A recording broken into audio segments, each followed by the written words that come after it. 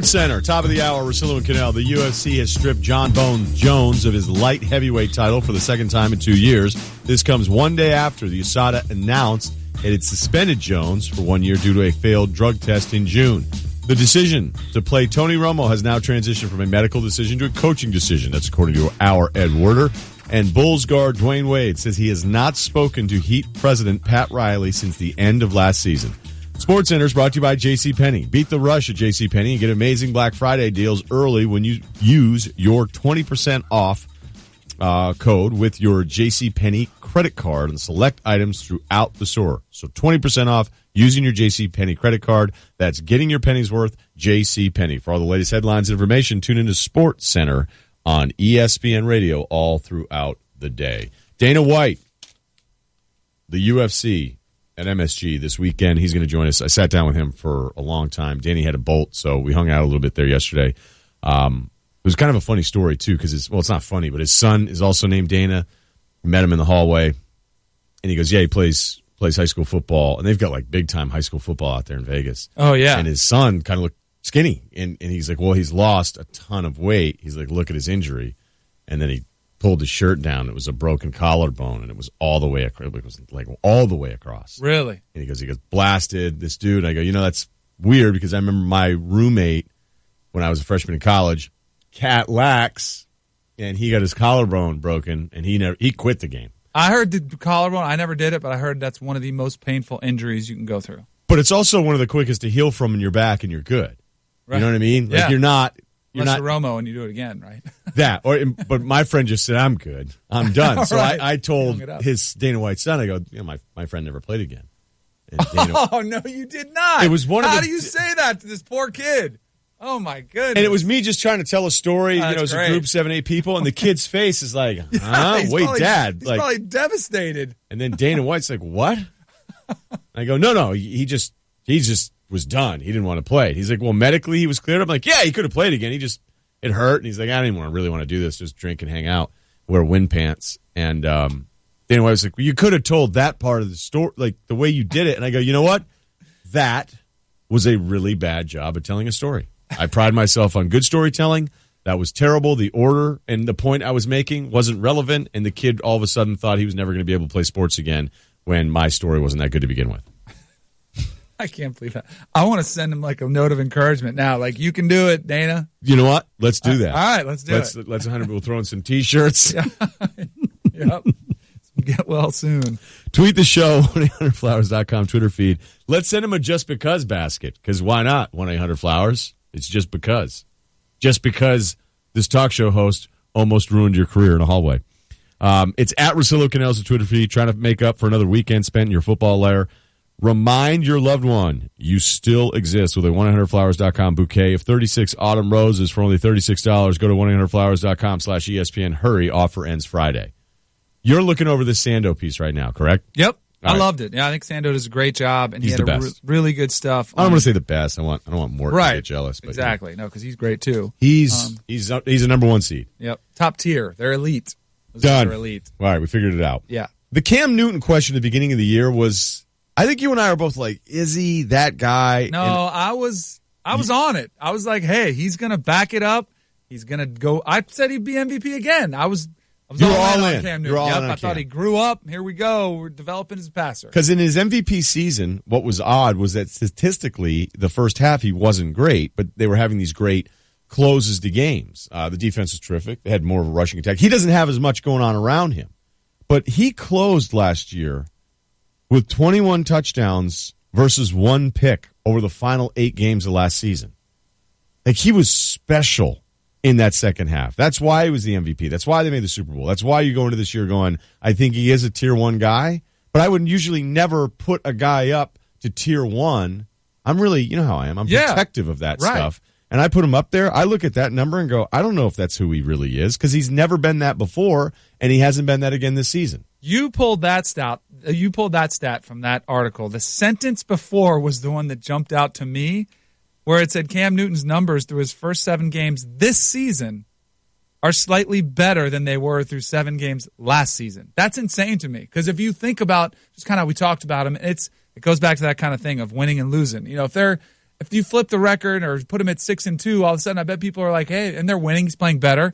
But statistically, he's a little bit better than he was last year. They're 3-5, so it's like, oh, there he is. He's, All right, but you heard what I just said when we first talking about. Oh, yeah, the second half he took off. But last year when we were arguing about Brady and Cam Newton, I go, what are you guys, nuts? Like, Cam statistically hasn't been this great quarterback throughout. He was closing really well. So when you tell me the numbers are the same, you're right. The perception, the way it's treated. But this now means he has to play basically flawless for the second half of the season to actually match what he did last year, which isn't going to happen. With those types of numbers are insane.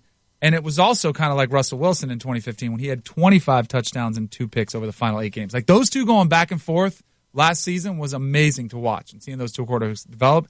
And I would definitely, at this point, having seen the way the season's played out and trusting guys moving forward, I would feel like Cam Newton is never going to match that. Not Russell Wilson's not going to match that, but I feel much more comfortable with Russell Wilson as your quarterback over Cam Newton.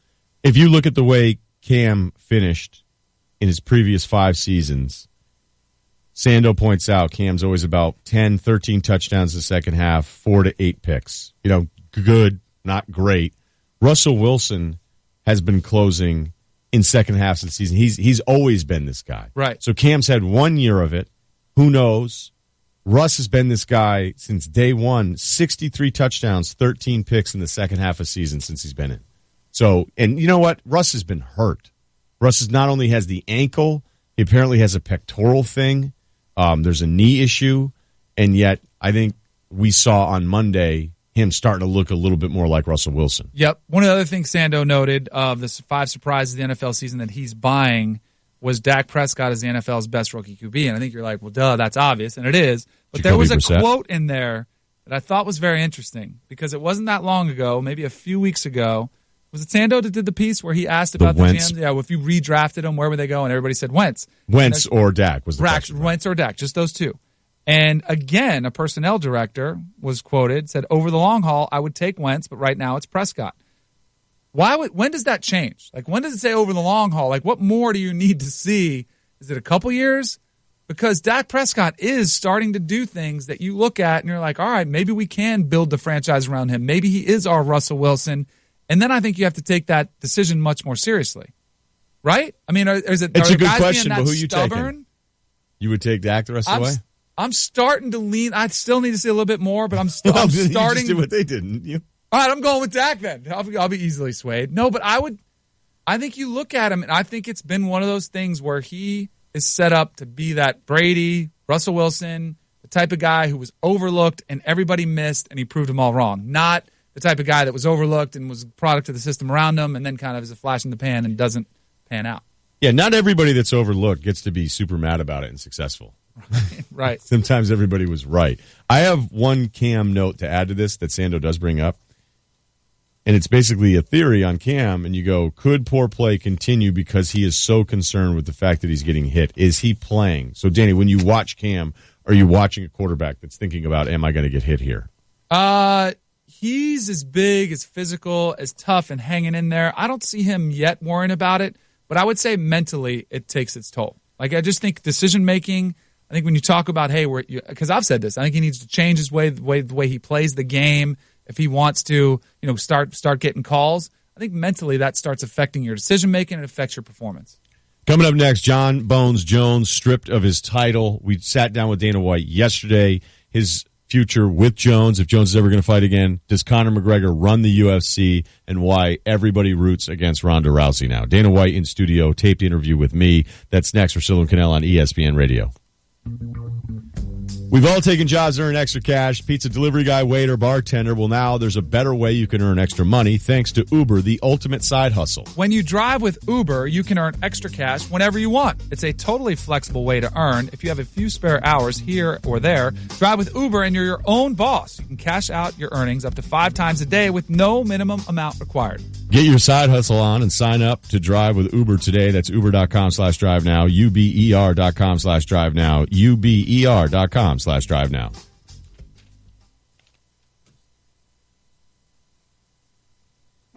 Increase your gift-giving power free. Right now at the Home Depot, buy a Ryobi 18-volt 1 Plus drill driver kit and get a select Ryobi 1 Plus tool or battery free, up to a $79 value. One battery powers over 70 1 Plus tools, and right now, one of those is free. It's hard to imagine a more powerful gift. Get a select Ryobi 1 Plus tool or battery free when you buy a Ryobi 1 Plus drill driver kit. Only at the Home Depot. More saving, more doing. Valid through January 25th, U.S. only. I'm a guy who was raised by wolves, and life hasn't been easy. Wolves yell a lot, and they never take you to Pizza Hut. But since leaving the woods, I've become a bona fide Hut lover. I love how the 10 any deal lets me carry out a large Pizza Hut pizza. Any toppings, any recipe, just $10. Even my personal favorite, large pan meat lovers. With the wolves, I mostly just ate sticks and tree nuts because wolves are notoriously bad at sharing meat. The 10 any deal.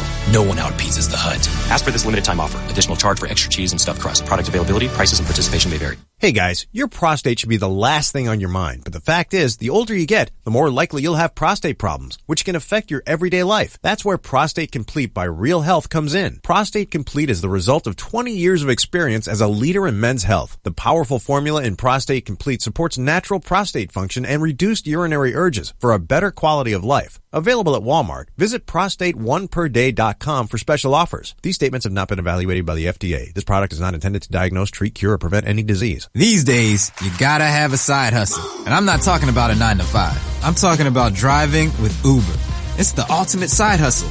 You want to earn extra money? Drive with Uber. Have a few spare hours here and there? Drive with Uber. You like the idea of being your own boss? Drive with Uber. You make a great boss. You're probably driving right now. You should be earning. If you want your car to start making you money, then visit uber.com/drive now and get your side hustle on today. That's uber.com/drive now.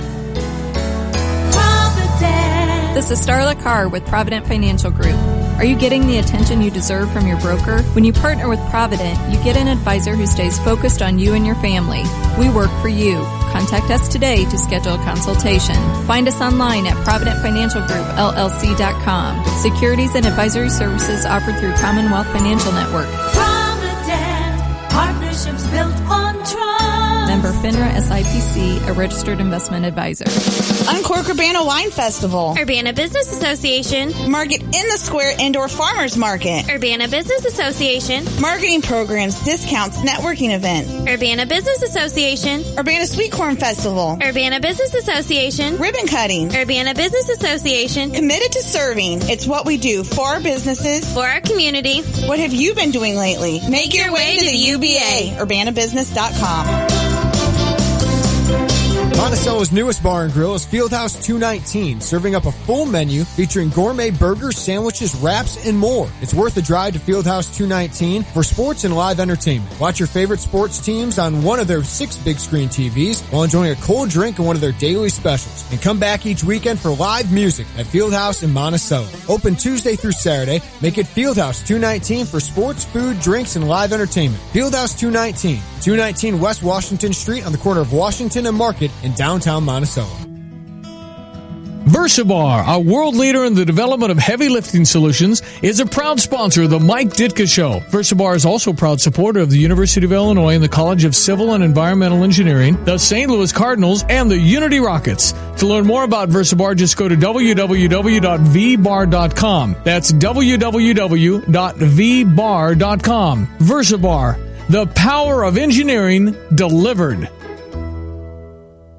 DP Dough is the original Calzone company, and they cater all types and sizes of events, from office orders to private parties to entire visiting football teams. Everyone will be sure to enjoy something different than the same old sandwiches or pizza. DP Dough also delivers to nearly all of Champaign, Urbana, and Savoy until late at night. So give them a call or order online when you're hungry and no one else is delivering. With over 1 million calzones served since opening in 2006, DP Dough is sure to satisfy and fill you up. DP Dough, the original Calzone company. This holiday season, feel the joy of helping a child in need. Donate a toy to the First Financial Bank Holiday Joy Drive. Now through December 2nd, all of our banking centers will be accepting new unwrapped toys and cash. Donations will go to local organizations throughout our service area that provide gifts to kids whose families can't afford to buy Christmas presents. Your gift will bring joy to a child and warm your heart as well. Give a toy and feel the joy during First Financial Bank's Holiday Joy Drive. First Financial Bank, member FDIC. When you're heading home, Tay and J are on your way talking sports. Weekday afternoons 3 to 6 here on ESPN Radio 93.5.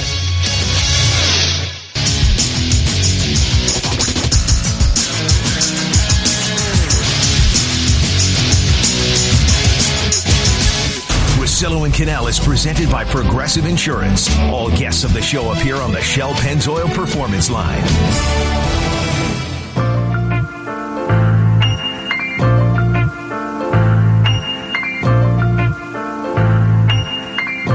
I have a good dilemma coming up. I want to throw at Danny, but I know I don't have a solution. I already know what's going to happen. I already know what the answer is going to be, but pumped to find out. I'll be back with Nissan Heisman House next weekend. So it's next weekend, Rose Bowl again, USC, UCLA, because I was going out there to do some other stuff, and now it's all going to work out.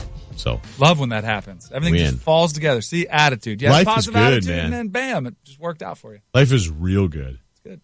All right. We had Dana White in studio. Danny wasn't here. I taped this, and we just started off talking about this has been a long time coming, getting the UFC to Madison Square Garden.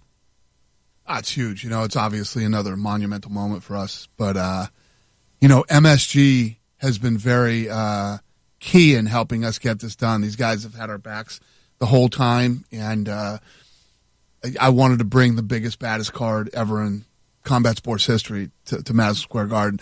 Obviously for the fans and the fans of New York, but definitely for MSG.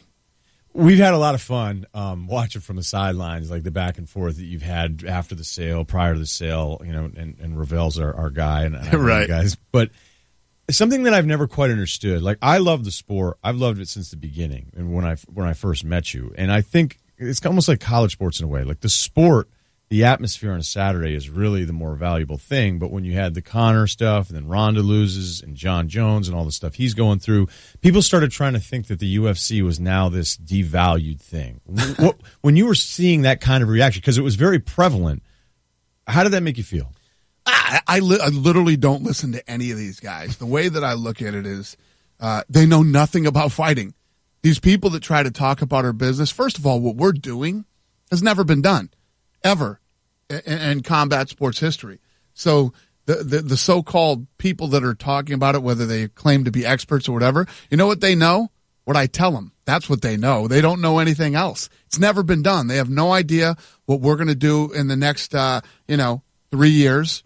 They have no idea what's next, what's coming, or any of that stuff. So it's actually, when I listen to some of the people talk about the UFC and what they think is going and what our next move, I cringe at some of the stuff. So what I did is I stopped reading it, I stopped listening to it, and I just do my thing. Conor at times presents himself as bigger than the entire thing. Does it bother you anymore, or do you just know it's part of the game? No, not at all. That's Conor's thing. Conor is the best ever at mental warfare. I've never seen anybody like it, even better than Ali. And when you say somebody's better than Ali, people go crazy. But if you look at the mental warfare game that this kid has, it's second to none. He comes out and he says he runs the company. He says all this stuff, but that's Conor. That's his personality. I don't ever not let anybody be themselves. Let them, whatever. What are your conversations like with him that we don't get to see? Conor and I have a great relationship, contrary to popular belief. We've had Conor plays the mental warfare games with me sometimes too, believe me. But I respect this kid so much, who he is as a fighter. Step up. He'll fight anybody. He really will fight anybody, anywhere, anytime. I'm the guy that stands in the living room or is on the other side of the phone when I call, your heroes and offer them fights. And I know who reacts certain ways and who doesn't. Nobody's ever reacted the way that Conor McGregor does. I was standing in his living room a week before the fight. 4 days before the fight, I've been in his living room talking to him because he rents houses in Vegas. And he literally looks at me and goes, "Who am I fighting?" I said, "Well, these are the options." And he goes, "I'm going to the gym. Let me know who I'm fighting when I get back." He doesn't care. That's what I've always marveled with certain guys. Like, everybody has their tough guy from their town, and everybody wants to believe they're this, and everybody wants to believe they're that. But when I see your sport, I think there's a lot of sports that we talk about a lot. I go, a lot of these dudes love the paycheck. I don't know that you can be. I'm sure there are a couple that actually don't like to fight, but you're not gonna make any money in this thing unless you absolutely love exchanging with somebody. Here's the thing with Conor, too. When you're as big as he is and you're making as much money as he is, this kid pushes all his chips on the table every time. When people get to that level, they're afraid to lose. They're afraid for everything to go away. It took me so long to get here to the top, and I finally have all these sponsors and all this, that. Conor puts every chip on the table every time he fights. It's unbelievable. I've never seen anything like it. And that's what makes him. Tell me the last boring Conor McGregor fight you saw.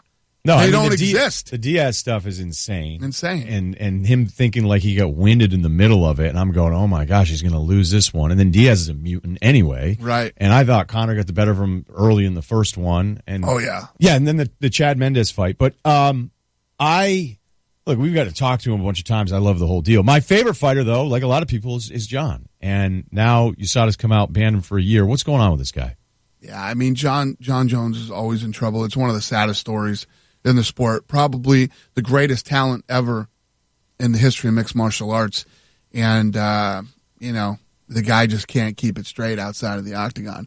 He, think about all the money he's left on the table, number one. Think about the legacy that's just been destroyed. And he could have defended the title however many times. He'd probably be a heavyweight right now, fighting for the heavyweight championship. Who knows what he'd be doing? But, it's just one of those things where we can just sit around. We don't even know the fights that might have happened had he been, doing the right thing. Do you have any hope that he's ever going to return to the UFC now? Let me tell you what, when you take as much time off as this guy has had, I mean, if you look at his fight against OSP, it's just Muhammad Ali took 3 years off and never looked the same again. And, it's tough. You are on the cover of Men's Fitness. I was at the airport the other day. Did you flex extra hard on that outside tricep? So let me tell you what. They had, first of all, that was supposed to be Conor McGregor on the cover, okay? They gave me what happened? Yeah, he didn't do it. They gave me 8 days notice for that. And they had me flexing for an hour. I was exhausted. I was so tired after an hour of shooting, I thought I was going to pass out.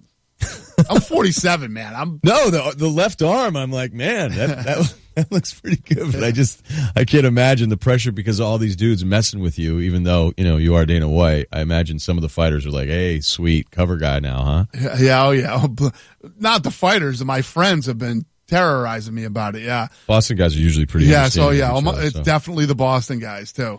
Rhonda says she's back and ready to do this. It was really weird. When she lost to Holly, I was surprised at how many people were happy about it. And maybe I didn't get it. I mean, I like anybody that's dominant. We've talked to her a bunch of times here. But I think with this layoff and the uncertainty about it, whatever support she's had, I don't think she has that anymore. Do you see it that way? Does she understand that? Yeah, no, she does. When she comes back, believe me, when we start leading up to fight time, she'll have a ton of supporters. They love Ronda Rousey. But when you're Ronda, Ronda's like me. Ronda's very opinionated. When you're a very opinionated person, first of all, we love to build people up and tear them down. Sure. Number one. Number two, when you're very opinionated, and something negative happens to you, people can't wait to jump on you and attack. And I say this all the time. One of the things you got to understand, she's the biggest, baddest woman on earth. But at the end of the day, she's a woman. And women take things a lot differently than that. That stuff, I eat that stuff for breakfast. I love that stuff. I mean, I wouldn't spend as much time on Twitter if you didn't love it. Listen, if you don't have thick skin, don't ever get a social media account. It's the place where people will smash every little thing about you. But I love it. I actually am a ball buster by nature. I love to do it back. So I love it. Two more things that I want to touch on. I watched the Overeem fight against Miocic. Stipe, yep. Yeah, when Stipe took him out. And at the end of the fight, Joe interviewed Alistair, and you could tell. I mean, Overeem, it was another one of those fights that kind of turned. It looked like he was going to get it, and then he was complaining he thought there was a tap. And Joe had said, I don't love interviewing the fighter that's lost immediately because they're not clear. But as an entertainment thing, it's really hard if they're available. So it was the first time I really thought about it as just a fan going, is this the right thing to do? Because it was pretty clear that I didn't think Stipe tapped, but it made Overeem look terrible in that spot as if he was just upset he lost. Yeah. What you have to understand is we've all been in that position. Even guys who haven't fought. You remember how crazy I went after the George St. Pierre, the last fight with him and Johnny Hendricks? Yeah. Where I thought he didn't win the fight, and I'm going crazy. You know what I mean? When your emotions are that high, or you just get done a fight that you were in, you know, and obviously you didn't see it. You couldn't watch it on TV. There was no replay. We're all going to make those type of mistakes when you know, you're in those type of situations. But, you know, I don't know if it made Overeem look horrible. He just didn't know what was going on, but he believed that he tapped, you know? Yeah, that was it was a tough got crowd. 17 different camera angles that say he didn't. But, and you know what? That's good for him, because guess what? If Rogan didn't interview him, he's going backstage and he's going to do 15 interviews back there with all the media that's back there, and then he's going to go to the press conference. So you might as well air it out there and squash this whole thing. Let's squash this whole debate right here. Can't wait to see it this weekend, man. I'm fired up. Thank you. Thanks. I appreciate it. Dana White of the UFC. That's UFC 205. Check out Russillo and Cannell on Slacker Radio. Only Slacker lets you build your own custom ESPN radio station. With Slacker Radio Plus, you can choose your favorite sports, teams, and shows, and you'll only hear what you care about the most. Check out the Slacker Radio app or go to slacker.com today. I have a dilemma. It's a good one, but likely I'm going to ask for help, and I already know what I'm going to do, so I'm not going to necessarily need your help. And football, maybe a football thing or two in there. It's ESPN Radio. This What's Up With That segment was brought to you by Napleton's Auto Park of Urbana. Napleton's Auto Park is your regional buying destination with Toyota, Scion, Hyundai, Kia, Mazda, Mitsubishi, Volkswagen, and over 300 certified pre-owned vehicles. Running too often may be as unhealthy for you as doing no exercise at all. What's up with that? I'm Ryan Monahan. If you are training for the Illinois Marathon or thinking about starting to, you may want to listen up. MedicalExpress.com reports researchers studied more than 1,000 healthy runners and about 500 people who just sat around over the course of 12 years. The results of the study found that the risk of dying during the time of the study was about the same among heavy runners and people who just sat around and did not exercise. Heavy runners are people who run more than 3 days per week, averaging more than 4 hours per week. Healthy Day reports experts who reviewed the study say light running is good for you. Extreme running may be bad for your long-term health. What's up with that? I'm Ryan Monahan. That's my take. Post yours on ESPNCU.com or head to ESPNCU.com to check out the What's Up With That podcast. Napleton's Auto Park of Urbana, I-74 and Cunningham Avenue is the sponsor of ESPN's What's Up With That segments. Napleton's Auto Park is downstate Illinois' #1 volume dealer with over 2,000 new and certified pre-owned vehicles in stock. It's our law enforcement fundraiser, Friday, November 11, 5:30 to 7, Champaign Country Club, raising money for additional body armor for our brave men and women. Hear the world's greatest piano player, David Syme, raise money for law enforcement. Tickets only $50. They include hors d'oeuvres and a great seat to see the world-renowned David Syme supporting our brave men and women. Friday, November 11, 5:30 to 7, Champaign Country Club. To donate or buy tickets, go to ESPNCU.com. ESPNCU.com for all your details. Whether you're looking for a new or pre-owned vehicle, you can count on the winning team at Sullivan Park Hill. Check out the all-star lineup of Cadillac and Chevrolet cars, trucks, and SUVs. Score big with Sullivan Park Hill's exclusive Q-certified 100,000-mile warranty. Let's drive home a winner in your new vehicle today. For the best in sales, service, and collision repair, it's Sullivan Park Hill, off I-74 between Neal and Prospect, Champaign. In today's world of voluntary benefits, let the Ware Group General Agencies be your guide to your employees' best options. Now you can expand their benefits without direct cost to you, but with greatly enhanced choices. Their unique agency design lets them obtain plans traditionally reserved for big companies. But with one call, the Ware Group will review your needs, get the best products and prices, and with reliable post-enrollment service. By using multiple carriers, they can put their experience and knowledge to work for you. Contact Ware Group General Agencies in Champaign at waregroupga.com. You finally earned the freedom to live your retirement dream. Along the way, your financial situation may have changed. Moving to a different house or changes in your family should trigger a review of your financial plan. Heartland Bank's wealth management team can keep your dream on track so you can enjoy living it. Schedule your review today. Securities and insurance products are not deposits of Heartland Bank, not FDIC insured, not guaranteed by or obligations of the bank, and are subject to potential fluctuation in return and possible loss of principal. You buy Community Credit Union for campus and community. Double points? That's right, double points on all your purchases with your Illini Visa Rewards card from the U of I Community Credit Union. This year, put all your holiday purchases on the Illini Visa Rewards card to earn double points just for you to use after the holidays for gift cards, travel, electronics, and maybe a little something that was missing from your list. Double points? That's right, double points now through December 31st with the U of I Community Credit Union and your Illini Visa Rewards card. Don't have an Illini Visa Rewards card yet to score double points? Apply today at IlliniCard.org. That's IlliniCard.org. Live, work, or study in Champaign County? You can bank with the U of I Community Credit Union. U of I Community Credit Union for campus and community. The experts at Chief Bauer Service Experts remind you that carbon monoxide is colorless, odorless, and deadly. When gas furnaces aren't working right, they can leak carbon monoxide, and that could be a big problem. Replace that old furnace with help from the experts at Chief Bauer Service Experts. You'll save up to 50% on energy bills, and right now you can get payments as low as $99 a month or save up to $2,700 on a new Lennox home comfort system. Call 866-EXPERTS or schedule an appointment online at chiefbauer.com. When you're heading home, Tay and J are on your way talking sports. Weekday afternoons 3 to 6 here on ESPN Radio 93.5.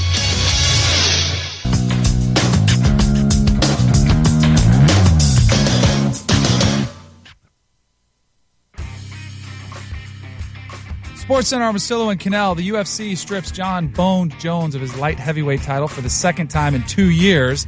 This comes one day after the USADA announced that it suspended Jones for 1 year due to a failed drug test in June. The decision to play Tony Romo has now transitioned from a medical decision to a coaching decision, sources tell our Ed Werder. And Bulls guard Dwayne Wade says he hasn't spoken to Heat President Pat Riley since the end of last season, according to our Nick Friedel. SportsCenter is brought to you by JCPenney. Beat the rush at JCPenney and get amazing Black Friday deals early when you use your 20% off with your JCPenney credit card on select items throughout the store. That's getting your pennies worth, JCPenney. For all the latest headlines and information, tune into SportsCenter on ESPN Radio all throughout the day. If you missed any of the show, you can listen to all 3 hours of Russillo and Cannell on demand on the ESPN app. And now you can subscribe to our Best of podcast. It's all available in the Listen tab of the ESPN app.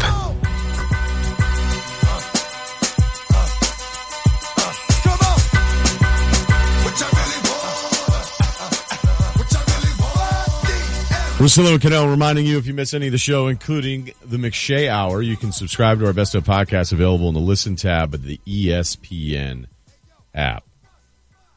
We're going to get to some of the college football stuff for the playoff committee rankings from last night. But I'm home this weekend. It's the first time in 5 weekends, I think. And I am debating going to the city for 2 different reasons. I wanted to go to the UFC deal, but the tickets are nuts. And I guess you just had Dana White here. Why don't you hit trust him up? me, I hinted at, yeah, man, I'm really thinking about heading down there. And we're not like that. We're not cool enough. And he was like, yeah, it should be a good one. Have fun. Right. Good luck to you. But oh, I know your other reason. Saturday Night Live. Right. You have to go. It's not just that it's Dave Chappelle. It's that Tribe Called Quest is doing their thing with their new album coming out. And shout out to Fife, dog. Miss you. And I actually would. I know it sounds nuts because I love the UFC, but I'd rather go to Saturday Night Live. So I DM'd one guy that I know that has sort of a connection. It's been crickets for a week. For the SNL hookup? Yeah, because I was like, look, I totally get it. And I hate when people ask me for tickets because the thing is, we don't really have tickets. We don't have tickets here. Like, nobody just say, Danny, Right. do you want just tickets? Somebody rolling around just tossing them out like candy. Right. On top of another reason why it's great for business to have us in the middle of nowhere, it'd be the worst if we were in LA or if we were in New York City and you were constantly asking for tickets all the time. Like, we're stuck here, so most of us can't even use the tickets even if we were given some of them. So for me to ask somebody else as an SNL guy, like, can I get two? Because, but it's Chappelle. It's Chappelle coming back. Right. Of all It's the things huge. going on. Both of them. It'll be one of the best, biggest shows of SNL this year. Yeah. So there's also part of me that really wants to be on my couch for All right, here's your a itinerary. weekend. Here's what you need to do. What? Friday, do our show.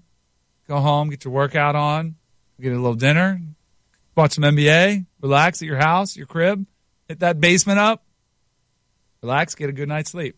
Saturday, wake up, do your errands, whatever you have to do. Around 2 o'clock, head into the city. Get a hotel, check in, and then go to SNL. You come back, go have a good time. Wake up whenever you wake up Sunday and come back. Then enjoy the rest of your Sunday afternoon. Be back in time for games to kick off at 1. And miss Baylor, Oklahoma?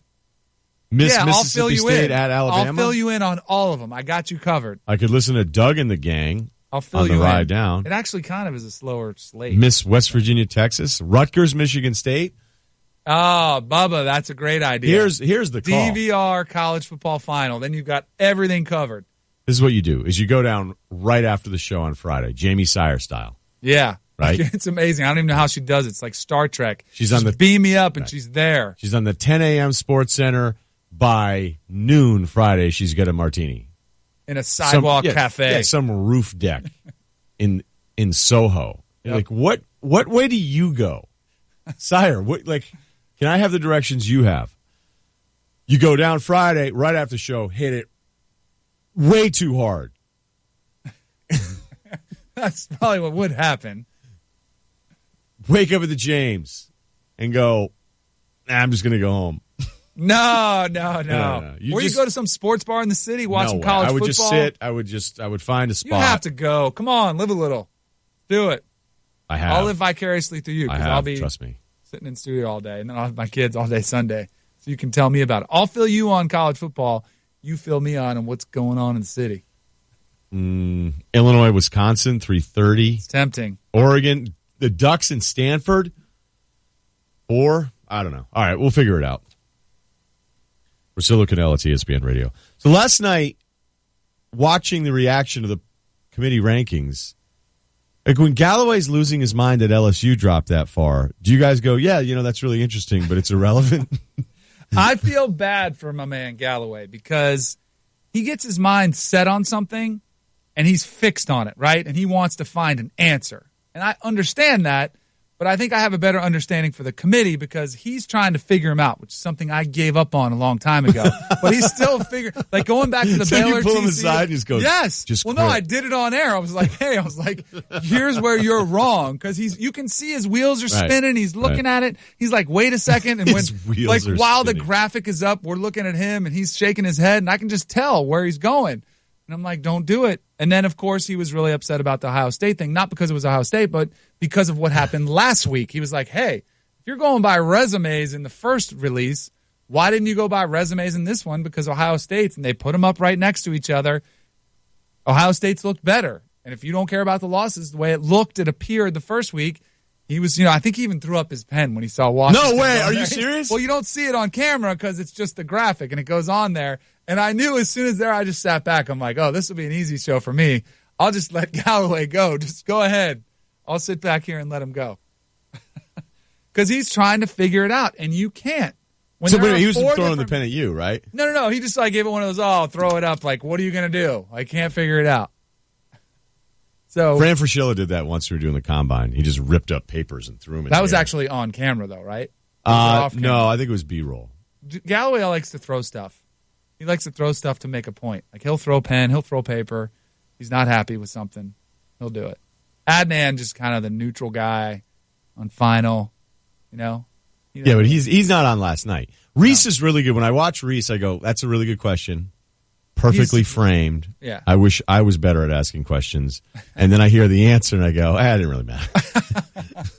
Because Kirby walked right into the the question. Well, set this up because I actually think this is really interesting. When we went there, the first question was, all right, why is Washington ahead of Ohio State? And so he goes, well, we're looking at it, and Washington's resume versus Ohio State. This is Kirby Hocutt. And he goes, and when you look at it, Ohio State, Texas A&M had a loss to number 1 Alabama, and Ohio State had a loss to Penn State. That's all he said. Kind of like that. Like, it was kind of like, oh, that's a bad loss. And as soon as he said it, I was like, wait, he didn't just say that. And Reese, being the professional he is, he said, well, Kirby, you told us last week that Penn State was pretty good, and now they're 10th. That's a pretty good loss. And then Kirby, like the committee will do, he said, well, we took into consideration everything, all the strength of schedule, had all these different metrics, and we came up with a committee. We believe that Washington is the best team in that spot. It could be also really putting too much into just the way he ends the sentence, right? Yes. Okay. Yes, From the outside. But he's just up there. He's like, well. But I thought it was an explanation that did make it sound like that. And what Reese really did a good job of explaining, and Joey still was not grasping it because he's stubborn as they get, is he was saying when you have 12 people in a room, it doesn't take that many minds to change to flip that vote. Like the way that it worked last week, 2 guys might have come in there, or women might have come in and said, I think Washington's better this week. That's all it would take. And then all of a sudden, that's your difference. So Washington stays in that 4. Ohio State doesn't jump them. And Kirby did tell us just an hour ago, he goes, it's still very, very close. Yep. Well, that's a favorite. That is a favorite line. You don't think he'd ever going to be like, yeah, this is the tiers start after 4. Right. No, they want to keep us in suspense. Okay, coming up next, this is what we did with McShay, and we'll bring it back for you. Top 5 most aggressive fan bases on social media when it comes to college football. It was actually pretty funny. So we're going to do that, replay that with rankings for you there. Russillo and Cannell, all of our guests in the Shell Pennzoil Performance Line. It's ESPN Radio. The Nissan Heisman House is back. Check out NissanHeismanHouse.com for details. I'm a guy who was raised by wolves, and life hasn't been easy. Wolves yell a lot, and they never take you to Pizza Hut. But since leaving the woods, I've become a bona fide Hut lover. I love how the 10 any deal lets me carry out a large Pizza Hut pizza. Any toppings, any recipe, just $10. Even my personal favorite, large pan meat lovers. With the wolves, I mostly just ate sticks and tree nuts because wolves are notoriously bad at sharing meat. The 10 any deal. No one out-pizzas the Hut. Ask for this limited time offer. Additional charge for extra cheese and stuffed crust. Product availability, prices, and participation may vary. Hey, we're Mike and Mike back and better than ever. And do you know why we're better than ever? Because we're giving away a chance to join us at the national championship game. Not just a chance, Greeny, many chances, because for the first time ever, we're picking a winner every single day. Thanks to our friends at AutoZone, you'll have a daily chance to join us in Tampa Bay. Just be tuned in every weekday for your chance to win the Mike and Mike on the Road to the College Football Playoff Sweepstakes presented by AutoZone. Visit Mike's Road to the CFP.com for official rules. Dwayne Wade heads to Miami for the first time with a visiting team when the Bulls face the Heat Thursday night. Dan Le Batard tells Mike and Mike what he expects from the fans. Thursday at 8:30 Eastern on ESPN Radio and ESPN2. End your day with SportsCenter at Night with Stan and Neil. I need Stan. It's the two of us who makes this work. You have a way with words, my friend. I've been told that from time to time. I think we're in for something special. End your day on a surprise. He's everywhere else, and now he's on SportsCenter. Kevin Hart. He is all fired up to be here. David Spade. DJ Khaled. It's a major key to get me on this show, trust me. End your day on a highlight. SportsCenter at Night with Stan and Neil. Weeknights, 1 a.m. Eastern on ESPN. Red Hot USC heads to Seattle to face 4th-ranked Washington. Far left side of the field for the end zone. Jump ball, Darius Rogers. Touchdown, USC. Coverage begins Saturday at 7 Eastern on ESPN Radio and the ESPN app. The best of the NBA on ESPN. In-state showdowns highlight a Wednesday night doubleheader. First, the Nets head to Madison Square Garden to take on Melo and the Knicks. Anthony knocks it down. Then, James Harden and Kawhi Leonard square off in a Texas duel. James Harden, that's good. Nets Knicks at 7 Eastern. Rockets Spurs at 9:30 tonight on ESPN and streaming live on the ESPN app and watch ESPN. College basketball returns to ESPN on Veterans Day, celebrating those who served with the Armed Forces Classic. First, the number 10 Wildcats. Here comes Arizona. Take on number 12 Michigan State. This team could be better than last year's team. Then, number 11 Indiana. A throwdown by Bryant. Takes on number 3 Kansas. Yeah.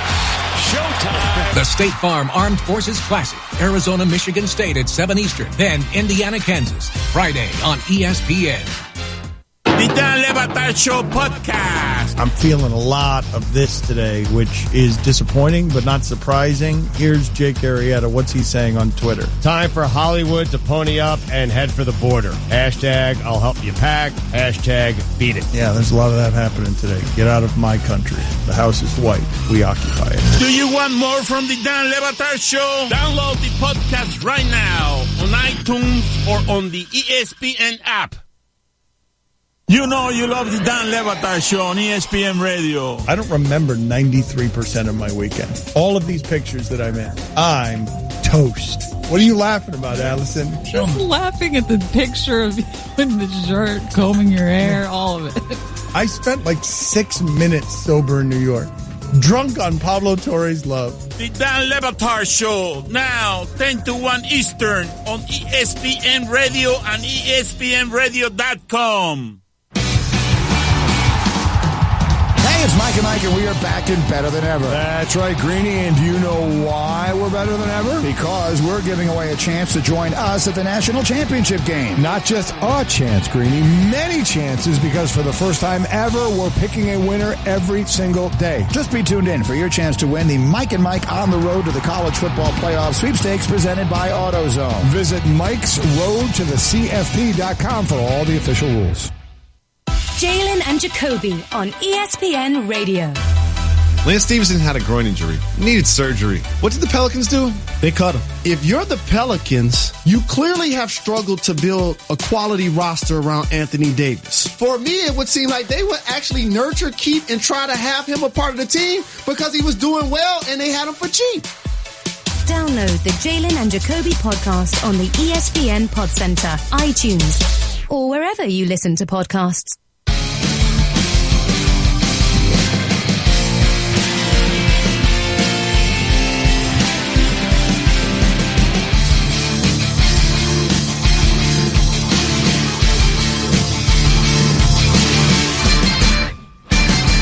ESPN Radio is presented by Progressive Insurance.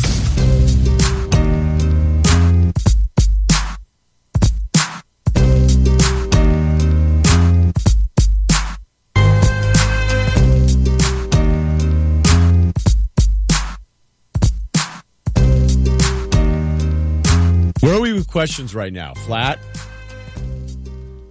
Is anyone into it?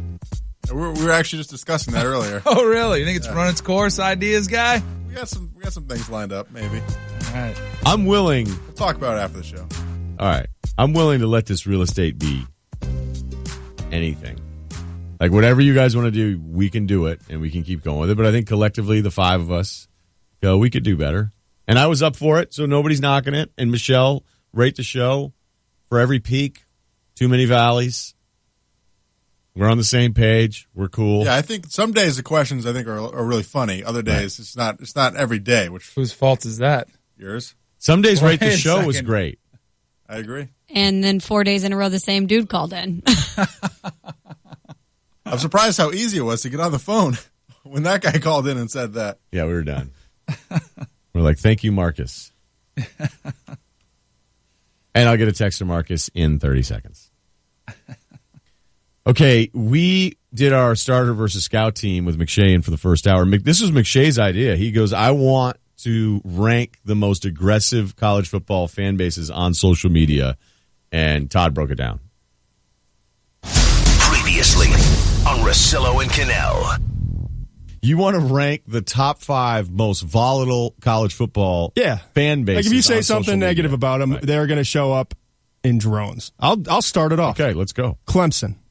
You have number one. Wow. Whoa. I feel like they're coordinated. Did not see that. They are coordinated. I think they gather wherever they gather.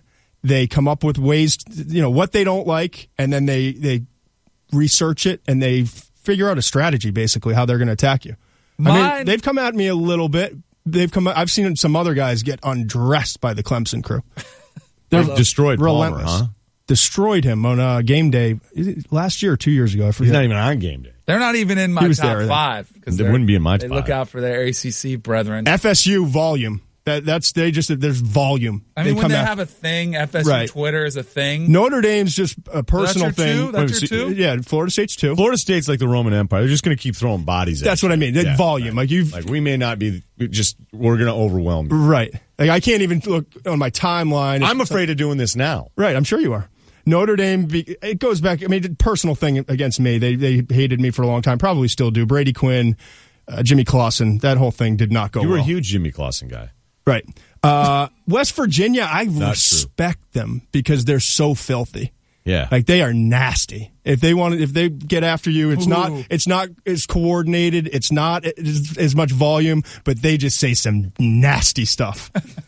And then the other one I feel like I'm proud of and impressed by is Ohio State because they can tear down what they did to Mark May and their just relentless passion. I mean, I'll be doing sidelines of a game at Ohio State and they're screaming at me to scream at Mark May back home. And I'm like, I haven't seen Mark May in 2 years. I haven't seen Mark May in 2 years. Oh, it's so good. I love it. So strong. Okay. Wait a minute. We have our top 4 and 5. Ours are pretty strong. Check it out in the podcast. That's the only way you can listen. You have to subscribe and tell everyone to subscribe, and then they have to tell 8 people to subscribe. Yep. And then if it doesn't work, everybody gets their $100 back. Sounds like a plan. Money Pyramid? Remember how back in the day, like before emails, you would get like letters and you'd join those pyramids?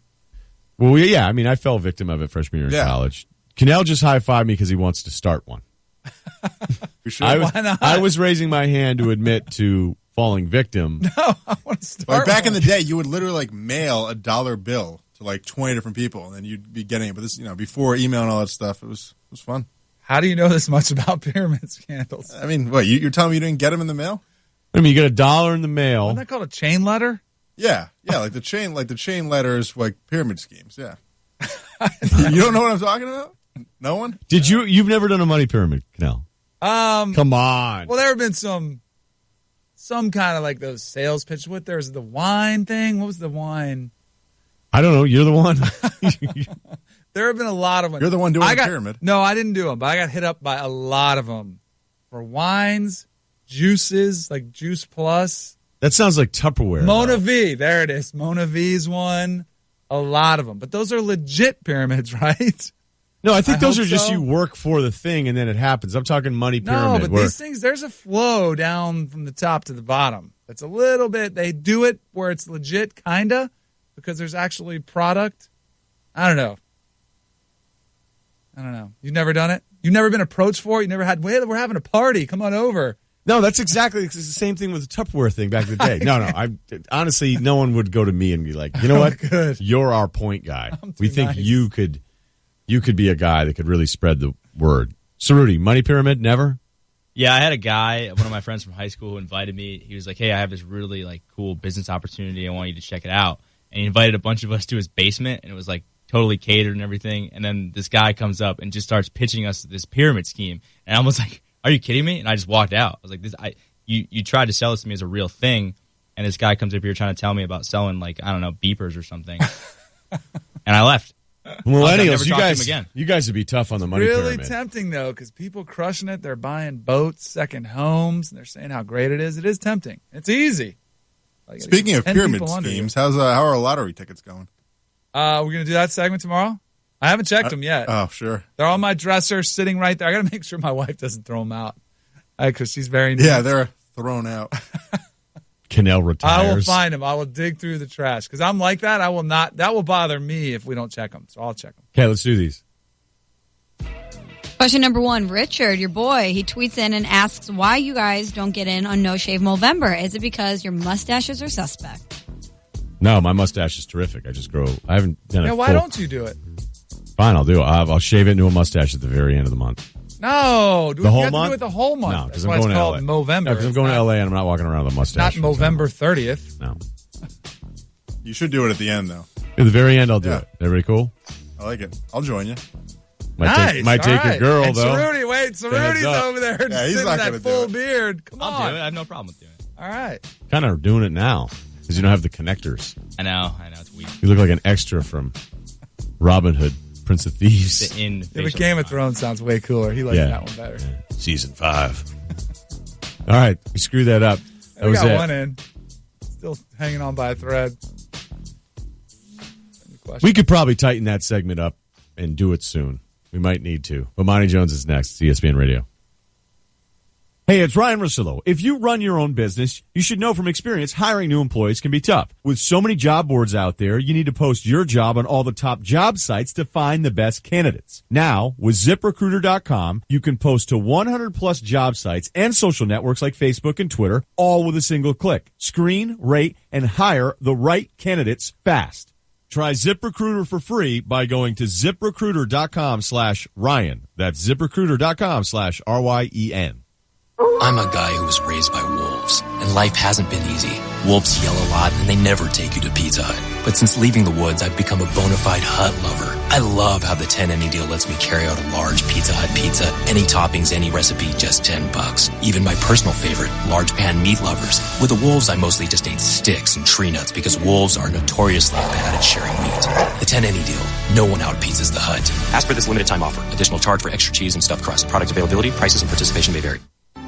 Stevie J Broadcasting is bringing a Police Support Association fundraiser to the Champaign Country Club Friday, November 11th from 5:30 to 7. Tickets are $50 and let you enjoy food, drinks, and the piano stylings of David Syme. Officer Unander explains the need for upgraded body armor. What we have right now, as far as body armor goes, is good. What we're looking to purchase, what we're looking to equip officers with is better. And that is something that's come out of some of the studies that they've done when looking at at Dallas and the challenges that officers face. Well, and talking to Matt Rivers, he thought, for the really, really good stuff, it was like $1,000 per vest. And so we kind of put that as a mark. And if I could steal a second to say, Stevie, we appreciate all of the work and the effort and the voice that you have in this. And we hear you and those that share your voice. You guys don't go unnoticed.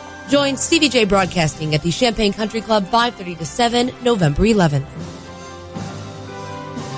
Got a question? Talk to our experts now at StevieJay.com. Experts are there, ready to answer your questions for free. Home improvement questions? Our experts from Kramer Siding and Windows can help. Thinking you could use some extra help with landscaping? Think Country Arbor's Nursery. Experts are online, waiting to talk to you at StevieJay.com. Talk to Dr. Shu and our experts from West Main Dental to keep your smile bright. They are the Stevie J Broadcasting experts. Ask an expert today at StevieJay.com. That's StevieJay.com.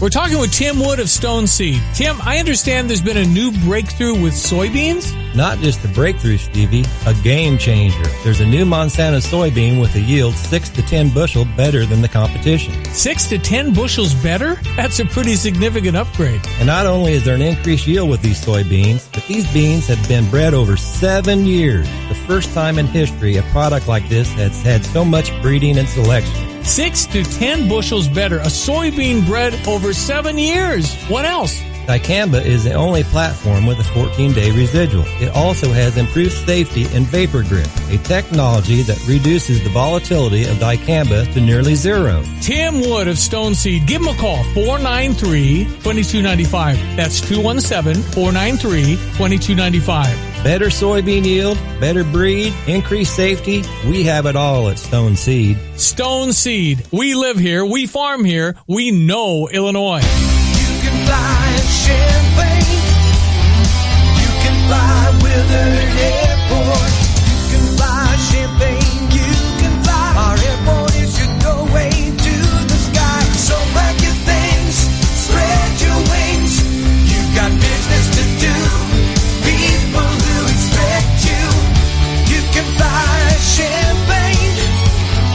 You can fly Willard Airport. Holding the door for someone, writing thank you notes, sharing your umbrella when it starts to rain. These are the things you do because doing them just seems right. If you're looking for a Medicare plan, there's a company that shares your values, Health Alliance. We provide Medicare Advantage plans and customer service the way they ought to be provided, clearly, simply, affordably. And since we partner with local providers, you can keep seeing the doctors you already know and trust. Call 1-888-382-9771 and talk to a real person, not an automated phone system. Because talking to a real person who really wants to help you find the right Medicare plan just seems right. 1-888-382-9771. TTY 711. Daily from 8 a.m. to 8 p.m. local time. Health Alliance Medicare. Just seems right. Voicemail is used on holidays and weekends from February 15th to September 30th. The provider network may change at any time. You'll receive notice when necessary. Live from the Habib BPC studios, this is WSJK Tuscola, Champaign-Urbana, your home for the St. Louis Cardinals.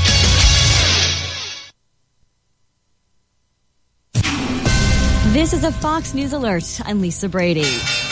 The Dow up more than 250 points at the closing bell after the stunning finish to the U.S. election gave world markets a wild ride. Fox Business Network's Lori Rothman here live with more. And Lisa, the Dow closes at a record high today, up 254 points.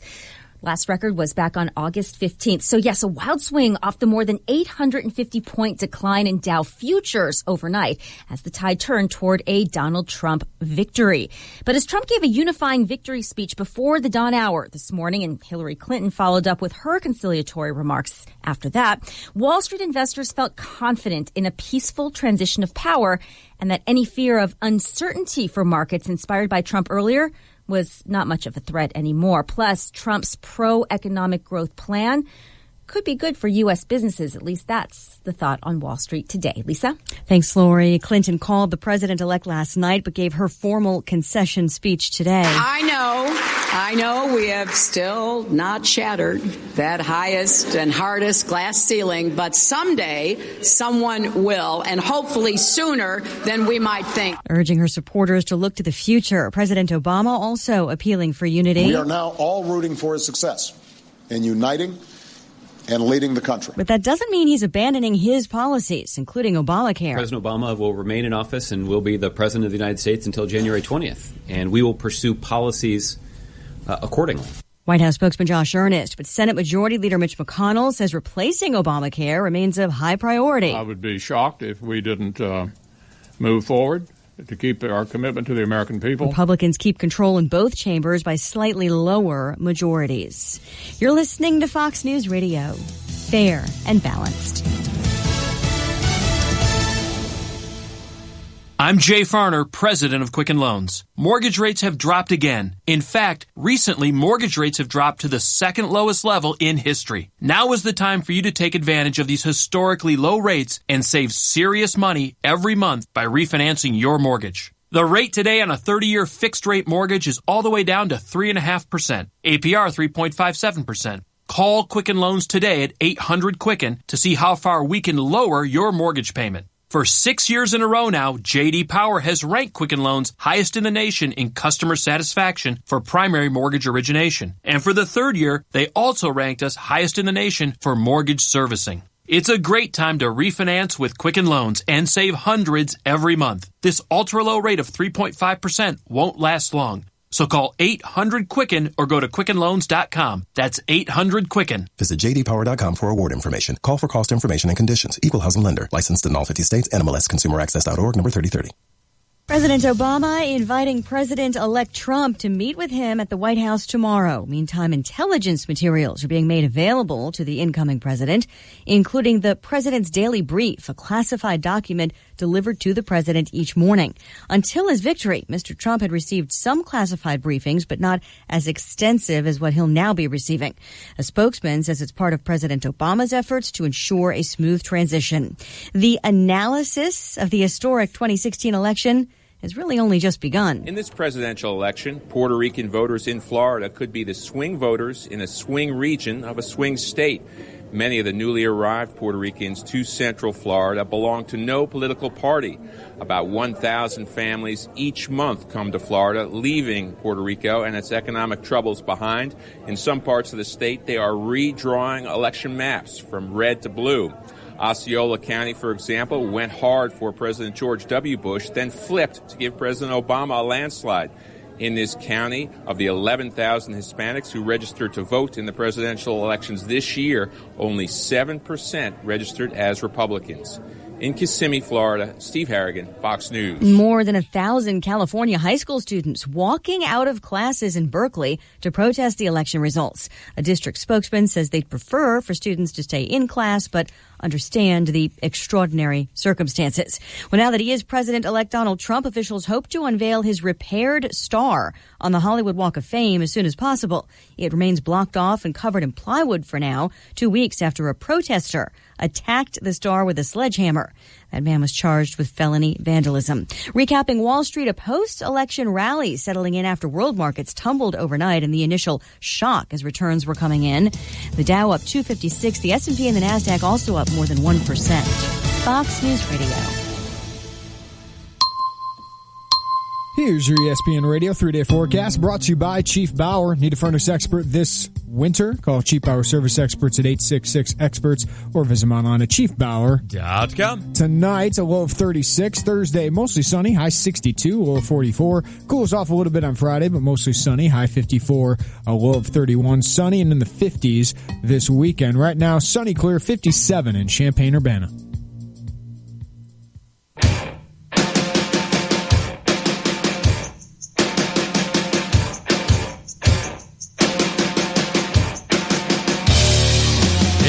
The Tay and J Show. Mike Carpenter in for Lante, who just missed the biggest week in not just Tay and J Show history, but maybe American history. And I don't know if that's hyperbolic. We'll touch on that in a bit. And of course, I'm just referring to the Cubs World Series victory with Jeremy Warner. And it is Wednesday, November 9th. It is a sunny day. Life goes on. Yes. However difficult it may be, it is funny, kind of the similarity between sport and politics. Yeah. And the feeling that people can have the day after an election is not dissimilar from the feeling you would have after a tough Game 7 loss in the playoffs, an early exit in March Madness. There, of course, this is real life. Yes. Sports is entertainment. Yes. So last night was a surreal experience, I think, for everybody because every pundit, every poll, every scientific way to analyze this thing got it wrong. Yeah. Yeah, and it was a stressful night for a lot of people, myself included. I struggled to go to sleep at night. I mean, that'll tell you who I thought voted for. I'm not an overly political guy. We're not trying to get overly political here. But for a lot of people, this was a very important election. And we saw that on both sides of this thing. And it also, Carp, was a very ugly election because these two different sides thought of governing in completely different ways, right? Just two completely ways that are different than Republicans and Democrats have been, I think, maybe ever so in our history. And the rhetoric was just so terrible. I think on both sides, more so I think on one side. But this is what I kind of did last night. I went to bed, struggled to sleep, told my wife the results, and then I couldn't wait for my son to wake up crying. Because I wanted to hold him and tell him everything's going to be all right, to tell myself that everything's going to be all right. And no matter what your politics are, I think some people would have woken up that way, regardless of the winner. Yeah. And I don't think we had the greatest candidates for this. But what I've kind of thought today is this country is way more divided than I ever thought it was. And it's right here. I mean, you saw it in the Rust Belt, Wisconsin. Minnesota was pretty close. Michigan went Republican for the first time in a while. I mean, Wisconsin went Republican for the first time in a while. You had this area, Peoria, Springfield, those areas. I think Peoria and Champaign went blue, but Springfield and Bloomington went But red. they were more red than they've ever been, and those are usually strongholds. So what I found out is there were people that were angrier than I thought. And I think both sides of this have overgeneralized huge population bases, whether it's calling them racist, whether it's calling them cop killers, or whether all these different things. The rhetoric is so extreme. I think what we need to do, and this is just good for everything, is listen more rather than speak and yell. I think we need to listen to each other more because America is a melting pot, and there's a different bunch of cultures, and I feel like we use that melting pot, but I think people have said this before. It feels more like a tossed salad. Like we're together, but we're not really. We're separated. Yeah. I don't think we expose ourselves to enough people who have different viewpoints, who have different backgrounds, who have different cultures, so we can understand each other. Because even me, I didn't understand the plight of a lot of people. And I've learned that I didn't take them seriously. I don't think the Democratic Party took them seriously, and that's why they lost. So I think, and you go the other side as well. I don't think their concerns are well known. I have a lot of people that I know who are terrified today. Yes. I have a gay friend who just got married to an immigrant. They're terrified today. They shouldn't be. And you shouldn't be terrified from the other side either if the other candidate won. So I just think there needs to be more conversation. I love our country. I think our government is set up to where nothing terrible should happen here. But I don't want us to forget one set of people's human rights for another people's happiness and health, right? I think we need to get together and fix these things. And I think President-elect Trump set the right tone last night. I'm nervous, but I hope he continues, that the people around him help him, because he is a novice at these things. But I hope he can help heal this country, because we need it. We need it, and we need to talk to each other. And we need to try and understand each other's problems rather than yelling at each other, yelling over each other, and not caring and disparaging, whether you use the word deplorables, whether you use the word they're all bigots, whether you just think all Muslims are the same, or all, what immigrants are the same. It's not. It's more complicated. It's more nuanced than that. We need to have those conversations. It was a conciliatory tone last night, or I should say early this morning, because I think it was, about 2 a.m., maybe 3 a.m. out on the East Coast. And it was about 2:30 I went to bed. I had to put on a Simpsons episode. I got to be honest. I had to put on a Simpsons episode and kind of decompress the best that I could. And there were a few beverages mixed in there throughout the night. But, 4 hours of sleep later, you wake up and try to kind of piece it together, what you witnessed. Because for me, I am a creature of habit. I'm very regimented. I have the same breakfast every day. Whenever you're in the show, you have the same schedule of what you eat, when you eat it. Yeah. Right. I get the coffee right beforehand. And at the same time, I like spontaneity. Certainly I do. But I also like stability. So whether it be not just the election result, but the fact that this institution, which includes the media, which includes all the prognostications that came out beforehand, that were based in years of research and poll after poll, they were all trending towards something. So we see Dewey defeats Truman. That's one of those things that sticks. But this is unbelievable. This is the craziest single story, I think, in American modern history, if you really look at it, this entire election cycle. So trying to kind of, put this all into a neat, tidy box, I don't think that's ever going to happen because of everything involved, all the emotions that came with it. But I agree with you on this point that, for anyone that follows me on Twitter, it's pretty apparent who my dog was in the fight. And I'm already getting texts of, are you serious? Stick to sports. You just lost a listener. Haven't been paying attention to the facts and what people really say. This is what I'm talking about. You didn't say anything remotely controversial, and if we lost that listener, too bad. All I'm saying is we are people too. Yes. And the election happened last night. And we want to address the elephant in the room, right? I mean, and I think we have this. If you don't want to listen to it, that's fine. We're not going to be on this the entire show. We're going to talk about Jeremiah Tillman and Illinois basketball. Which I don't know if you want to hear about that either. The rest of the show. But this was a huge event.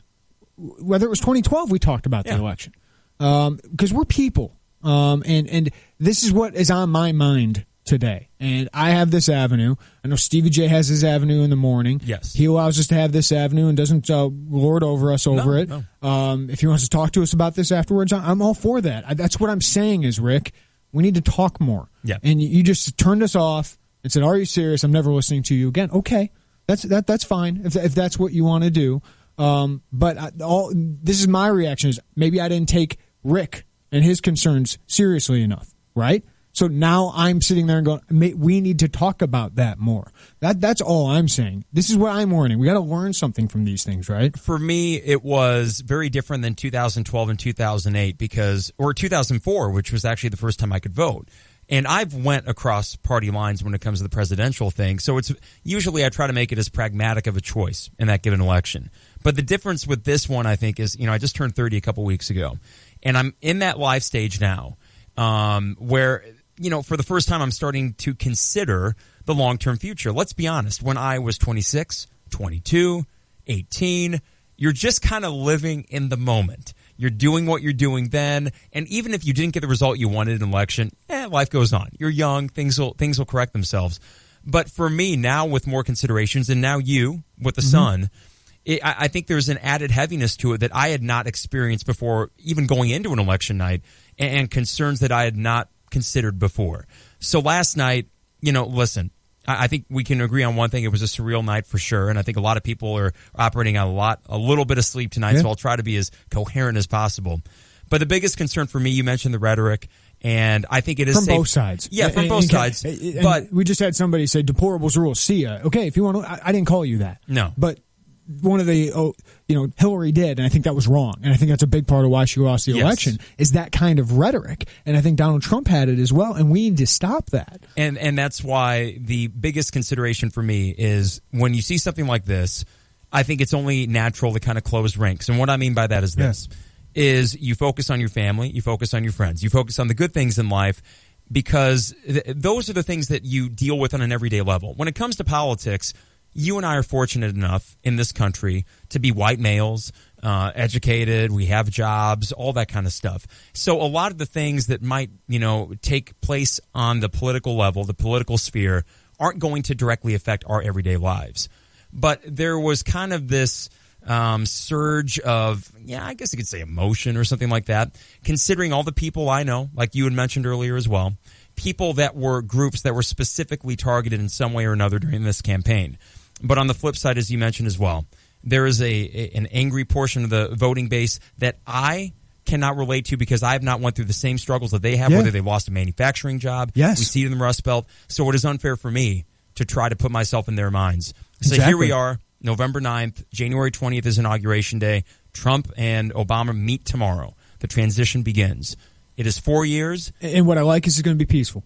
It's going to be a peaceful transition. He won fair and square. He deserved to win. He got the votes he needed to win. And that's what's beautiful about our country. Think about that. Everybody's voice was heard, that wanted to be heard, that went and cast their ballot. That's phenomenal. That's what America is all about. And this is what I wanted to get to. And people are thinking we're attacking everybody. No. We're just giving our feelings about what we learned from this process and what the country can take from this process. So, moving forward, I mean, the country's changed. The electoral map changed last night. It was a historic night last night, and I think we learned a lot. I think we learned a lot about our country and learned a lot about what we need to fix about our country. The positive thing certainly was how we saw the conciliatory tone that he had in his acceptance speech. Acceptance or victory speech, one of the two. And then this morning, the graceful exit. It's good to see. I hope that continues. Yes. I really hope that continues. And I think it will. And then what it really comes down to is there's two ways that people can go with this. One would be to disengage, to feel as if, oh my God, I cannot believe this, I'm going to disengage. And at my most skeptical in these short 30 years I've been around, at my most skeptical, whether it be listening to too much George Carlin or something like that, I might get into this mindset of, you know what, it's all the same. Yeah. But here's the difference. What we saw last night, it was encouraging to see as many people vote as they did, but still half of the electorate did not go to the polls.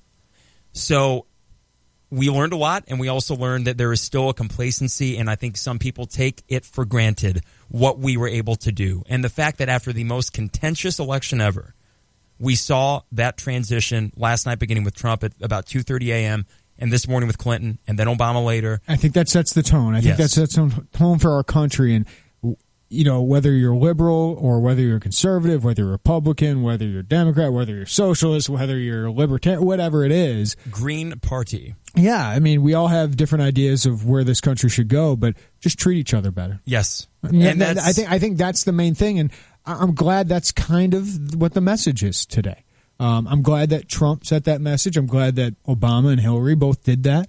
Because we're all Americans. We live in the greatest country in the world, and we all want it to be great. And I hope he helps it be great still. Thanksgiving and Christmas are well timed. I mean, I don't know if that was purposeful or not. Well, here's my thing. I think of a lot of us fear that bullies are emboldened or that racists are emboldened. I think that's a fear. But I also think that we might be fearing that a little bit too much. Like, we should have faith in our fellow Americans that they're going to treat each other well, because we've been through a lot as a country, and we've stayed great. We change. I just don't. You hope you don't go backwards too much. Yeah. You hope you continue to progress as a nation, and I think we will. And ultimately, we look at this as a 4-year kind of thing. Again, for anyone that was complacent, and there was not a lot of complacency, especially on the Trump side of it, to see the infusion of There's excitement. a movement. Yes, there was a huge movement. Yes, there was. And we saw it on both sides, but Trump's movement got to the ticket, right? And Bernie's didn't. And to scoff at them would be the wrong thing to do. Yes. And I think the point you made to close this thing and out. I think that's what I'm trying to say is I think I scoffed at that, and I was wrong. Oh, I did. I know I did. The Democrats scoffed at that. And They're that absolutely is wrong. And that is condescending of me to do that. Yes. And I mean, this kind of sounds like, there's two sides of it. I think the left was condescending, and I think the right, there's a little bit of hate. There's a lot of hate, right? Well, they were defensive, having been condescended towards. Yes. And that's a natural reaction. And they felt like they weren't being listened to, and obviously they weren't. Mm-hmm. And Trump was, and Trump hit the right tone. And in closing, I mean, it's crazy to sit here on this day after the craziest election night in modern history, for sure. I mean, and it's so crazy also how the Brexit effect, how I think, when Brexit happened, I thought this was possible in this country. Yeah, and you're thinking, well, how could this maybe go under the radar? All these measurements that we have to go into election night with a pretty good idea what's going to happen didn't happen. And really, you look at this too. If you want to know how important your vote is, how many times in the last 5 elections have we seen this kind of thing? Go back to 2000, the same thing. Well, four of the last 5 years, the Democrats have won the popular vote and they've only won the electoral vote 2 out of 5. Yep. Hey, all that said, I was not happy with the result last night, but it's 4 years, and I want more than I don't want to do that. No hyperbole here, but as much as anybody else would want to see the president-elect get in there and be an effective leader, be potentially a unifying leader. I'm rooting for him. Yes. He's our president. Yes. Eventually. You have, and that's the thing. It's kind of like letting go and understanding that there is no choice, at least for the next 4 years, but to root for this to be an effective unifying leadership somehow, some way. And just like the last few, whether it was a Democrat in Obama, whether it was a Republican in Bush, a Democrat in Clinton, Republican in Bush, whatever it was, you got to hold them accountable too. So that's our job, and to let your voice be heard, whether you're a Democrat, Republican. Obviously, everyone's voice was heard yesterday, and that's the best part. Today's going to be a cathartic show on the sports level too, and we encourage. Yeah, some big news there. Yes, yeah, we're done with that. But I'm sorry if you don't like us talking about it. I know you've probably heard it all day, but this is on our minds too. We're people. We feel like if you listen to us, you get to know us. We're a part of your conversation. We're a part of your lives, and we appreciate that you let us be that. If you didn't like what we said, I'm sorry, but I'm not.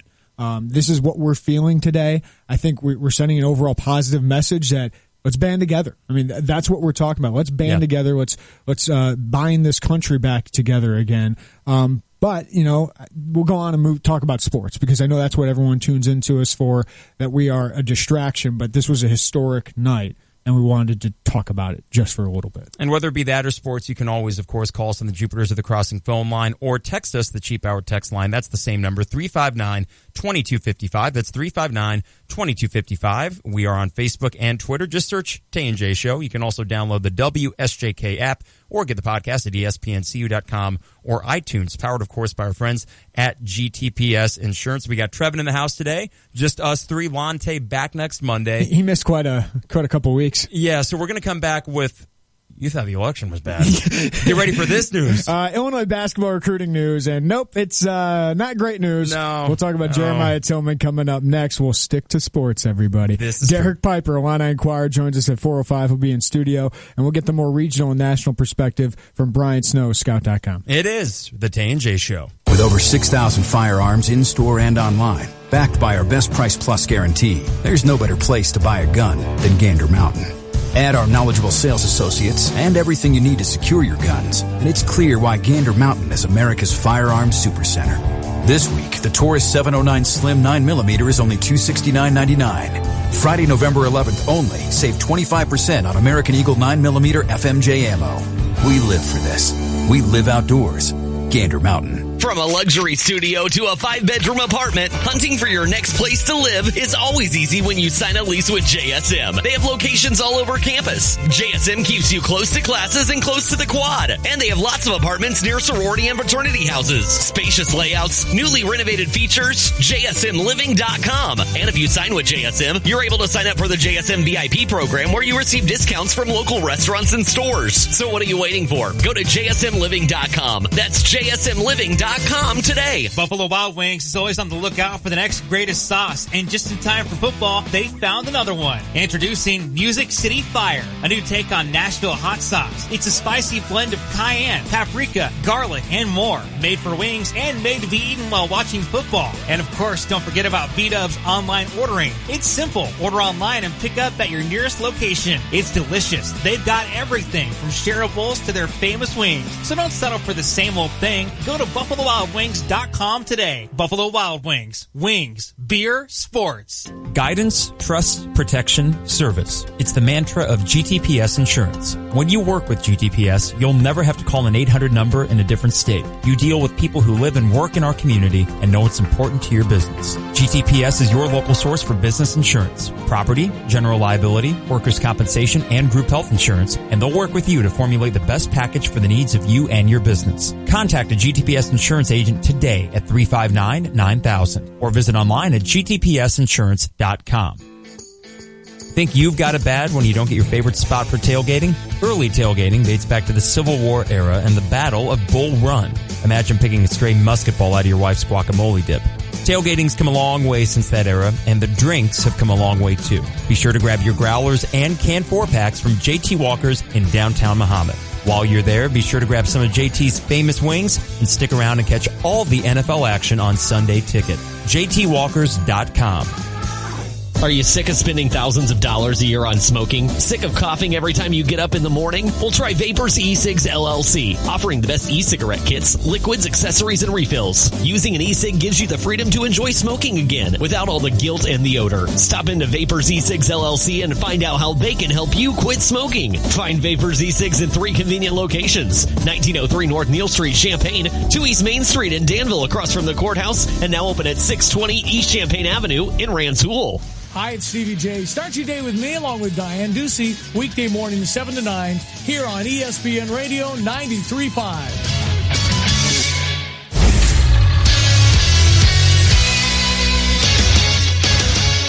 I'm Jeremy Warner, and I'll stick to sports this time. Here's your sports update 3:30, brought to you by InformedAthlete.com.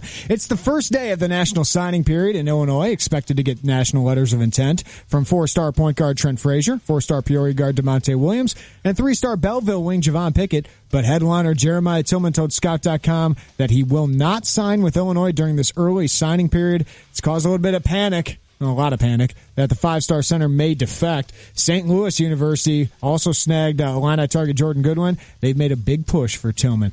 The 4 undefeated Power 5 teams make up the top 4 in this week's college football playoff ranking. 1 Alabama, 2 Clemson, 3 Michigan, and 4 Washington. Ohio State comes in at number 5. Louisville ranked 6th. Wisconsin ranked 7th overall, and they host Illinois this week for a 2:30 kickoff. Vegas lists the Badgers as 27-point favorites. Illinois has lost 9 of 10 to Wisconsin, including 5 straight. And the Illini haven't won in Madison since 2002. Western Michigan improved to 9-0 last night with a 37-21 win over Kent State. Broncos currently 21st in the college football playoff poll. More MACtion tonight as Northern Illinois hosts Toledo at Guaranteed Rate Field. That's the home of Chicago White Sox, remember. NBA tonight, Dwayne Wade and the Bulls are in Atlanta to take on Dwight Howard and the Hawks. The Thunder host the Raptors. The Spurs host the Rockets. The Warriors host the Mavericks, who will be without Darren Williams tonight. And former Illini Myers Leonard and the Blazers play at the Clippers. A good one on the ice tonight as the 7-4-2 Blues host the 9-3-1 Blackhawks. MLB hot stove is burning a little bit. The Tigers could be sellers along with the White Sox this winter, and reportedly the Astros trying to make a move for a big bat. Could be Miguel Cabrera or Edwin Encarnacion.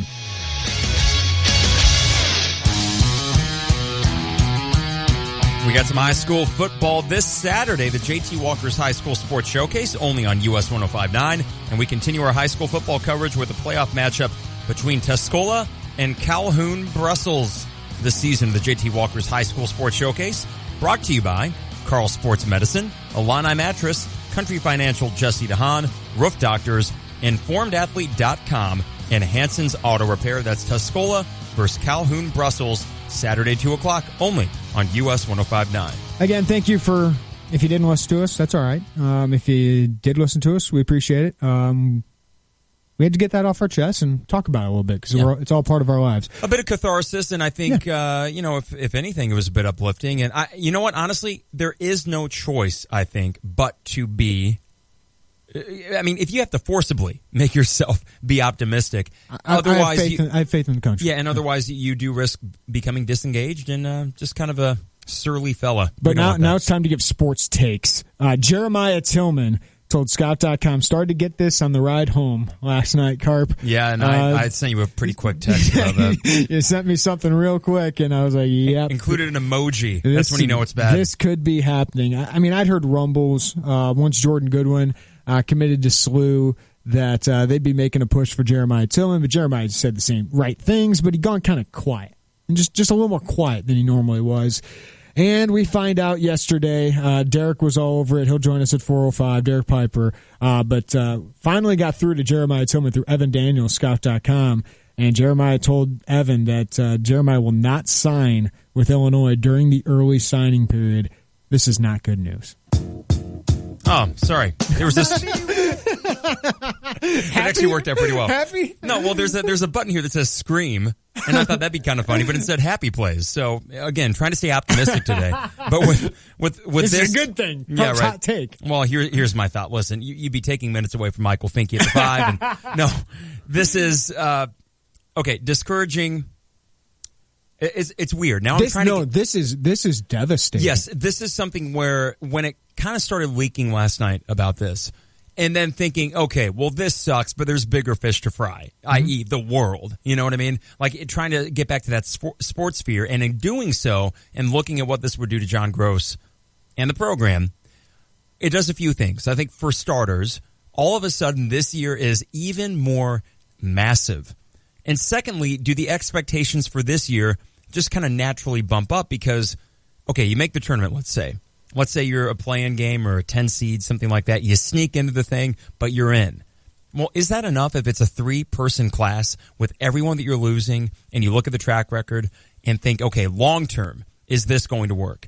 There have been so many misses, and I know you're second place, and I know there's a ton of bad luck, but at the end of the day, I feel terrible for John Gross, but you got to win games, and you have to show that there is hope for the long term if you're going to ink him to an extension, which you have to make a decision about that after this year, right? Yes, absolutely. I mean, Jeremiah Tillman, as good of a player as he is, and I think he'd be a good freshman. I think he'd make a good impact, kind of like Mike Thorne is now.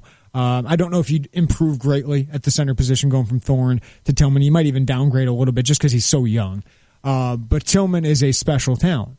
But more importantly, it's the perception piece. You finally had a 5-star say yes to you. You finally had more of those kind of recruits paying more attention to you and taking you seriously. Yeah. And put on top of Trent Frazier, DeMonte Williams, LaRon Black, Jalen Coleman-Lands, you're starting to put together a really, really good roster in the Big Ten. Without Jeremiah Tillman, you lose that. Because Josh Whitman, we asked him all the time about what he wants to see in progress with basketball. We asked him in September. And he said, well, they've had a great summer in recruiting. That's all about Jeremiah Tillman. Yeah. Because outside of that, I mean, Trent Frazier's great addition. It fills your point guard hole, him and Tejon Lucas. DeMonte Williams could be really good. He also has some bust qualities to him that you're worried about, but I think he's going to be a good player. And Javon Pickett's a nice player, a good role player on your team in the future, but you need bigs like that to compete in the Big Ten. And now you have this huge future hole at center, and you lose that buzz that you had with the program. So if he defects, if he doesn't sign with Illinois, and from what I know, there was an Illinois coach down in East St. Louis last night. This is SLU, and SLU is making a big push. And they have gotten a top 50 kid in Jordan Goodwin. They've gotten a top 20 kid in the 2018 class in Cartier Gordon. And now it seems like they're on the verge of adding a top 20 kid in Jeremiah Tillman. That's St. Louis University. This is throwing up huge red flags. Let's just say it like it is. Oh, absolutely. Huge red flags. And if that doesn't draw the NCAA's interest, I don't know what does. Now, maybe Travis Ford is just that convincing. He is that charming of a fella. He's not a good coach. He did recruit well down to Oklahoma State. Juwan Evans, we're familiar. And who would have thought, of all people, Travis Ford would be the guy that could absolutely derail John Gross's career here. Yeah. I mean, you could point towards a lot of things about John Gross, but if he lands Juwan Evans, if he lands Jordan Goodwin and Jeremiah Tillman, that is your program-changing, game-changing class. And now he's not going to land maybe either of them because of Travis Ford at an Atlantic 10 school that's been good. It's got to be exciting down there if you're a fan of SLU. Yeah. But that sends off a bunch of red flags that's bold. That's pretty bold that they're adding 3 guys like that. I don't really know how to... Okay, recollecting my thoughts. Here we go. But for John Gross, I mean, this puts more pressure on you, absolutely. Because oh, my God. I don't know what the metrics would be. Like, without Tillman, how many more games do you have to win to impress Whitman? How many more games do you have to win this season to get some recruiting momentum? Would Ayo Dosunmu, a commit from him, would that save it? I mean, that'd be huge. It would be. It'd be absolutely huge. Just Tim Finke and somebody else. Does that help you? But does Ayo Dosunmu look at this roster next year and the year after that think, oh, wait, well, that guy's not there? That's the thing. I mean, it is a trickle-down kind of thing, and it is perception as well, thinking that no matter how SLU may have gotten both of these guys away from you. You lost them. They took them away from you. No matter what, you lost them. And there are people out there, Carp, and I know you and Lon have talked about this. Mm-hmm. They're like, well, cheat. If everyone else is doing it, just cheat. For me, Illinois has been there. You've gotten caught twice, and it's killed your program. Yeah. Now, I know you're struggling now, but if you find the right coach, you recruit the right players, you can have a lot of success. A lot of people think everybody cheats in college basketball. It's not true. Most of the Big Ten does not cheat. I was told maybe one program cheats in the Big Ten. Do you have some secondary violation? Yeah, sure, that happens. The gray area people talk about, sure, that kind of stuff happens. But if we're talking blatant cheating, I'm an alum of this school. I'd rather they not do that. Yeah. But some people want just results. No, I would agree with you. And I think when I say that, it's usually in the darkest of moments, and this is a dark moment as well, losing Tillman potentially. But I won't go that direction because ultimately, if I had to give you a definitive answer as to would I feel comfortable with him cheating if it resulted in big wins, ultimately, no. My secondary answer would be, is there a way to do it without getting caught? But really, this is the unsavory aspect of college sports. Yes.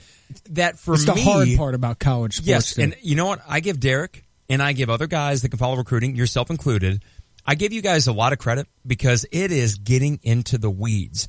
Ultimately, it depends on the recruits. It does. SEC football is definitely that way. And when you get into the top 20, 25 kids with basketball, a lot of times it can go that way, but sometimes it doesn't. So in regards to this and trying to think about what it would do to John Gross and his chances of long-term success here, it is crazy to think, as you suggested, that Travis Ford could ultimately, this thorn in the side would be more than just a thorn in the side. It could be a potentially, firing a coach over it, because if you go back, okay, Juwan Evans, let's say he signs. And I know we want to stay close to home, but let's just say Travis Ford doesn't go after him. You'd have made a tournament. You would have made a tournament for one. And then you would have Jordan Goodwin and Jeremiah Tillman as part of the 2017 program-changing class. And that's not hyperbole. It would have been a program-changing class for 2 reasons. On the court, and then for 2018 and beyond, looking at this class and thinking, oh, they finally got there. Well, they got there. Because Jordan Goodwin's a hell of a player. He's going to win Mr. Basketball this year. He's been to 2 state championship games, won one of them. Yeah. Jeremiah Tillman's a 5-star recruit that Michigan State and North Carolina and Texas and Kansas wanted. Right? Here's the thing. Some people today will sit there and go, is it worth it going after those players? How do you not recruit Jordan Goodwin? Tillman in East St. Louis. Or Tillman or Jalen Brunson. How do you not recruit those kids? Now, maybe some of these kids, like some people brought up Elijah Thomas, Juwan Evans. Probably not going to. The odds aren't great you should get those kids. Maybe you set your sights a little lower to fill a need. Yeah. But I don't know how you don't recruit Ayo Dosunmu next year or a Courtney Ramey. If they're really interested in you, you got to go after those kids. That's the point of this thing, is to get the best talent to compete for championships in this conference. But there's also you gotta read these recruitments. I think early on John Gross struggled with that, but I mean Tillman committed to you in July, right? And he doesn't start this until the last couple weeks. Jordan Goodwin for the entire time was saying you're his leader, almost committed to you a year ago, and then at the very last minute, SLU shuts this down and is able to flip him. I have sympathy for John Gross. Yes. I have a lot of sympathy. I think he is the unluckiest coach I have ever seen when it comes to recruiting breaks, when it comes to injuries. But in the end, results are what matter. And it's a shame that his results aren't good enough because of some of that bad luck. Now, some of the decisions he's made, whether you think it's coaching, recruiting, whatever it is, maybe he could have corrected. But you can't deny that this guy has just been bad luck. Because every time it feels like he's climbing out of that grave, Carp, somebody takes his feet from out underneath and throws dirt back on him. And this is an Illinois fan base that is used to disappointment. And then even I would say in the short 30 years that I've been around that I have not seen a string of bad luck like this for John Gross. Now, what does that mean when evaluating what to do going forward? When you go back to why you hired John Gross, the reason was because not his win-loss record. Yes, he made NCAA tournaments twice. He got to the Sweet 16 his last year at Ohio. His teams always played best in February and March, right? But other than that March record, getting the tournament twice with Ohio, the reason you hired him was the Thad Matta coaching tree, knowing his recruiting acumen, and thinking that this young guy, still somewhat unproven, even though he's had some success at Ohio, he could become a star. He already was a star as a recruiter for Ohio State, and that could really translate well here in the Midwest. And here we are. We're 5 years into it. And he has gotten good players to come here. And there have been injuries. But how much better is it than Weber? It isn't. It's not better. It's not better. And that's the end of the day. It's not been better, and that's why this year is really important for both recruiting and for on the floor, because you have to find momentum. And that's what it's all about. You're 5 years. This is 5th year. If you don't have momentum at the end of this, even if you like John Gross, even if you acknowledge he's had the worst luck in the world, you might need a boost. You might need a fresh guy in here who can give you a different sell, because even if it's all bad luck for John Gross, the results still aren't exciting your fan base, and it hasn't excited enough recruits to come here to turn this thing around. And this changes the mood completely. Oh, absolutely. I mean, you went from this ray of light, Jeremiah Tillman, to this cloud that was over last year at the end of March. But the year before, it's right back over, and it's a shame. And, I mean, think about this. And even from going to games, right? I was going to go to, and I still will, go to plenty of games this year. And no matter what was happening on the court, it was slightly tempered with the fact that, hey, in our back pocket, we have this. So this team might take their lumps in certain stretches this year. But if they make the tournament somehow, some way, we got this in our back pocket. And then let's see what happens in 2018, because there is something I mentioned in the first segment, how I like stability. I'm a regimented guy. I don't like to make a change unless a change is absolutely necessary. And you would get to a point here with Illinois basketball, a historically successful program where the norm is making NCAA tournaments, at least since 1980. That's the norm. To a point now where you are, first of all, I know that people that aren't in this 3 and 9 years. 3 and 9 years. 4 and 9 years. But you hit it, though. 5 years in, what's the momentum? What is Illinois nationally? Irrelevant. Yeah. What is Illinois regionally? Well, it's about to become irrelevant again when Jeremiah Tillman leaves. And it's a bottom half, if not bottom 5 or 6 program. And that's why this year is really important, because you have talent. You have depth. You got to create some excitement. I mean, I don't know if that goes from, he needs to get into the tournament to, you got to finish top 5, get to the Sweet 16, that kind of thing. I don't know, but you got to get some enthusiasm back in this thing if you're really going to lose Jeremiah Tillman. And even with the 2017 class that without Tillman or Goodwin is fine. These are good players coming in. They will be contributors, but it's not the thing that's going to shift your program. It's a bunch of wings. But even though that class is depleted from what it could have been, I'm going to be rooting so hard for John Gross this year. Yeah. Go out and get 23 wins. You know what I mean? Yeah. Why not? I think go out and make this. I think he's a sympathetic figure right now. Yes. Even if fans had decided long ago that he's not a great coach or whatever, I mean, there's just the bad luck this guy has had. You can't, and even in football, say Illinois football probably have another decommitment here, right? One doesn't usually kill you. No. In basketball, this one player can just absolutely turn everything. And just add it to the list. I mean, it is a gut punch. as a fan. Let me ask you. Maybe we should do this on a poll question. Oh, the more devastating combo that we lost? Most devastating flip. Like, I'm thinking Eric Gordon, Quentin Snyder, and we can put Jeremiah Tillman on that. Would there be anybody else for basketball? And you know what? They're all devastating for different reasons. So when we come back, let's talk a little bit about that. But if you want to weigh in, 359-2255, that's 217-359-2255. You know, in a way, that second segment was darker than the first. It is the Tay and J Show. Uplifting in the first one, I thought. This Netflix tip. Attention veterans. Get a free slice of pizza at Rosati's Pizza on Veterans Day. Rosati's Pizza, 701 South Gregory in Urbana. Guidance, trust, protection, service. It's the mantra of GTPS Insurance. When you work with GTPS, you'll never have to call an 800 number in a different state. You deal with people who live and work in our community and know it's important to your business. GTPS is your local source for business insurance, property, general liability, workers' compensation, and group health insurance, and they'll work with you to formulate the best package for the needs of you and your business. Contact a GTPS insurance agent today at 359-9000 or visit online at gtpsinsurance.com. This Metler tip is brought to you by Matthew Gordon, Doctor of Physical Therapy at the Metler Center. Does the room ever spin when you stand up, turn your head, or move in bed? If so, you may be dealing with an inner ear issue known as vertigo. Vertigo is caused when a crystal in the inner ear dislodges and moves into the circular canals in your ear, and it alters the flow of fluid. This makes the room seem like it's spinning. If you are tired of things spinning, come in and see a physical therapist. For more fitness and wellness advice, click on Ask an Expert at MetlerCenter.com. O'Reilly. Save on your next oil change when you purchase 5 quarts of Valvoline conventional motor oil and a MicroGuard filter for $23.99. Or for higher mileage vehicles, upgrade to Max Life for $24.99. Plus, earn double O Rewards points on your purchase only at O'Reilly Auto Parts. Better parts, better prices every day. Limit supply. See store for details. O'Reilly Auto Parts. Oh, I'm ready. Ready as anybody can be. I'm Dave. I'm a service rep for Cintas, and I help businesses get ready. From large factories to local garages, 5-star hotels to the smallest cafes, you rely on me and Cintas for fresh mats, crisp uniforms, cleaning programs, safety solutions, and fire protection. Getting you ready for business. Get started at Cintas.com. Cintas, ready for the workday. I'm ready for you. Hope you're ready for me. We're talking with Jim Greenfield, Spritz Jewelers, 205 North Neal, downtown Champaign. Well, Jim, what do you have going on? Well, it's the perfect time to think about the holidays coming up, and Spritz Jewelers always has the perfect gift for you. So right now, all of our diamond earrings, diamond pendants are on sale.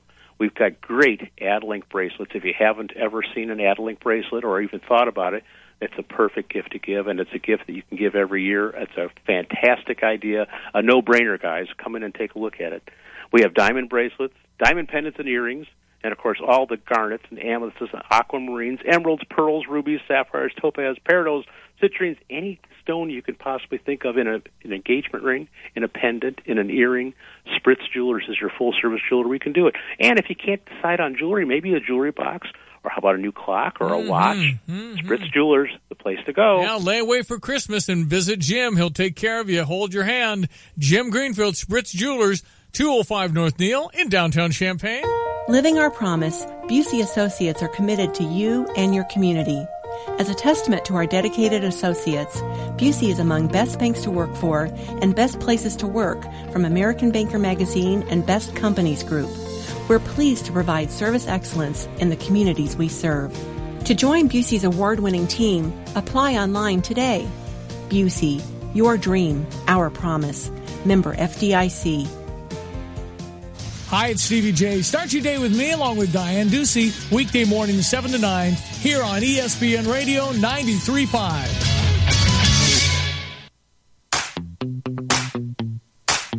This Saturday, it's the J.T. Walker's High School Sports Showcase, only on our sister station, US 105.9. We continue our high school football coverage with a playoff matchup between Tuscola and Calhoun Brussels. Quarterfinals in 1A. This season, the J.T. Walker's High School Sports Showcase brought to you by Carl Sports Medicine, Alana Mattress, Country Financial Jesse DeHaan, Roof Doctors, InformedAthlete.com, and Hanson's Auto Repair. Tuscola vs. Calhoun Brussels, Saturday, 2 p.m., only on US 105.9. It is the Tay and J Show. A little tip from me to you. When things aren't going well, just make yourself a nice cup of coffee and eat some Planters lightly salted dry roasted peanuts. These are the best snack in the world. I eat peanuts every day. Every single day. I would go with almonds. Almonds are so expensive. They are too dang expensive. Man. I'm going to start that political party. The almonds are too damn expensive party. The thing is, they grow on trees, so you would think with a replenishable source like that, they wouldn't be so expensive. Okay, our poll question is, which would be, because we don't know if it's happened yet, seems to be going that way, which would be the most devastating decommitment for Illinois hoops? It's at Tay and J Show on Twitter. Eric Gordon, Quentin Snyder, or Jeremiah Tillman? This is tough. Okay, the Eric Gordon thing will probably still top my list. Okay. And I'm trying not to let hindsight be painted by Weber ultimately not succeeding. In other words, would Eric Gordon have merely prolonged Bruce Weber? Or would it have actually given him, some cachet to go into 5-star kids' houses and say, well, I got him. I already graduated D. Brown and Darren Williams, and he's in the pros, all that kind of stuff. So I would still side with that. But when it comes to the two most recent ones, Quentin Snyder or this, it's Quentin Snyder, and here's why. Because that could have, early on in Gross's tenure, when you're still selling hope, you're off an NCAA tournament bid, you had him, you almost had Cliff Alexander, and in one cloudy November Friday, it all changed, and he's never recovered. Quentin Snyder would be my pick over Tillman. And I think it was more painful than Gordon, because Gordon at least did it pretty early, right? I mean, this was months before signing day, because he was an early commitment. Yeah. At least you knew it was kind of happening. Quentin Snyder just came up on signing Friday day. morning, right? Right as Cliff was about to announce. His letter's not in. Yeah. And Jaquan Lyles not going to Louisville. Right. And you're thinking, this could be a legit top 5 class. Mm-hmm. And that would have spurred. Gross is coming off an NCAA tournament in his first year, and he's about to sign a top 5 class with a 5-star recruit, a 4-star point guard, a 4-star forward in Laurent Black, a local kid, Michael Finke, and you're sitting there going, oh my gosh, this is going to be awesome. I think that's more devastating than Tillman, and maybe even Gordon, just because Quentin Snyder would have been the point guard he's needed the last 2 years and the next 2 years coming after this. He would have been a dynamic player for him, and I think it would have been a good era for Illinois basketball. And I think that commitment just changed a lot of things, because all of a sudden you're trying to swing for the fences with Jalen Brunson and Juwan Evans, and you miss on them, and then you don't get one until Tijon Lucas. That really set your program back, because Snyder was a perfect fit for John Gross's offense. That was a rough day. I mean, and it's funny, again, it's only sports. But this is why college basketball in particular, and that's kind of the lifeblood around here, let's be honest. Yeah. If Illinois basketball is doing well, it does not matter as much what's going on the football field. There have been so many years where you go 3-4-win football team, but it's okay. It's November, basketball's back. And John Gross had that enthusiasm really at a fever pitch going into that signing day. And there was a thought that, hey, Cliff Alexander would be the cherry on top, but people weren't holding their breath. But they knew that the fallback plan, if you want to call it that, was still Quentin Snyder, Laurent Black, Michael Finke. Yeah. Michael Finke pretty dang good class. Yeah, and look how good Michael Finke is. Look how good Laurent Black probably will be this year now that he's healthy again. And that Quentin Snyder would, be a junior point guard on this team? Yeah. And you would have at least made one of the last 2 tournaments? Absolutely. The trajectory of your program changes. And then I would also probably contend that if you get Quentin Snyder, you still have Jeremiah Tillman. Maybe. You don't consider, I think, and this might be a big assumption on my part, I think you're less likely to consider decommitting from a program if they have had consistent NCAA tournament success as to what Illinois has had recently. And that's where it's hard to dig out of what you have right now. If you're John Gross, I mean, because you're looking for momentum, and that means you got to have a good season. You got to have a really good season. You got to get people excited about this program again, because people were with Jeremiah Tillman and just get to a tournament, and then everything's going to be back on track. But now you need to excite them more on the court than ever before, and they can do it. They got the possibility. I saw Brian Hamilton of Sports Illustrated said they could be the biggest turnaround team in the country. Oh, sure. This year, just based on what they have talent-wise and depth-wise. It wouldn't shock me, and I understand why people are still kind of picking them around 9 or 10. We talked about this maybe last week, why would you pick Illinois after they lose Kendrick Nunn? And yes, they got returning players, and okay, Tracy Abrams back. He's a 6-year guy after 2 injuries. Yeah, I understand why people would still be projecting them 9th, 10th in the Big Ten, but having been here, knowing what these guys are capable of, knowing the depth on this team, they need to make a tournament. But now this is where the narrative kind of shifts, and people are going to take a wait-and-see approach anyways with this team. You saw the exhibition crowds. I think you'll see the early crowds. And NC State could be an opportunity to really get people enthused again. Yeah, if you beat West Virginia, even if you lose the next game, if you beat a ranked team like West Virginia and you're looking at a non-conference schedule where you might only lose 1 or 2 games, I think people can get into this team that, this could be a top 6 Big Ten team. This could be a team that's a top 7 or 8 seed in the NCAA tournament. And they're definitely capable of that, but there's a lot of ifs. A lot of ifs on this team, right? And we've seen it before. Just to stay healthy. I mean, yes. you could say, if this goes right, if Thorne stays healthy, if Tracy stays healthy, and he's what he was before, if Michael Finke and LaRon Black take a leap, if DJ Williams and Aaron Jordan can find their roles, if Tijon Lucas can be a quality backup point guard, if Jalen Coleman-Lands takes even more strides on offense, if they can just play decent defense, if their rebounding turns into elite rebounding, which it's definitely capable of, that's a lot of ifs, though. Yeah. And if all that stuff goes right, they could be really good. Like, really good. But that's counting on a lot of things to go right. And we have entered seasons before with Gross. Well, I should say, namely, season 3, where you had Ravonte Rice, Aaron Cosby, I guess would have been on that team, Ahmad Starks. And, yeah, it was a patchwork kind of roster that still had a lot of talent. And then Kendrick and Malcolm were starting to play better. You still had Nana. And I know Tracy was hurt that year, but that team, even with the deficiency of point guard, should have made the tournament. Yeah. And it's been frustrating that each of these years that they haven't made the tournament, barring last year where it was done, the first night against North Florida, you knew this team's not going to the tournament if you had any delusions at all, and sadly I did for some inexplicable reason. That every year you can pinpoint to individual games. Now, we could argue that this is just more and more bad luck piling on top of John Gross, because basketball can be a really funny and fickle game. And on any given night, Oregon at the United Center can just have a really good second half, or you can lose. But that's a trend. Yeah. That's been a trend in his program. Up 14 at Georgia Tech in year 2, and that game ultimately cost you an NCAA tournament bid. Bill in Monticello asked, so are you guys, is he just making sure before he signs that Gross will be there? Jeremiah said he's not signing in the signing period. I think we should watch what happens the next couple of days, because Salou could lock this up. Right? And I think he would probably want to sign if that's his decision. Or maybe he does wait until the spring to see if Gross is there, and if that's not the case.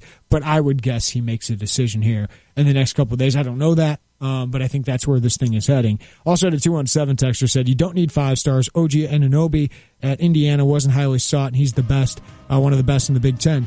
You can make all these cases. But, I mean, yes, you can find players like that. You got to find them. You got to evaluate them. But Indiana's gone after a bunch of 4 and 5 stars as well, and usually when they get those, like Thomas Bryant, that's when they're really good. You see what happens. These guys are meeting Yogi Ferrell. Right. Well, let's continue the depressing conversation, with Derek Piper, who's going to be in studio next. And if there's a guy that knows his recruiting stuff, of course, it is Derek Piper, and he'll get plenty of IlliniInquirer.com plugs as well. It is the Tay and J Show. Hi, it's Corey with Max Twin City Recycling. We pride ourselves on giving the area an outlet to recycle and get paid for their unwanted metals. We're taking our community focus a step further with our Recycling for a Cause program. Each month, Max Twin City will choose a different local charity to feature in an effort to raise money for those causes. Visit maxrecycling.com for a complete list of program details.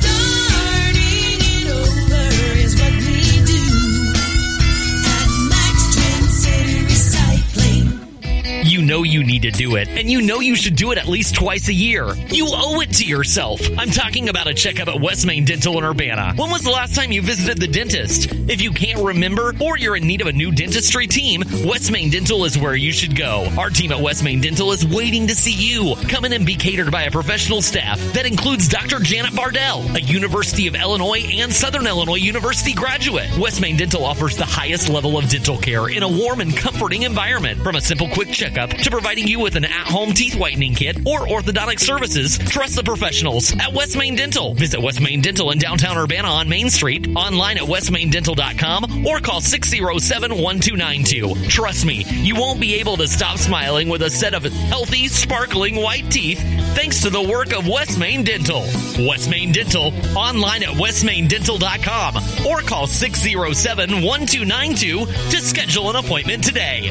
When your car breaks down, you realize just how much you need it. And when it breaks down, Beaumont Alignment Plus steps up. For routine maintenance like brakes, oil changes, tune-ups, batteries, and tires, you can count on Beaumont Alignment Plus. Bigger issues including alignment, suspension work, starters, alternators, transmission requires specialists. So get to know Beaumont Alignment Plus for your vehicle repairs. With locations on Bloomington Road and Denison Drive in Champaign, you're never far from the help you need. It's good to know the quality service is still affordable at Beaumont Alignment Plus. There are so many things that make us happy. A warm puppy, a sunny day, $1. $1? You bet, because each and every day at McDonald's, that $1 will get you every size of icy cold Coke, refreshing sweet tea, or rich McCafe brewed coffee made with 100% Arabica beans. Just $1. And that's a small price to pay for a little happiness. At McDonald's, I'm loving it. Limited time only. A la carte only. Prices and participation may vary. At the Y, it's about more than sports and working out. It's about making our community better, living a healthier life, spending time together as a family. It's where you can go to learn and play after school or work. The Y strengthens communities by helping kids reach their full potential, encouraging healthy living, and inspiring social responsibility. Join the Stevens Family Y. Visit sf-ymca.net for more details. Live from the Habib BPC studios, this is WSJK Tuscola, Champaign-Urbana, your home for the St. Louis Cardinals.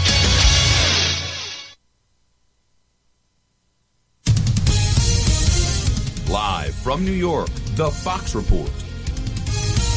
I'm Lisa Brady. Hillary Clinton conceding a painful loss. I still believe in America, and I always will.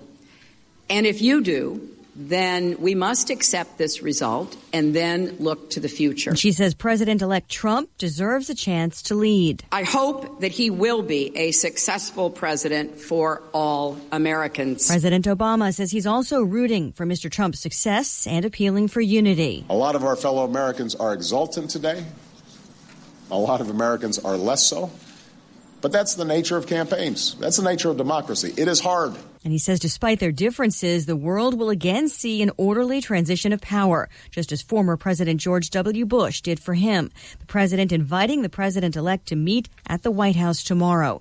The analysis of the election results, a long way from over. Donald Trump ended up redrawing the political map in this country. Fox's Jennifer Griffin. He proved the pundits wrong. He proved the pollsters wrong. And in the end, it was not the narrative of shifting demographics that led to a Clinton victory. It was instead, again, that working class voter in those Rust Belt states who delivered the election to Donald Trump. It'll be something that the historians look at for some time to come. The final tally still being counted gives Clinton the edge in the popular vote. An election roller coaster on Wall Street as the dust settles.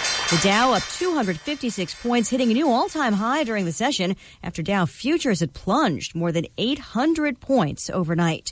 There's late word of a fighter jet crash over the Pacific Ocean. Two FA-18 Hornets colliding near the Marine Corps Air Station at Miramar in California. One pilot able to land safely, the other safely ejecting into the ocean. The crash under investigation. On the Fox Report, fair and balanced. I'm Jay Farner, president of Quicken Loans. Mortgage rates have dropped again. In fact, recently mortgage rates have dropped to the second lowest level in history. Now is the time for you to take advantage of these historically low rates and save serious money every month by refinancing your mortgage. The rate today on a 30-year fixed-rate mortgage is all the way down to 3.5%. APR 3.57%. Call Quicken Loans today at 800-QUICKEN to see how far we can lower your mortgage payment. For 6 years in a row now, J.D. Power has ranked Quicken Loans highest in the nation in customer satisfaction for primary mortgage origination. And for the third year, they also ranked us highest in the nation for mortgage servicing. It's a great time to refinance with Quicken Loans and save hundreds every month. This ultra-low rate of 3.5% won't last long. So call 800-QUICKEN or go to QuickenLoans.com. That's 800-QUICKEN. Visit JDPower.com for award information. Call for cost information and conditions. Equal housing lender. Licensed in all 50 states. NMLS ConsumerAccess.org, number 3030. A lot of fence spending the day after this election. He connected in ways with people no one else did. he turned politics on its head. And now, Donald Trump will lead a unified Republican government. House Speaker Paul Ryan, after essentially abandoning the now president-elect in the final weeks of the campaign, is pledging to work hand in hand on a positive agenda. Republicans keeping control in both chambers of Congress, but by slightly lower majorities. One New Hampshire Senate race decided today by a margin of just over 1,000 votes. Democratic Governor Maggie Hassan unseating Republican Senator Kelly Ayotte. We are waiting to hear back from Senator Ayotte's campaign. They have not conceded at this point in time. They did put out a statement earlier today that said that this has been a closely contested race from the beginning, and we look forward to the results being announced by the Secretary of State and ensuring that every vote is counted in this race that has received an historic level of interest. So party insiders here on the ground also telling me that it would be possible and even likely that the Ayotte campaign may very well pursue that recount, but we are waiting to hear that officially. Fox's Molly Lyon in Manchester. The Mexican president reportedly agreeing to meet with President-elect Trump, their initial meeting during the campaign, sparking controversy over Trump's pledge to build a wall. I certainly don't think that they're going to pay for it if further building does in fact go on. Former U.S. Ambassador to Mexico John Negroponte says ever since Ronald Reagan, the president-elect has met with the Mexican president during the transition period. But I think also it reflects on the question of his relationship with the Hispanic community here in the United States, which is also very anxious about some of the things that he has said. The number of Americans living in states with recreational marijuana has now more than tripled after at least 3 more states voted yesterday to fully legalize pots, including California. In New York, I'm Lisa Brady on Fox News Radio.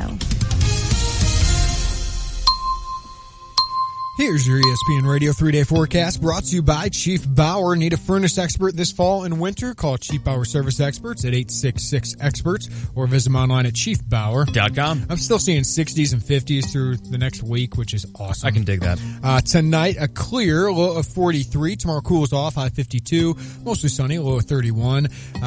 Friday, 52 for your high, a low of 31. Right now, sunny, clear, 54 in Champaign-Urbana.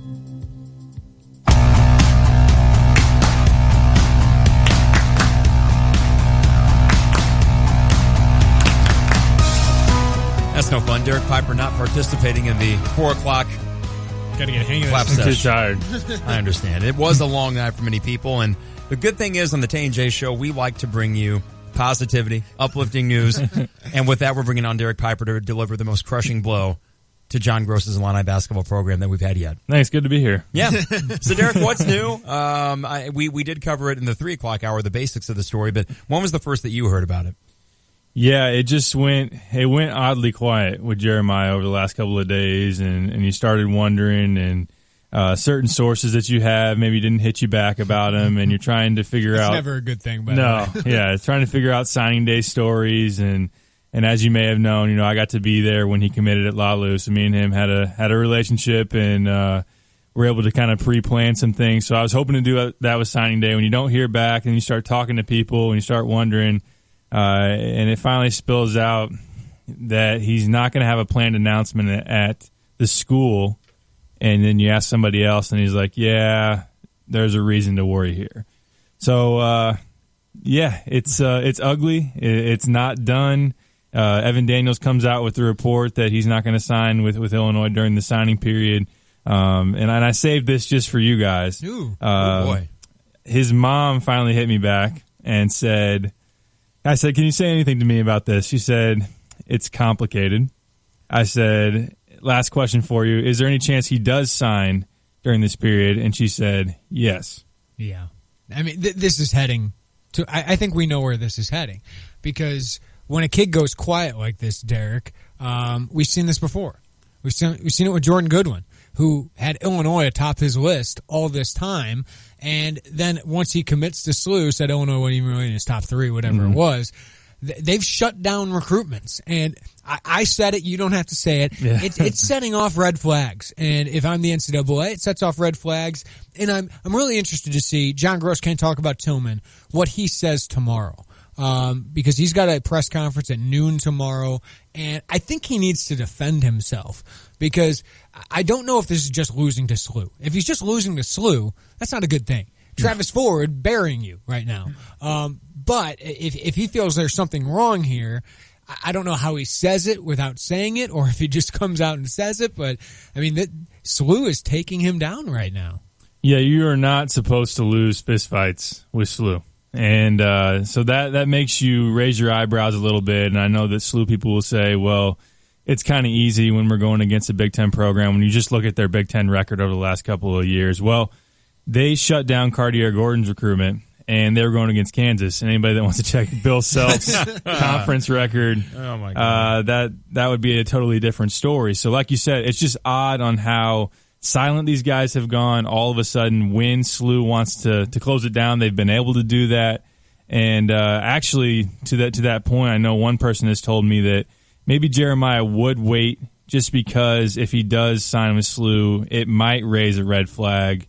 If he does it now, maybe he needs to wait, let some things calm down, and then if he is going to go that way during the spring. It's like blue chips come to life. But either way, this is just isn't looking good for Illinois. I mean, the odds of him being, oh no, I'm going to sign with Illinois in the spring. He was just here a couple weeks ago, wasn't it, for a football? Yeah, game? He was here for a football game. Everything seemed maybe that was what did it. Peachy. Yeah, here's the problem. Okay, so got a little timeline for you. So July, he's the 5-star big man that actually puts on the hat. He actually puts on the Illinois hat. Remember the video that went viral?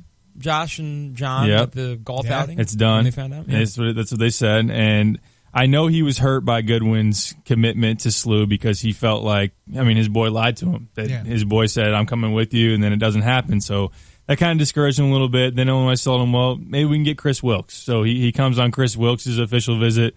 He's here. They're having fun. Mine Kier comes back in October. Jeremiah's here trying to say we can play together. We can be on board together. And then all of a sudden now you're not getting Wilkes. You're probably not getting Mayan. And now Jeremiah's looks like he's backing out of the stage. This is truly this. Jeremy and or Derek team up, write a book on the John Gross era here, because this is something that has kind of this movie quality, but if it just so happens that we're fans of that team, and it's a tragic kind of thing in a sports sense.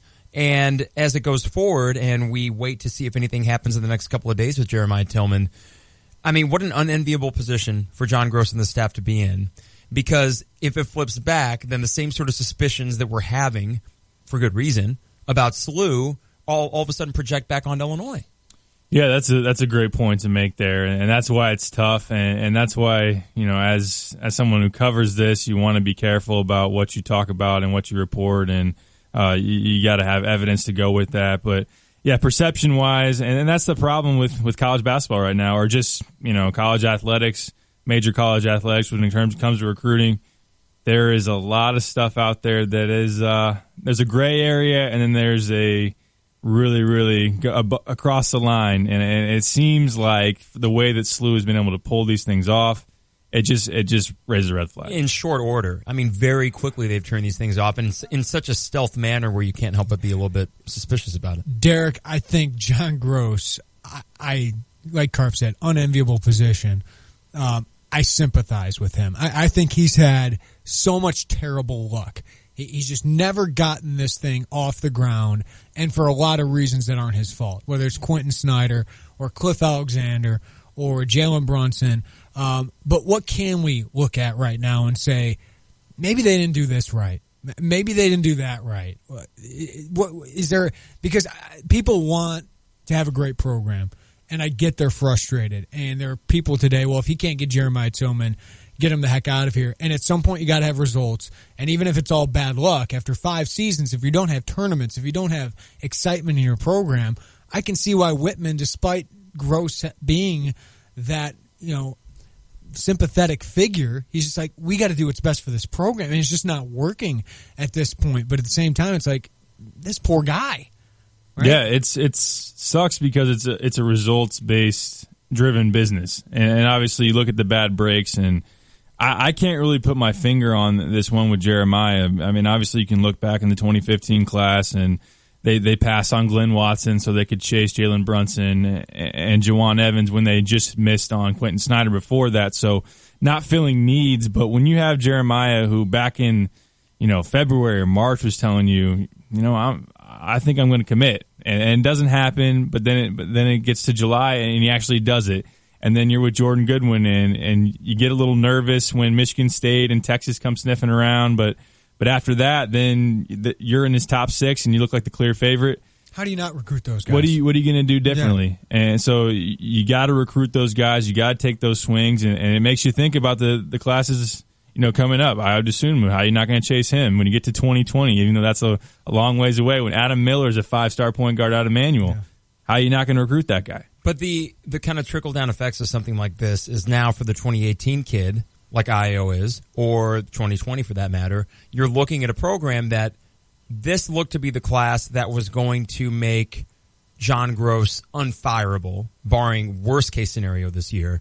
And all of a sudden, that's back on the table. And I think it'd be naive to think that there wouldn't be some element of negative recruiting as other teams go in, the Blue Bloods, especially for IO, and say, why would you risk that? Why would you risk committing to something like that may not be there next year? Yeah, it's a good point. And obviously, Jeremiah Tillman's commitment, it got the attention of a lot of people in this state, even outside of the state, in terms of guys that Illinois was interested, was recruiting. You could even see it when you're talking to Chris Wilkes, his camp. They were excited about Jeremiah and even just the possibility, if the stars kind of aligned for him to end up at Illinois. Even Io. When you have a 5-star big guy and to think that, there's a good chance Jeremiah's going to stick around for 2 years, Io would come in as a freshman and Jeremiah is going to be probably really, really good in his second year. That's something you want to play with as a point guard. A big guy's point guard's best friend, and obviously when you get a guy like that, it just changes the perception. And Jeremy said it so many times with Jeremiah, he was the perception changer. Goodwin was maybe the culture changer. And if you get none of those guys, that hurts so bad. So go ahead. Oh, well, sorry, I was just thinking, too, as far as downstate kids go. I mean, when the next crop of 4 or 5-star downstate kids pops up, and if Travis Ford, you think about I don't want to say easy wins that you can get the A-10, but I think there's ways for him to pile up enough wins to make tournaments fairly regularly. And then all of a sudden you're looking at downstate every time having to contend with SLU. I mean, it's just crazy to think that when they hired Travis Ford, I thought very little of it. And I probably should have connected the dots and thought, well, wait a second, this guy could recruit the heck out of Oklahoma State. But then again, they had resources where that made sense. This doesn't add up. Yeah, to think that SLU is going to challenge you for guys like that, you would maybe even think that Missouri would be the school, if anybody, would be the one to be the one that you're in the ring with. And Corey Tate was there, but, I mean, he didn't even get Xavier Sneed to take a visit. So that kind of tells you how the game kind of changed when Corey Tate went from Missouri, wasn't getting anything done, and then goes to SLU. Now he's plugged into different places, still has those same connections to that Eagles program. 3 top 50 kids in a couple months. Yeah, just it's a heck of a time to be a SLU resources. fan. I guess so. A heck of a time to be a SLU fan. So where do they go in recruiting from here, Derek? What do? You got 3 spots open now? I mean, we're thinking this is a 5-man class. Mm-hmm. Who are they going to sign? Could they go 6 if they got Wilkes? All of a sudden, you got 3 spots sitting available right now. Yeah, you got 3 guys. 3 guys you still should feel happy about today, and it sucks that those guys are overshadowed because Trent is really good. I like Trent Frazier a lot. He's going to be a really good point guard, I believe, just a guy that can flat out get buckets down in Florida, and he loves Illinois more than anybody. It's kind of a mystery, and we joke around with people around the program. I don't get how this guy from Florida loves Illinois so much. He does. But he loves it. Yeah. And DeMonte can be a really good player. And I've actually been encouraged by how he's looked recently. And Javon is a guy that's going to develop. He's really smooth, and there's things to like about his game. So those guys get overshadowed. And you got to look ahead to what are you going to do. Probably a 5th-year big guy is probably your next thing because you're probably not going to get Mine Cure unless you can sell, hey, we're probably not getting Jeremiah. That playing time you wanted, right there. Go. Yeah. Jacob Epperson's a kid they're looking at. But, yeah, I mean, you're kind of – this is the part about it that stinks is it's so late in the game. Right, there's just not a lot of people available that you're really going to have a chance to recruit here. But then going forward, I mean, that means next year likely – 3 guys that you're trying to add to this class, and they've got to try and get one of those 5-star point guards, whether it's Courtney Ramey or Io DeSunmu. You got to try and get Finke because I think you need a wing there. Taylor Horton-Tunker out of Simeon, but boy, they need a big. They need a couple bigs, it feels like, Derek. They need a big really bad, and that's why Jeremiah was so important because they don't come around all that often. When you look at Jeremiah on the scout rankings, since Jahlil Okafor and Cliff Alexander were 2 of the top 6 players in the country, Jeremiah was the last in-state big that was even in the top 100. So that shows you that, finding Big Ten bigs, it ain't easy. And in 2018, Travion Williams from Michigan, but, Michigan State probably going to be involved there. It's not easy to go find a big. You can get a fifth-year guy who's it's just a Band-Aid. And you really got to have those guys you can develop. You feel good about Maverick Morgan, how he's developing. He's going to be gone. Michael Finke. You wish he was a redshirt junior yeah, right exactly. now. So, but like you said, with the other guys, I think Finke's a guy now that you don't have Goodwin. You have some space on the wing. You don't have Chris Wilkes. You try to sell him. Taylor Horton-Tucker, he needs an Illinois offer here pretty soon. That's my boy. I'll give him a shout out there. But and then obviously Courtney Ramey and I would assume are a big time point guard. You just have to go after him. But these are a couple seasons away. These players are going to make a commitment, and John Gross needs to win now. When we come back, let's talk a little bit about this season and what you expect. We got the season tipping off. We can get a little bit more into the guys who actually signed today too, because I do think they deserve a little bit more time. It is the Tay and J Show. An ESPN Radio Mike and Mike Extra Point. These are 13 human beings who have a list of criteria for them, but each one values some differently. I mean, that's the whole idea of the vote. You have different, we just went through that on a national level. You have different things that that affects you, and that's how you may vote. So I think at times you're going to get a different thought. I have said it, and I'd stay with it. The old BCS system with all the computers and the one human poll all going into a pot and coming out with 2 teams, then I would use it here and come out with 4 teams. I would use it here and come out with 6 teams, and I would use it here and come out with 8 teams when you eventually go to 6 teams and 8 teams, which I think you will. But right now we have the committee, so we'll talk about humans making decisions. And no 2 humans are alike. They're going to make their decision for different reasons. Hear more from Mike and Mike tomorrow morning on ESPN Radio. All right, gentlemen, the time has come to look your best. Black Friday deals are here, so come into JCPenney now during our men's wardrobe sale and get 50% off select suit separates, sport coats, dress pants, and top coats. Pack on even more savings with an extra 20% off select items with your JCPenney credit card and coupon. The time to look your best is now during the JCPenney men's wardrobe sale. That's getting your pennies worth. JCPenney. Coupon required. Not 11/10 to 11/16. 20% offer subject to credit approval. Some exclusions apply. Check jcp.com for coupon and details. Hey, it's me, your house. If these walls could talk, which they can, they'd say it's time for a fresh coat of paint. Lowe's Paint Pledge guarantees that if you don't love it, they'll make it right. Do that for me, and I'll keep my floors quiet when you sneak down for your midnight snack. Make your home happy with great deals at Lowe's, like 15% off select HGTV Home by Sherwin-Williams Paint. Valid 11/2 through 11/16. Pledge valid on interior and exterior liquid paint purchases only. Restrictions apply. U.S. only. Bunny's Tavern, the best-kept secret in downtown Urbana since 1936. Come enjoy $13.50 mix and match domestic buckets. And if you're craving food from another downtown location, no worries. Bring it over, grab a cold drink, and enjoy Bunny's 10 big screen TVs, whether you're inside or enjoying the largest heated patio in Urbana. With daily lunch and dinner specials, including their famous beer chili, Bunny's Tavern may not stay a secret for long. Come check out what people in Champaign-Urbana have been whispering about for over 75 years. Check out Bunny'sTavern.com for their menu, daily specials, and upcoming events. Catch a great deal at Matex Heating and Cooling during Train's Big Game promotion. Buy a qualifying system and scratch off a trade-in allowance up to $2,000 or choose special financing for 5 years now through December 15th. Matex Heating and Cooling is serving your community with over 20 years of quality workmanship. Visit MATTEXservice.com for complete program eligibility, dates, details, and restrictions. Subject to credit approval. Matex Heating and Cooling. It's hard to stop a train. Attention veterans, get a free slice of pizza at Rosati's Pizza on Veterans Day. Rosati's Pizza, 701 South Gregory in Urbana.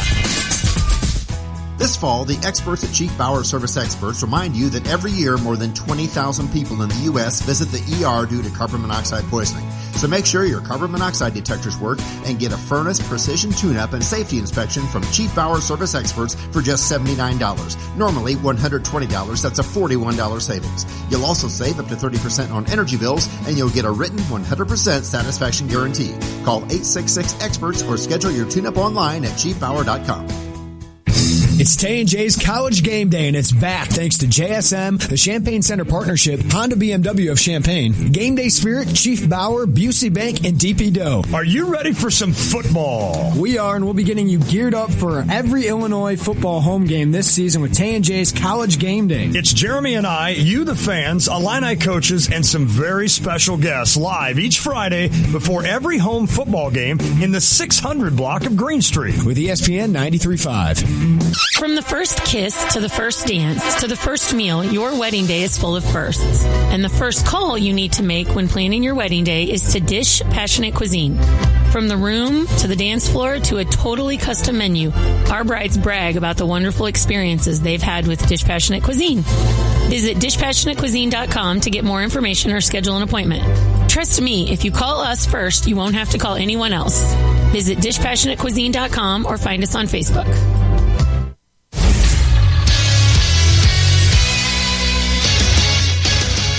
I'm Jeremy Warner. This is your 430 Sports Update brought to you by InformedAthlete.com. It's the first day of the national signing period in Illinois. Expected to get national letters of intent from 4-star point guard Trent Frazier, 4-star Peoria guard DeMonte Williams, and 3-star Belleville wing Javon Pickett. But headliner Jeremiah Tillman told Scout.com's Evan Daniels last night that he will not sign with Illinois during this early signing period. It's caused quite a panic that the 5-star may defect. St. Louis University has made a big push for Tillman. They also snagged Illini target Jordan Goodwin a couple months ago. The 4 undefeated Power 5 teams make up the top 4 in this week's college football playoff ranking. Number 1, Alabama. Number 2, Clemson. Number 3, Michigan. And number 4, Washington. Ohio State comes in at number 5, and Louisville is 6th. Wisconsin comes in at number 7. They host Illinois this week for a 2:30 kickoff. Vegas lists the Badgers as 27-point favorites. Illinois has lost 9 of 10 to Wisconsin, including 5 straight, and the Illini haven't won in Madison since 2002. Western Michigan improved to 9-0 last night, 37-21 win over Kent State. Broncos currently 21st in the college football playoff poll. More MACtion tonight as Northern Illinois hosts Toledo at Guaranteed Rate Field. That's a new name for the home of the Chicago White Sox. NBA tonight, Dwayne Wade and the Bulls are in Atlanta to take on Dwight Howard and the Hawks. The Thunder host the Raptors. Spurs host the Rockets. Warriors host the Mavericks, who are without Darren Williams tonight. And Myers Leonard and the Blazers play at the Clippers. A good one on the ice tonight as well as the 7-4-2 Blues host the 9-3-1 Blackhawks. Some MLB hot stove news. The Detroit Tigers also looking to have a sell-off possibly this winter with the Chicago White Sox. And the Houston Astros looking for a big bat. Could sign Edwin Encarnacion.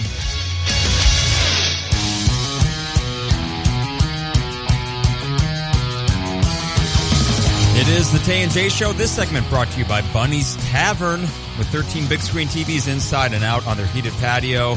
Stop by Bunny's Tavern in downtown Urbana. And we were talking, of course, Jeremiah Tillman, the potential ramifications if he does not come to Illinois. But the focus is still, with Friday night being the first game of the year, on this year's team. And it's, I guess, even more imperative that it's a good season. So, Derek, as we get ready for game number 1, you've seen 2 exhibition games. What are you most encouraged about?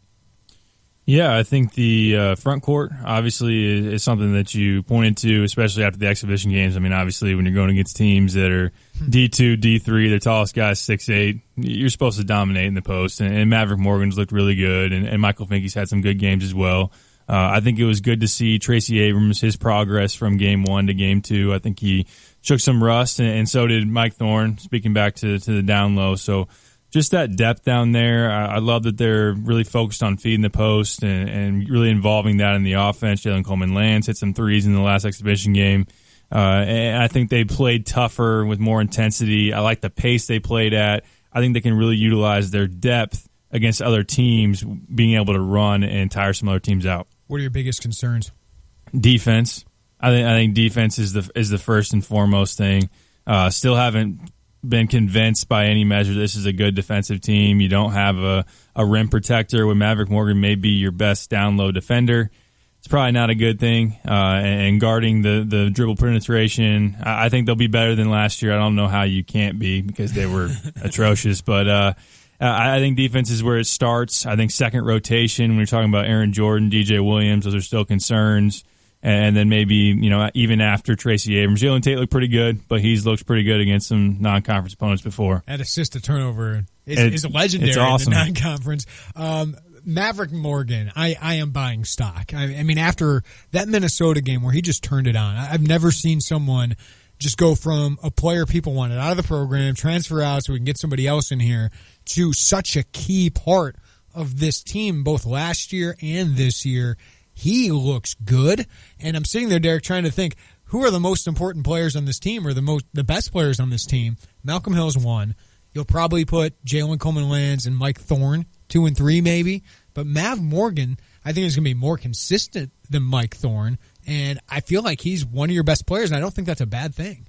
It's not a bad thing at all, and really the transformation that Mav has made is pretty impressive. You got to give Dustin Ford a little bit of credit for that, with what he's done, and obviously Adam Fletcher. And then just Mav is just, things have clicked. He's gotten some confidence. He's gotten hungry. He got a taste of success. Let's be good at this thing. Yeah, I guess I could be good at this for a little while. So yeah, when he gets the ball in the paint, I mean, his efficiency rating is crazy. When he's able to hit the mid-range jumper, he's able to make back to the basket moves. I think right now, you could almost say that it's his job to lose down low right now, the starting 5 role. He's looked better than Mike Thorne as Mike, tries to shake off some rust. I think Mike will probably be a better rebounder than Mav. But, yeah, Mav looks pretty good right now, and he even impressed me in practice a couple weeks ago. He stopped practice to actually show Gross a look that he liked in the offense. That's something that Mav would have never done any other year. And Mike Thorne brought it up the other day, he was teaching me something. Like, a 24-year-old's getting taught by Mav. It's just completely outside his personality. So he's taking a big leap. Mav Morgan, the on-court general. Who would have thought that?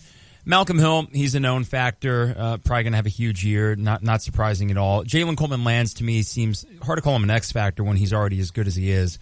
But it would be great for him to emerge as a legit star when there were pretty consistent flashes of it last year. Do you see a I don't want to say a quantum leap, but a significant leap in his game this year? Yeah, still waiting to see, because obviously coming off the hand injury and had to shake some rust and didn't shoot the ball particularly well the first exhibition game. He got it going in the second game. He was not afraid to get his clips up in that game, but you can't blame him. You want that dude shooting with confidence anytime he's going to shoot 42% from 3. I think his game off the dribble has gotten better. I think he's more confident in it. I think that's a big part of his progression, getting to that next step in terms of being able to facilitate, to be able to hit the mid-range, maybe even get to the bucket. I think you see some flashes of that, and that kind of really is the next step for him to take that next leap, because, man, he is going to be a big-time player. Do you see Tracy being more than just a facilitator? I don't expect the amount of shots that he had his sophomore year, but I think a lot of people assume that coming off those 2 injuries that, well, just don't expect a ton of points from him. Fair enough, but offensively, as far as scoring, where do you see Tracy fitting in, or is it really much more of a role of facilitator than it was his first few years? I think it is facilitating first, and I think that's important that it stays like that, because even though he's worked on his shot a lot, that's still not his strength. I still don't see him being a 33, 35% three-point shooter, game shooter, maybe in practice, but I know that he wants to make some plays off the dribble, and he will go hard to the rim and draw some contact and maybe get a couple of floaters in the lane and layups, but I think he's going to be a pass-first point guard. That's what they need him to be. They need him to focus on facilitating and defense, and he will get some shots here and there. I looked at during the national anthem the other night. I was just kind of looking down the line of players, and Michael Finke just looks like a completely different person since when he got here. Of course, it's been, 2.5 years now, but the hair is looking good, good flow, good man bun on him. But, I mean, he's just bigger. He's more physical.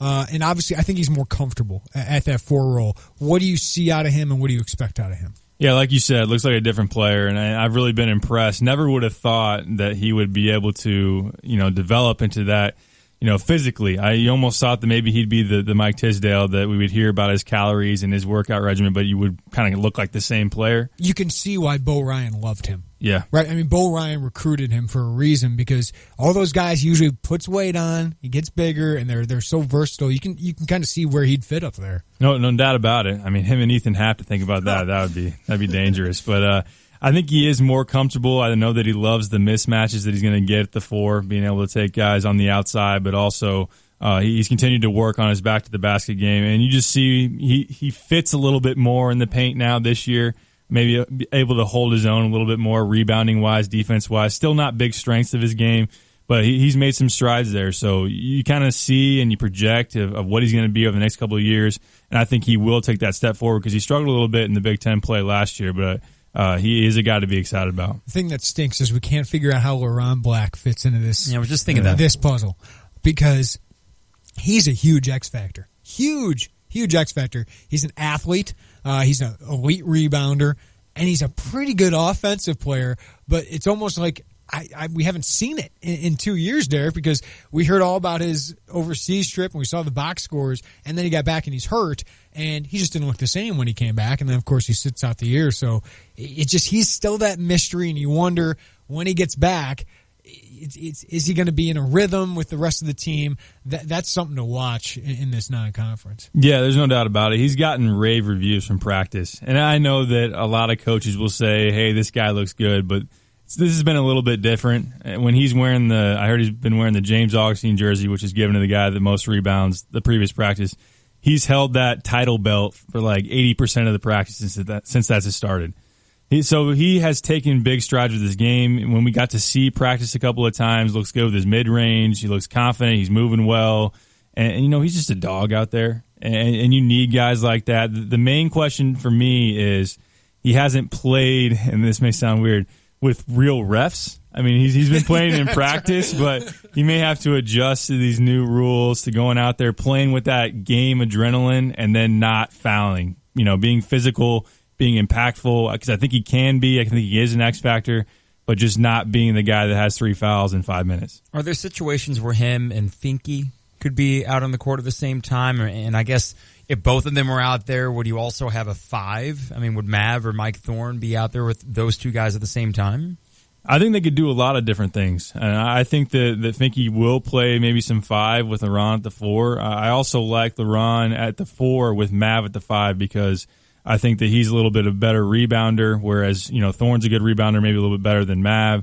So you pair those two. You can do a lot of different things. And I really like the horn sets that they have now implemented, where they have 2 guys start, kind of at the top of the key. They can set a screen one way, really get some high-low action going, because Michael Finke can hit the jump shot, so can LaRon, and then feed it down low. So there's so many different things that they can do with this post-rotation, and it'll be even more complicated when we got Kipper Nichols in the mix. Friday on IlliniInquirer.com, I'm writing about that big postman rotation. Probably the best. I asked Derek Burson, sports information director, best post-rotation. He said probably since 2001.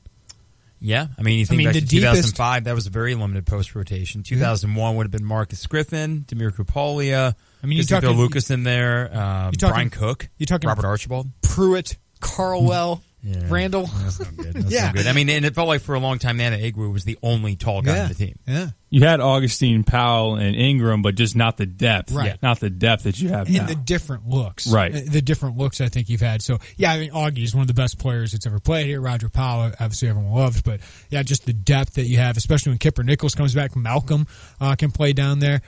What do you want to see out of Malcolm Hill in the early going? Because he's great. We all know he's really great. But he has to be. Right? I mean, he's got to be great. And at times in the exhibitions, maybe it's because he's figuring out his role with this new team. It's like, I want you to be the killer a little bit more than he has been. Yeah, it's hard for me because I love it's hard to be critical of him, right? Yeah, it's hard because on one hand, I love the fact that he doesn't have to be the guy every possession. Yes. That he can throw it down low and have some pressure taken off his back, and the defense doesn't know where the ball's going on a certain possession. But other times when you're just that dang good and you can make pro moves, you kind of just got to go and be like, I'm going to get a bucket on this possession. That's what you want to see from him. You want to be assertive. You want him to show, why he's one of the Big Ten Player of the Year candidates.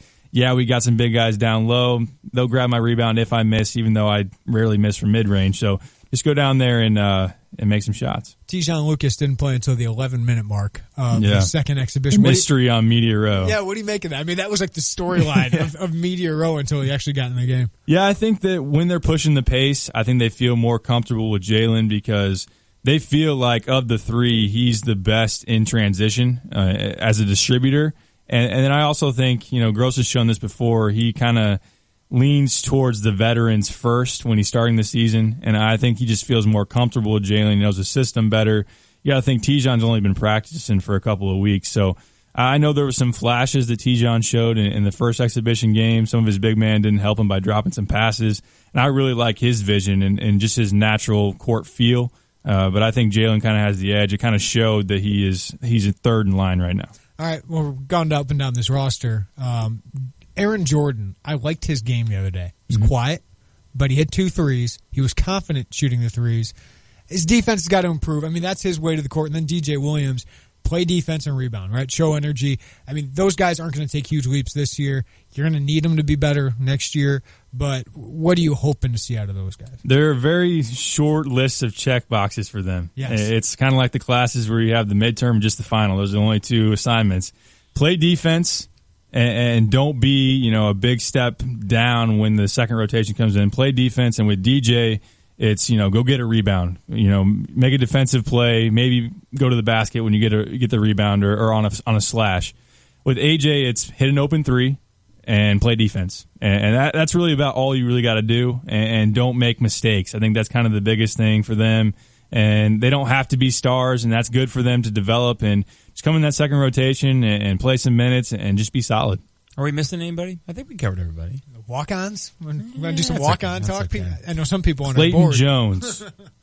He can hit a shot. He's got the intangibles working for him. Cam Lewis is redshirting. That's that was big news. We were wondering if they're going to do the Mike LaTulip thing or he's going to transfer. No, he just wants to stick around with the program. He's got a 5-year academic program, so he's going to redshirt so you can make sure he's with the program for 5 years. All right, get him in the weight room. See what happens. That takes away from that post depth a little bit. Just a tad. Just a tad. How many losses can they afford in the non-conference?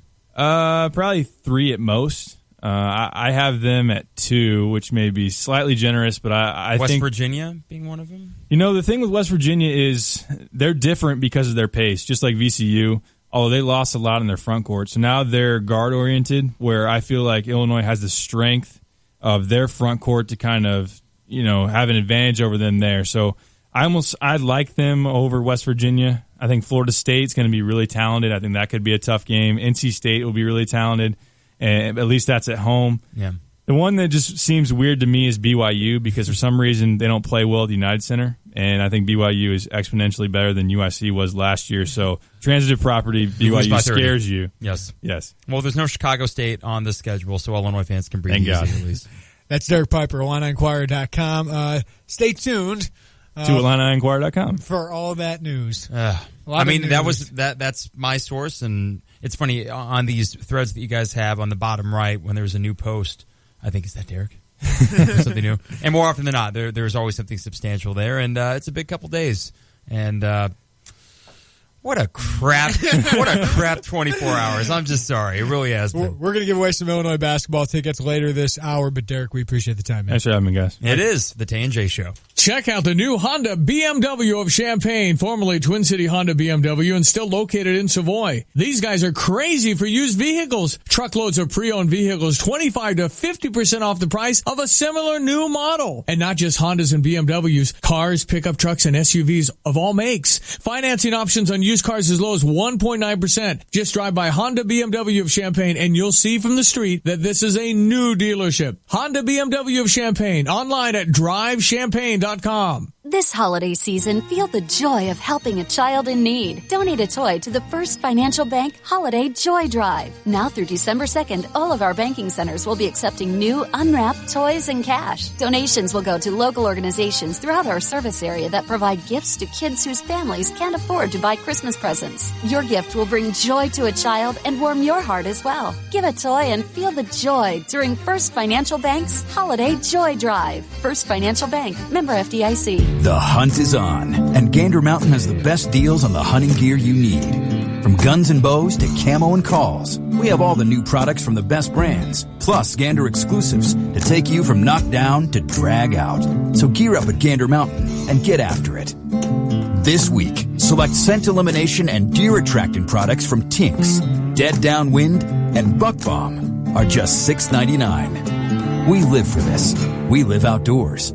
Gander Mountain. Monticello's newest bar and grill is Fieldhouse 219, serving up a full menu featuring gourmet burgers, sandwiches, wraps, and more. It's worth the drive to Fieldhouse 219 for sports and live entertainment. Watch your favorite sports teams on one of their 6 big screen TVs while enjoying a cold drink and one of their daily specials. And come back each weekend for live music at Fieldhouse in Monticello. Open Tuesday through Saturday. Make it Fieldhouse 219 for sports, food, drinks, and live entertainment. Fieldhouse 219 West Washington Street on the corner of Washington and Market in downtown Monticello. Coach Mike Ditka is not just talking sports. What'll he say next? Hear him here Monday and Friday mornings from 7:30 to 8 with Brother Johnny and me, Stevie J, on ESPN Radio 93.5. Hi, I'm Troy Lands from Lands Heating, Cooling, and Plumbing. We're offering a great new deal on qualifying Train heating and cooling systems. For a limited time, you can play the Train Big Game promotion by scratching off a trade-in allowance up to $2,000. Or you can choose another way to save. Get 0% interest for 5 years.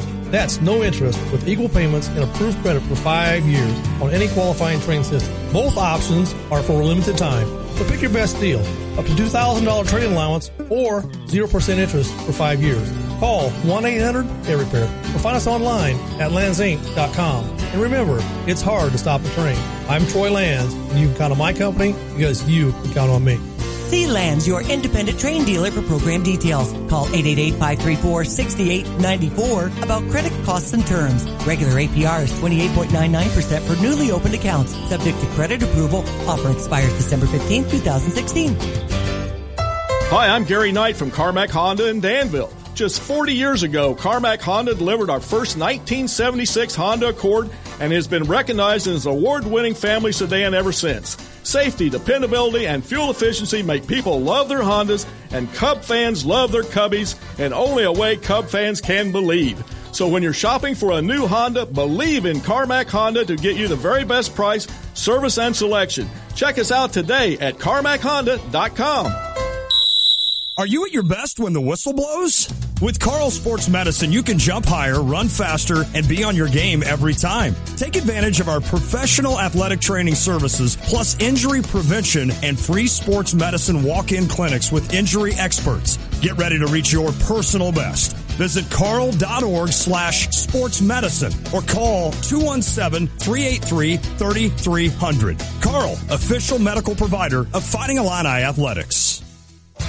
Hanson's Auto Repair in Jasper Engines and Transmissions offers a cost-effective solution to your present engine or transmission trouble. Avoid a costly new car purchase or high lease payments by putting new life into your present vehicle. Let Hanson's Auto Repair install a Jasper remanufactured engine or transmission with a 3-year, 100,000-mile nationwide warranty and available premium service plan. Call or visit Hanson's Auto Repair, 1202 East Washington in Urbana, open 8 to 5 Monday through Friday, online at hansonsautorepair.com. Coach Mike Ditka is not just talking sports. What'll he say next? Hear him here Monday and Friday mornings from 7:30 to 8 with Brother Johnny and me, Stevie J, on ESPN Radio 93.5. It is the Tay and J Show. Mike Carpenter with Jeremy Warner. Big thanks to Derek Piper for coming in. 2 segments with him. The first, of course, Illinois recruiting, and for those just tuning in, not good vibes. No, not good vibes. Not good at all. vibes on this Jeremiah Tillman thing. So there will be a press conference tomorrow. I'm sure you'll have audio from it. Yes. That's at noon tomorrow. We'll play some of that. And I'm thinking, what are the questions we ask? Because, you want to get the right answers. You don't want to attack this guy, but you want... I think John Gross tomorrow, I hope he doesn't get defensive, but I hope he stands up for himself. We were talking during the break. I think the way I would word it if I were him is we feel good about the way we recruit kids to this university. I don't know if you say we can sleep at night or right. we recruit, it's not fair, like things like that, but we feel good about the way we recruit kids. I think you got to say something like that. You can't ignore the elephant in the room, but you can't just back down and be like, oh, Sue got us. Right. You can't give that kind of tone. And John Gross is a fighter. He is an absolute fighter. You can remember the Cliff thing. We're in a great place, right? You can't say great place right now. No. After missing 3 straight tournaments. We're hanging in there. Yeah. But you can fight and stand up for yourself and say something like, we feel great about the way we are recruiting to Illinois. And maybe he says something like, hey, when we give our word to a kid, it means something. Something like that. Yeah. Go for the character, go for the principled kind of approach with it, ethical, moral. I mean, here's the thing. If you're a SLU fan, even you're thinking, all right, this is cool. I mean, that's you're going to love it. Yeah. But you're thinking, yeah, okay. Come on.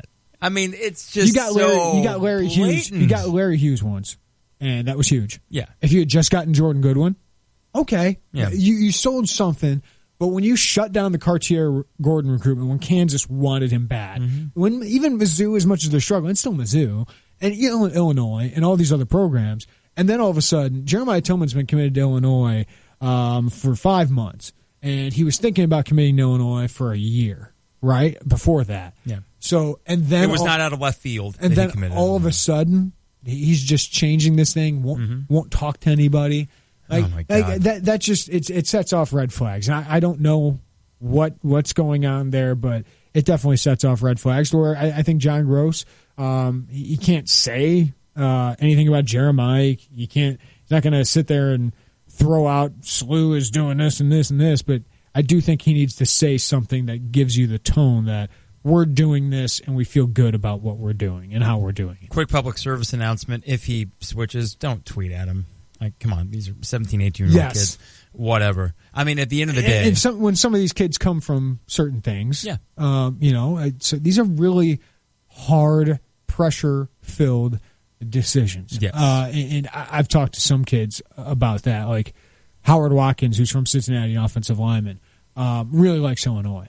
But he didn't commit on a day that he had planned to commit because he wants to see his other options. And there's a lot of pressure. I mean, even though it's a great problem to have to pick a Division I, Power 5 university, think about that pressure of thousands of fans like hanging on to your decision at the age of 16, 17. If people were doing that when I was in high school, when I didn't even put too much of a thought into what school I was picking. Well, I don't think the full ramifications of this decision are in his mind. And really, this is truly... It can be a selfish decision because, after all, this is your life. It should be about you and your family, right? But you just wonder. I mean, on one hand, I would say it's just sports. It's just a 17, 18-year-old kid. It's just a commitment.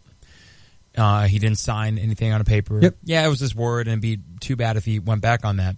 But then you do think, we are talking about where the precarious position that Illinois basketball is in right now, that anything like this could affect many lives. Yeah. I mean, these are coaches and their families that all of a sudden, because of this, compounded with other things. It's not the only reason. But this, at the same time, this is what they sign up for. And I don't know if we've said it on the air today. No, you're right. And they're getting paid money because of these sorts of things. I couldn't do it. I think you have to be crazy to be a college coach. You have to love teaching kids. You have to love the competitiveness of it. You have to like the money a little bit too, but you got to have a little crazy because there is no stability. You're relying on the decisions of 16 to 23-year-olds, right? That's really tough to rely on. The pride in me would not be able to take rejection from a 16 to 18-year-old. Couldn't do it. That many times. Yeah. You're getting rejected way more than you're getting accepted. Heading the Jupiters of the Crossing phone line with Bob in Urbana. What's up, Bob? Hey, guys, I just had a question. I remember a while back that the NCAA used to have interview sessions with, like, the top 25 kids to ask about how they got recruited and, was there anything that they thought was suspicious? Do they still do that with these guys or what?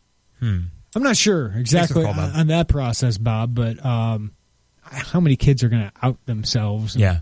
It's like, well, now that you asked. Out of school, that's going to recruit. I got a nice caddy when I got to school, and I mean, it was great. No, I think that it would be naive to think at this level that there are not exchanges made, gifts, whatever you want to call it. And I think you could probably see examples of that, mostly in the gray area, though. Because whatever the egregious things are, usually things catch up with people, things catch up with programs. Now, we could argue about North Carolina. Is anything going to happen to them for literally missing class repeatedly? Who knows? And also another thing about this, too, it's almost like as an Illinois fan, I don't have enough anger in me. There's not a lot of fight left in the dog to really get all up in arms about this anymore. this has happened so much, not decommitments per se, but thinking that you were on the cusp of turning around the one program that I really, truly give a crap about. That if Illinois basketball is doing its thing, winners are a lot more fun around here. Mm-hmm. And we've had, one of those seasons, such season in the 5-6 years of this show. That is a run that is unlike anything Illinois basketball's had since the 70s. Yeah. And it's just remarkable to think about how, you get into a point where you're taking for granted that basically good players are going to kind of come in. I remember kind of being blissfully naive back before the days where you would be checking on stuff, and there'd be the anecdotal, hey, Frank Williams, that kid right there, he's only a junior, but it's cool. Marcus Griffin's going to be there too, Serge, whatever. But that was more anecdotal. Now it's so easy to get kind of hopped up on the actual process of it, and it's maddening. Yeah. And it's exhausting from a sports perspective, again, to keep it in perspective. But, it's disheartening to the point where it's happened so many times, especially to John Gross, that you just kind of throw your hands up in the air and say, all right. We had a texter say, I missed the Tillman discussion. What was the reason for not signing? Wink, wink, nudge, nudge. Slew. Yeah. Slew's coming hard. We do have 2 tickets to give away to Friday's season opener against Southeast Missouri State. We're going to give it away on the text line. So let's take the 13th texter to text Abrams. There we go. It's his first regular season game in 2 years. Pretty cool. Yeah, it's going to be awesome. So Abrams, text ABRAMS to 217-359-2255. That's 359-2255. The 13th texter will win 2 tickets to Southeast Missouri State, the opener. It's in Section 244. So if you want to be that texter, 217-359-2255. And I want to reiterate this. I feel really bad for tomorrow for DeMonte Williams, Trent Frazier, and Javon Pickett. Just as we did for LaRon Black and Michael Finke. Yeah. I mean, remember that show we had that Friday? It was a Tay and J game day, which basically turned into Cliff Party. Hashtag Cliff Party. Cliffness. Yeah. And we spared no expense with the set that day. And Michael Finke joined us. Yeah. In person, was it, or on the phone? I think so. Yeah, he did pop over in person. Yeah, because him and his dad were over there. And it was the one beacon of happiness on a show that was basically what just happened. And it's an appreciation of kids who want to be Illini. Right. And I know that's like, these kids don't want to be Illini. You only want guys who want to be an Illini. Well, you want Jeremiah Tillman. You want Jordan Goodwin in your program. But it is nice when you had a point guard like Trent Frazier who you've needed and wanted for 5 years. You've needed a guy who could score a boatload from that position. DeMonte Williams was a top 50 recruit at some point. Mm-hmm. So he's got a lot of talent. And he had a bad year. A good summer. Where his motor wasn't that good. But he's had a good offseason. And the light's starting to come on a little bit. Now, can he do it consistently? That'll be the interesting thing to watch. But those two could be really good. And Javon Pickett is a very skilled player. A lot of people compare him to Malcolm Hill. I don't know if he's quite that player efficiently in high school, but scores a bunch, really skilled, big body. And when I saw him play recently, I was pretty impressed. I think he's a pretty good player. Now, he's probably more of a player as an upperclassman, but those are 3 good players. And 3 players I think you should be excited about adding. But you just have such a big hole in the middle. You just don't have post players. And like Derek said, they're so hard to find. And you had it, and it looks like you're losing it. Mm-hmm. Yeah, I mean, that's basically it. And I think it's okay. Parallel tracks here. Be happy for the 3 guys that are coming.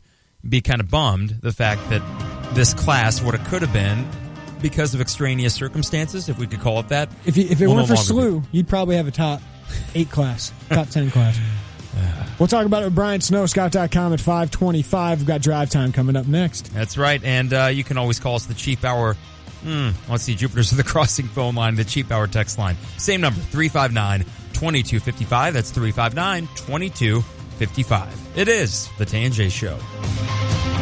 Hi, this is Rick Allen, founder of InformedAthlete.com. For over 25 years, I've advised athletes and parents about the NCAA, NAIA, and JUCO rules. If you're a high school or college athlete or a parent or coach, we want you to know about Informed Athlete. If you have questions about college athletic recruiting, scholarships, academic eligibility, or transfers, for helpful information and to sign up for our free weekly newsletter, visit us online at InformedAthlete.com. That's informedathlete.com. Game Day Spirit Fan Store is your destination for local high school merchandise this season. They now have a full line of Under Armour merchandise for Centennial, Central, Muhammad Seymour, Unity, and Urbana high schools. Want to receive special deals, discounts, and exclusive looks at new merchandise for your school? Text Local HS to 555-888 to be a VIP insider for your school. That's Local HS to 555-888 to be the talk of your town. Good luck to all the local teams playing this weekend from Game Day Spirit Fan Store, your local destination for high school and Fighting Illini apparel.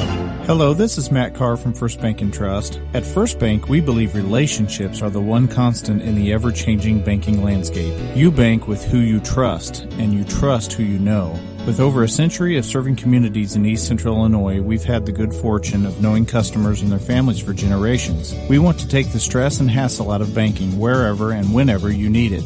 Visit the new FirstBankTrust.com today and discover what banking local can mean for you. First Bank and Trust, member FDIC. Legends Golf Course and Driving Range in Southwest Champaign offers something for golfers of all levels. The 9-hole executive course is great for anyone seeking a quick round of golf at an affordable price. Check out league nights, schedule a private outing, or your company's next team building event. Junior players can learn the game through camps while honing in on their skills in a fun environment. Relax after a round in the newly renovated clubhouse while catching up on golf tournaments or baseball on one of their 6 televisions. Legends Golf Course and Driving Range. Visit them at legendsofchampaign.com. Now, hey guys, I'm going to head over to Rosati's Pizza for lunch. Anybody want anything? Let me know. I'm leaving soon. Hey, Bob, you want to split a pizza Valentino? Sure, Jerry. Hey, Bob, grab some wings and poppers, would you? Okay, Clara. 2 Italian beefs, 1 barbecue beef, and a half-pound burger loaded for the guys down in shipping. Sure, guys. Greek salad, taco salad, and a grilled chicken Caesar salad for the gals up front, Bob. Yeah, okay. Hey, Bob, you might want to get it delivered. Rosati's Pizza. More than just pizza with delivery to Champaign, Urbana, and Savoy. See the menu at myrosatis.com. Meadowbrook Community Church is hosting its 4th annual Holiday Bazaar on Saturday, November 12th from 9 a.m. to 1 p.m. There will be over 40 vendors featuring beautiful jewelry, holiday decorations, scrumptious baked goods, Jamberry, Avon 31, Pampered Chef, personalized gifts, crafts, and so much more. Invite your friends and family and come start your holiday shopping early. If you have any questions, please call the church office at 351-3019. Meadowbrook Community Church Holiday Bazaar on Saturday, November 12th from 9 a.m. to 1 p.m. Live from the Habib BPC Studios, this is WSJK Tuscola, Champaign-Urbana, your home for the St. Louis Cardinals. Fox News Radio, I'm Kathleen Maloney. The day after the presidential upset election, people are trying to figure out how it happened. Donald Trump heard a voice out in this country that no one else heard. He connected in ways with people no one else did. He turned politics on its head. House Speaker Paul Ryan also crediting the president-elect with helping fellow Republicans win their races. Donald Trump provided the kind of coattails that got a lot of people over the finish line so that we could maintain our strong House and Senate majorities. A New Hampshire Republican who did not cross that finish line, Senator Kelly Ayotte, who has just conceded a very close race to Democratic Governor Maggie Hassan. Democrat Hillary Clinton gracious in her presidential defeat and setting an example for unity. Donald Trump is going to be our president. We owe him an open mind and the chance to lead. But sad she couldn't win an historic victory for women. I know we have still not shattered that highest and hardest glass ceiling, but someday someone will, and hopefully sooner than we might think right now. Clinton speaking in New York City. After describing him as unfit and unqualified to be commander-in-chief, President Obama will meet with Mr. Trump at the White House tomorrow, which may not be easy, but... President Obama is rooting for President-elect Trump's success in uniting and leading the country. It doesn't mean that he agrees with everything that President-elect Trump has promised to pursue. White House spokesman Josh Earnest. Police are investigating a deadly shooting near the 6th Street Mall in Denver, Colorado. 2 victims have been taken to the hospital. Police say 1 was pronounced dead. Fox News Radio, fair and balanced.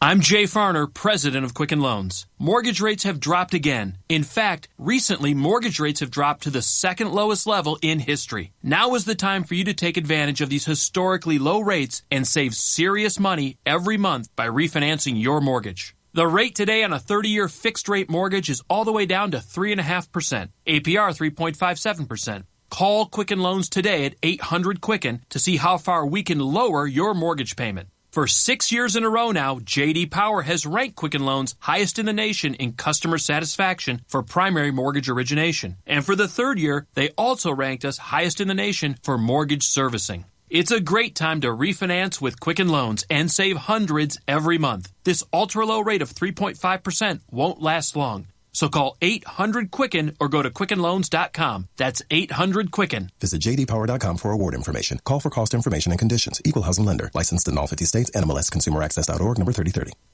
Another crash involving military planes. Fox's Jessica Rosenthal has a live report. Kathleen, 2 FA-18 Hornet jets collided over the Pacific Ocean near San Diego. The Marine Corps Air Station in Miramar says one pilot ejected safely. They were going to look for him. The other pilot was actually able to land the aircraft. In a statement, officials said they didn't know what caused the crash, but that it occurred during a training mission. There have been quite a few incidents with this aircraft as of late. Last month, a Marine Corps FA-18 Sea Hornet crashed in the Southern California desert. The pilot ejected, but the aircraft burned up. And this summer, 2 FA-18Cs crashed. A Marine major was killed in one crash in Southern California in July. And in another crash in August, a Navy pilot was injured in Nevada. Kathleen. Thanks, Jessica. The results of the presidential race leave a Supreme Court nominee in limbo. Democrats not happy because they said Merrick Garland was a fairly moderate jurist that President Obama put up, and not only did he not get a hearing, because of that, he didn't get a simple up or down vote. Senate Republican leader Mitch McConnell said again today at a news conference that it's extremely rare for a president to get a court pick of any kind in an election year when the opposite party is controlling the Senate. And so he basically is making no apologies, McConnell, that they've blocked the Garland nomination and now have no plans to bring it up during a lame duck session of Congress here in the final days of this Congress and of the Obama administration. Fox's Ed Henry. Mexico is feeling shockwaves from the election results. The peso plunging more than 9% over fears that Mr. Trump's policies could seriously hurt that country's economy. A big victory for the pharmaceutical industry in California. Voters rejected a ballot measure aimed at reducing prescription drug prices paid by the state for millions of retirees, prisoners, and poor people. Opponents of Proposition 61 winning 54% of the vote. I'm Kathleen Maloney, Fox News Radio. Here's your ESPN Radio 3-day forecast brought to you by Chief Bauer. Need a furnace expert this fall and winter? Call Chief Bauer Service Experts at 866-EXPERTS or visit them online at chiefbauer.com. Tonight, clear, low of 36. Thursday, mostly sunny, high 63, a low of 44. Friday, mostly sunny, high 54, a low of 30. That is Veterans Day, by the way. Right now, clear, dark, 52 in Champaign-Urbana.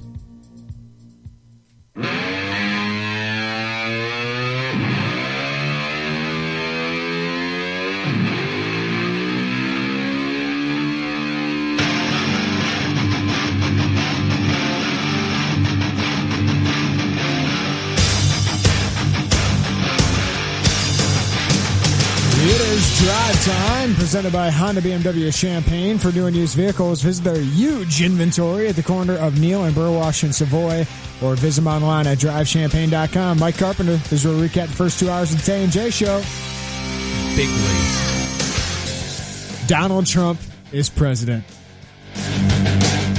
Moving on, we talked a lot of Illinois basketball. That's basically been our focus since the first segment, where, yes, we did share a little bit of takes on what happened last night because we're people, we're affected by it, and we're trying to be hopeful for the future, and hopefully this country comes together. But we talked mostly about Jeremiah Tillman not signing with Illinois during the early signing period. Sounds like SLU's making a big push, and as Derek Piper told us last hour, he heard from Jeremiah Tillman's mother, said it's complicated, and that he could sign with somebody during this early signing period. That likely would be SLU, it seems like. Yeah. I don't know. Kind of run out of things to say about this particular story because it is another in a cavalcade of bad news, bad luck for John Gross. And the question going forward will be, first off, does this change the way that we watch this season?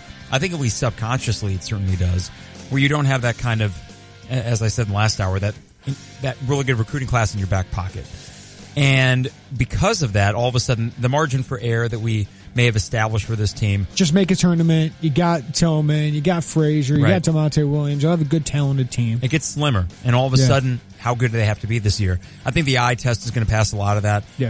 Where, in other words, we will have I think we'll be much quicker in our minds as a fan base, as viewers of this team, to say, yes, this is good enough. Let's keep going with it. We talked with Josh Whitman in September, and he said, we brought up Illinois basketball and what he wants to see with progress. And he said, well, they've been great on the recruiting trail, and that a big part of that is Jeremiah Tillman.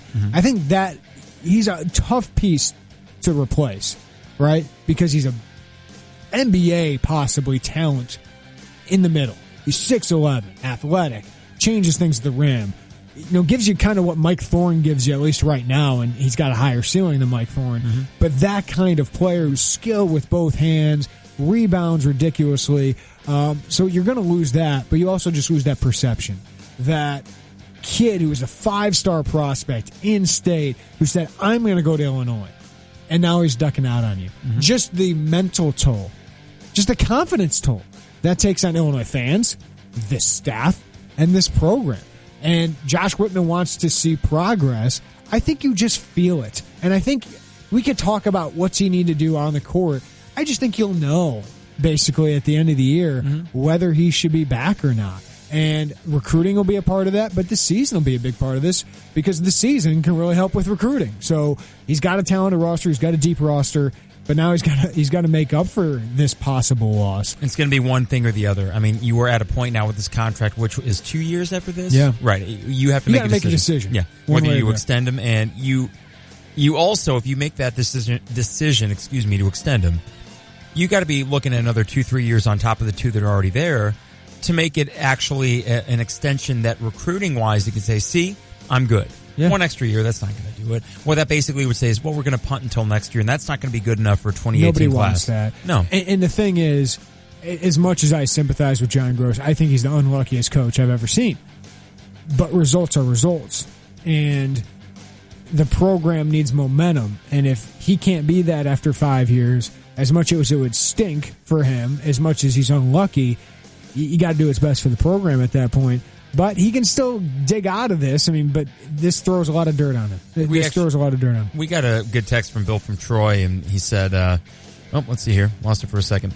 That Gross got himself into this spot through poor roster construction. Last Frosh center he got was Mav. 4 years without a point guard.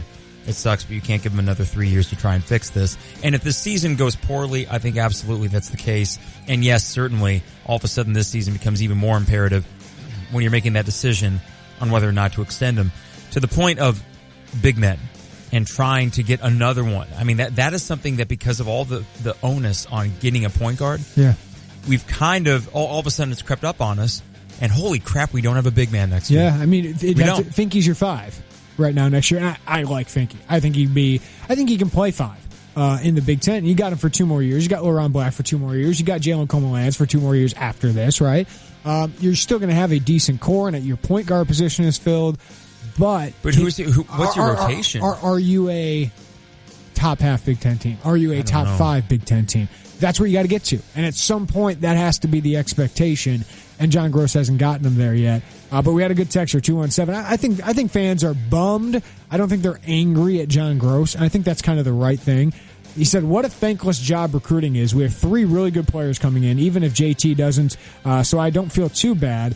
But it's a shame that youth excuses a lack of integrity. I don't know how coaches stay sane. Yeah, I couldn't do this. I couldn't. I mean, he signs up for it. You sign up for the money. You sign up for the pressure. You sign up for your job being based on what 16 and 23-year-olds doing. But, man, I couldn't do it. Another thing to consider this year is all of a sudden these guys are going to be around for another couple of years.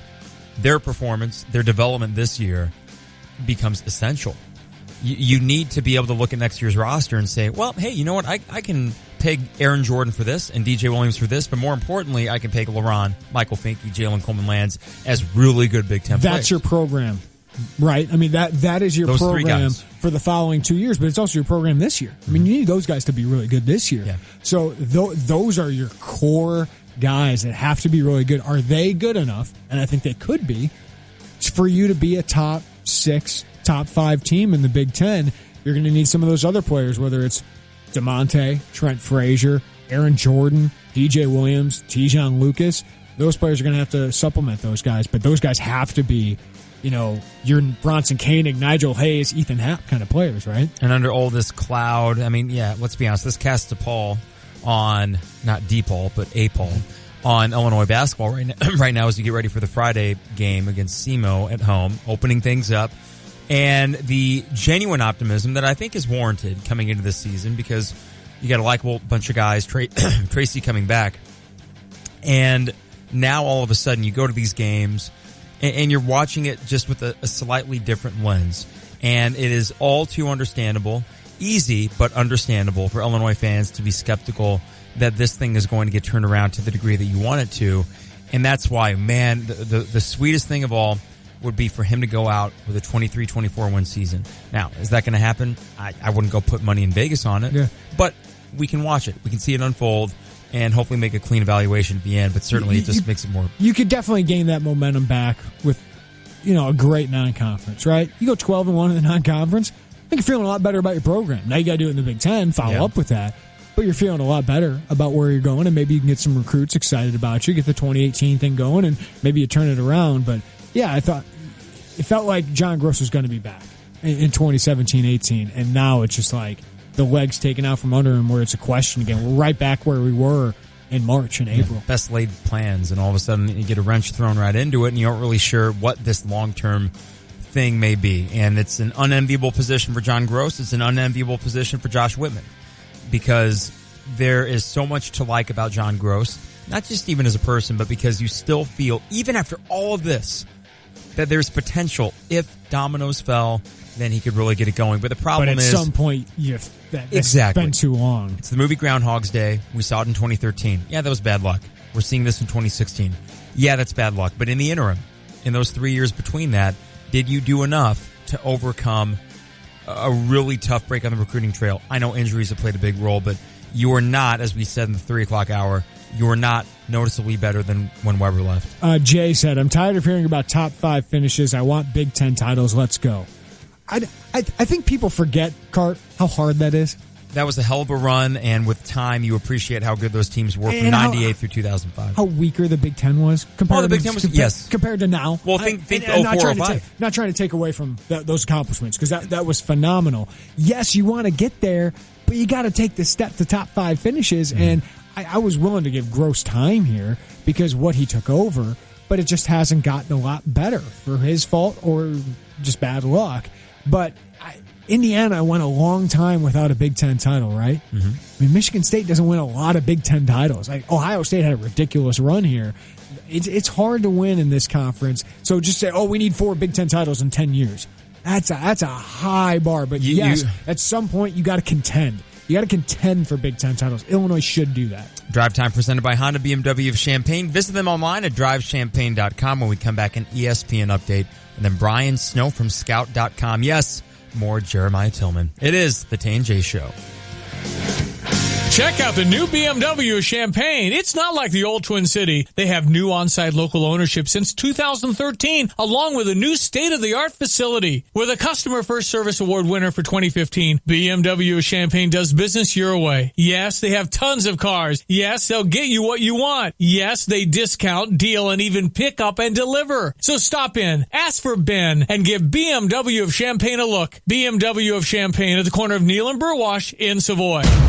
ESPN Radio Sports Beat. From Charlotte, here's Dari Noka.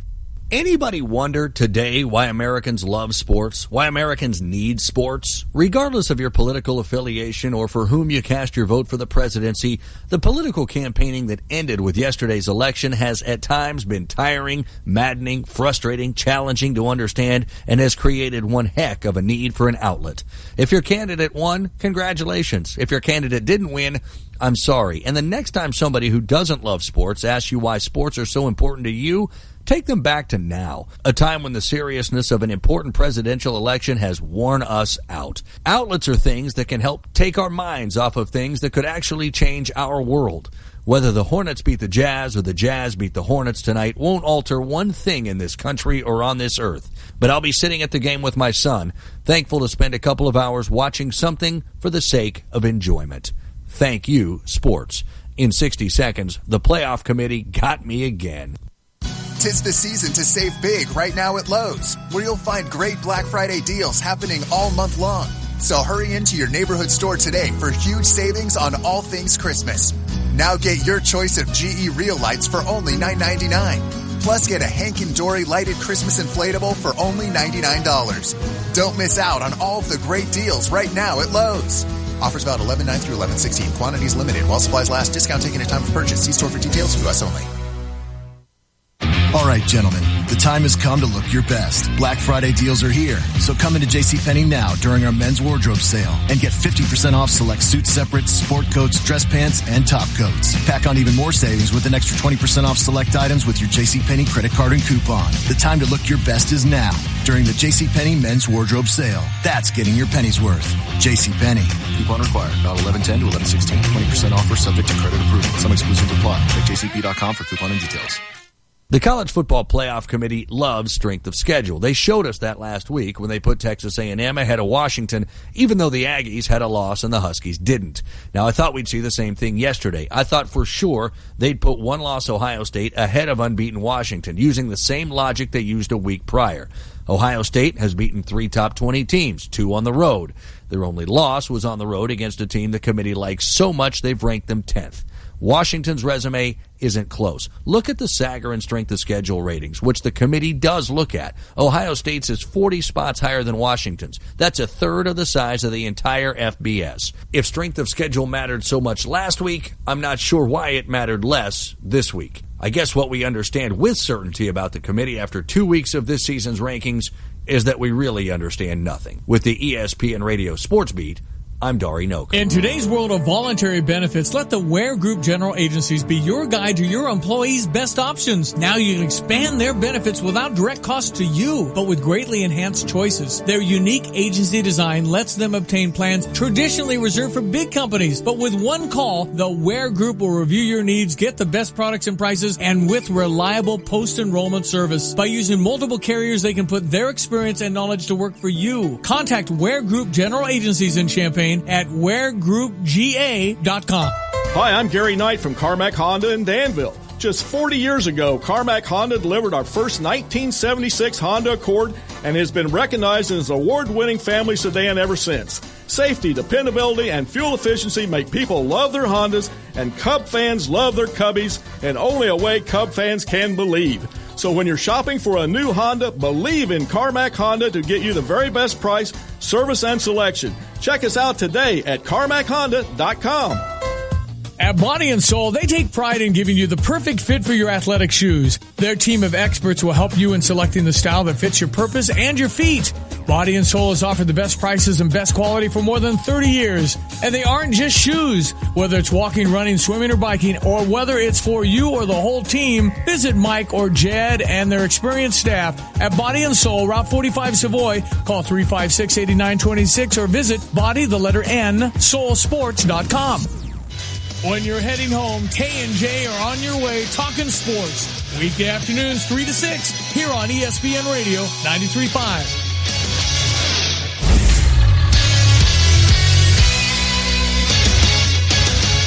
I'm Jeremy Warner. This is your 520 Sports Update brought to you by InformedAthlete.com. It is the first day of the national signing period. Illinois expected to get national letters of intent this next few days from 4-star point guard Trent Frazier, 4-star Peoria guard DeMonte Williams, and 3-star Belleville wing Javon Pickett.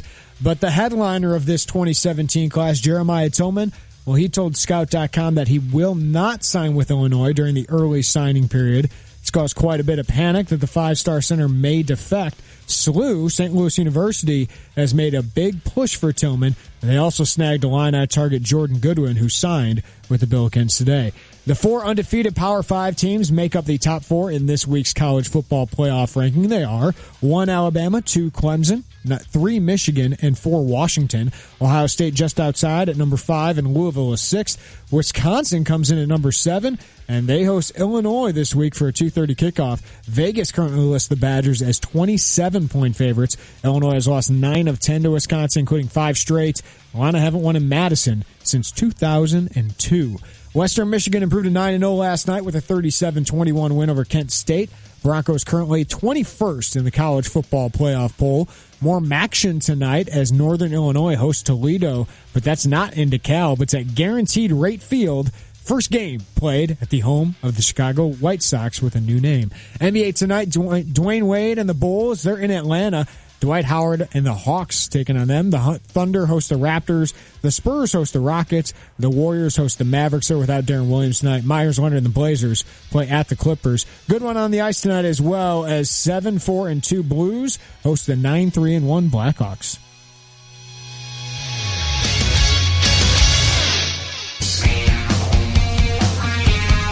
You've invested your life into your business, and you're not alone. 90% of U.S. businesses are family-owned, and 1/3 of the Fortune 500 is either family-owned or family-controlled.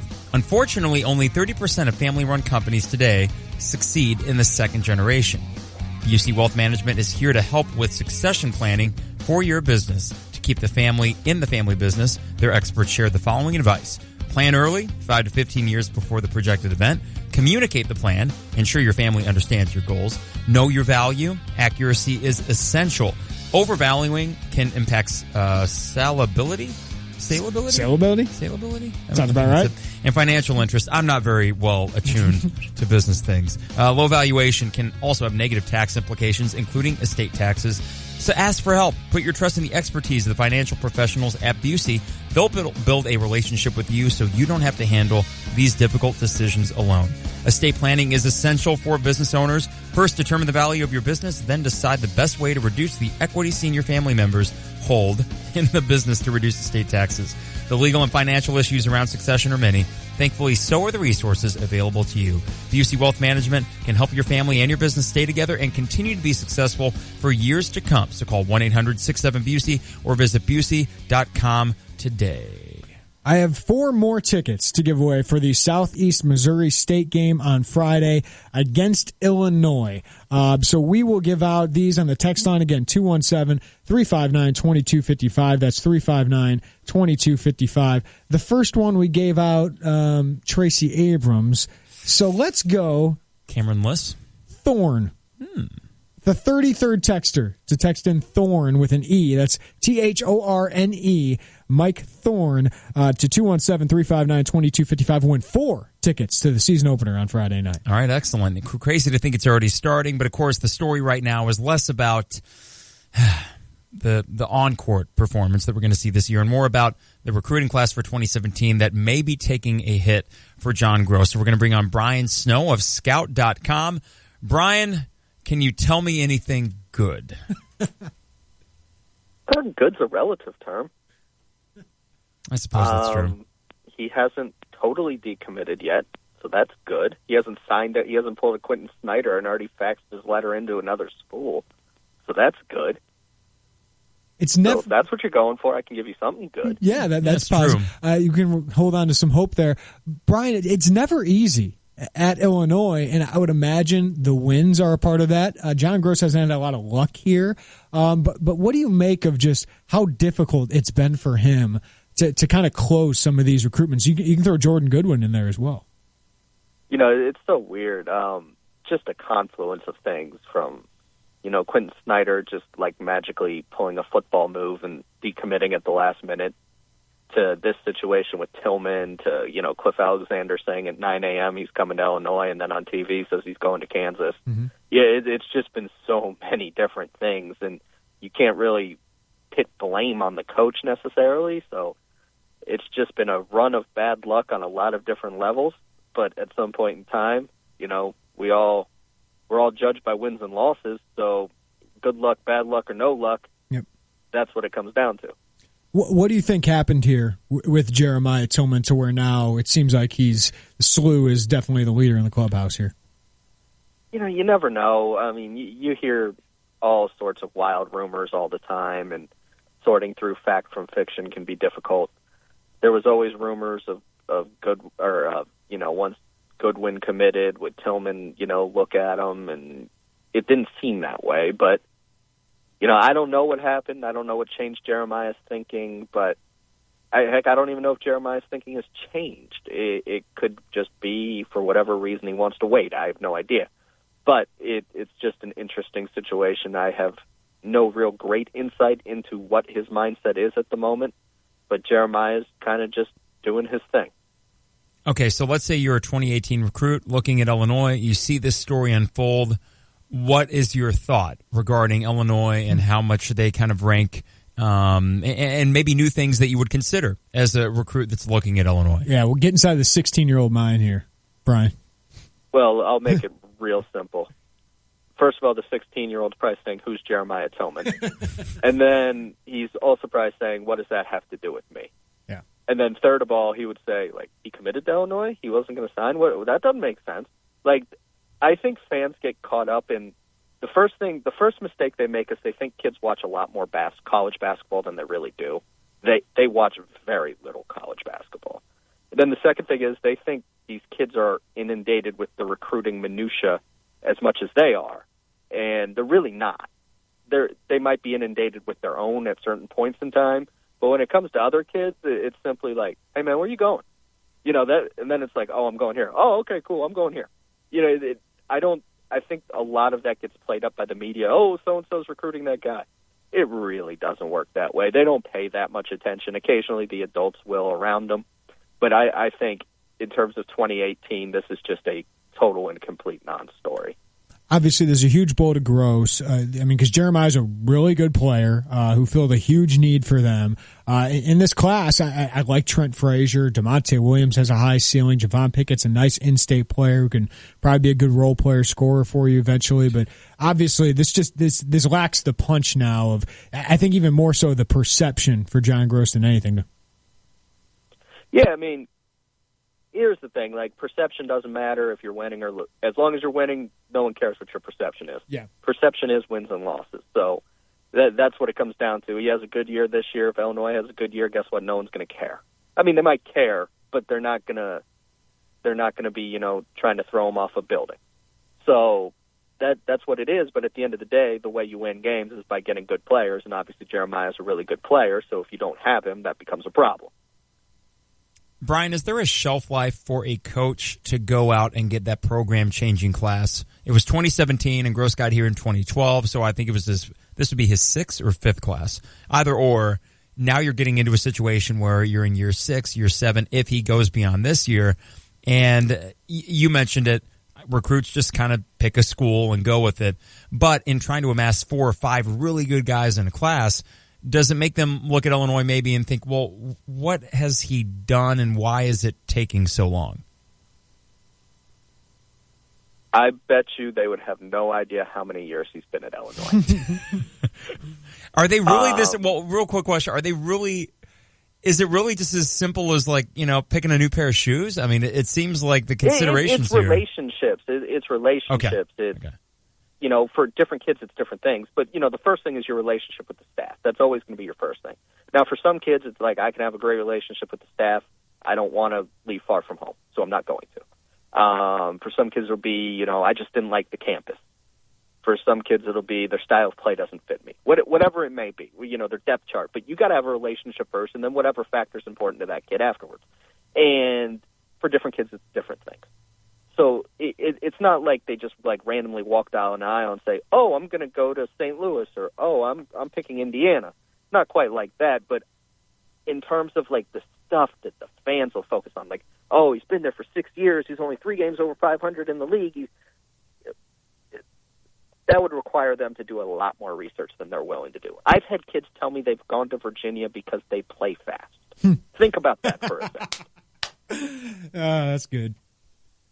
Yeah, obviously, fans go crazy about this thing, but Illinois does have a couple of good talents coming. What you've seen DeMonte Williams, I think, play. Javon Pickett doesn't play much, and big AAU. But what do you make of DeMonte Williams as a prospect, Brian? I think he's a great prospect. I just wish he was a better player. Yeah. And by that, I mean, like, you look at DeMonte, he's probably 6'2", he's strong, he's athletic, he can handle, he can shoot, he's explosive. Why the heck does he not care half the time? That's DeMonte's problem. Is DeMonte's as good as he wants to be. He's got to show, and he doesn't need to show me. It doesn't matter what the hell I think. He needs to show for himself, for everybody, that he wants to be good. That's DeMonte's challenge, is how good do you want to be? And until he answers that question in the way that's most beneficial for him in his long-term career, no one can have any idea. But they can say, man, he could be really good. Looking across the Big Ten, Brian, I think Indiana's a story that they kind of missed on all those in-state kids. But what do you make of that situation with Indiana, and what are kind of the other big storylines with this signing period in the Big Ten? Well, yeah, living in Indianapolis, the fact that Indiana missed out on 4 in-state kids who are all of McDonald's All-American caliber, needless to say, that caused me a lot of torment on message boards. The questions I had to answer over and over and over again made me contemplate overdosing on something. So, but yeah, I mean, it's a big deal in Indiana to miss on Indiana kids. It's even a bigger deal in Indiana than I think it is in Illinois, in terms of like how their fan base wants their team to look in terms of Indiana born and bred. So that's a huge loss for them. They still got a talented player in Justin Smith, but the fan base is obviously not thrilled losing 4 McDonald's All-American caliber kids in your own state. In terms of other Big Ten, Michigan State, another very solid class with Jaren Jackson leading the way. Then you got Maryland brought in 2 real quality players. This has not been a great recruiting year for the Big Ten. Jeremiah, I believe, I'd have to. I'm doing this off the top of my head. No, Jaren Jackson's a 5-star as well, but I think Jeremiah and Jaren Jackson are the only 2 5-stars committed to a Big Ten school. So obviously, if you lose one of them, that becomes a problem. Okay, so just playing hypothetical, I'm trying to make myself feel even worse about this. If Illinois were to have gotten both Jeremiah Tillman and Jordan Goodwin in this class, would it have been the best class in the Big Ten? Wouldn't even been close. My God.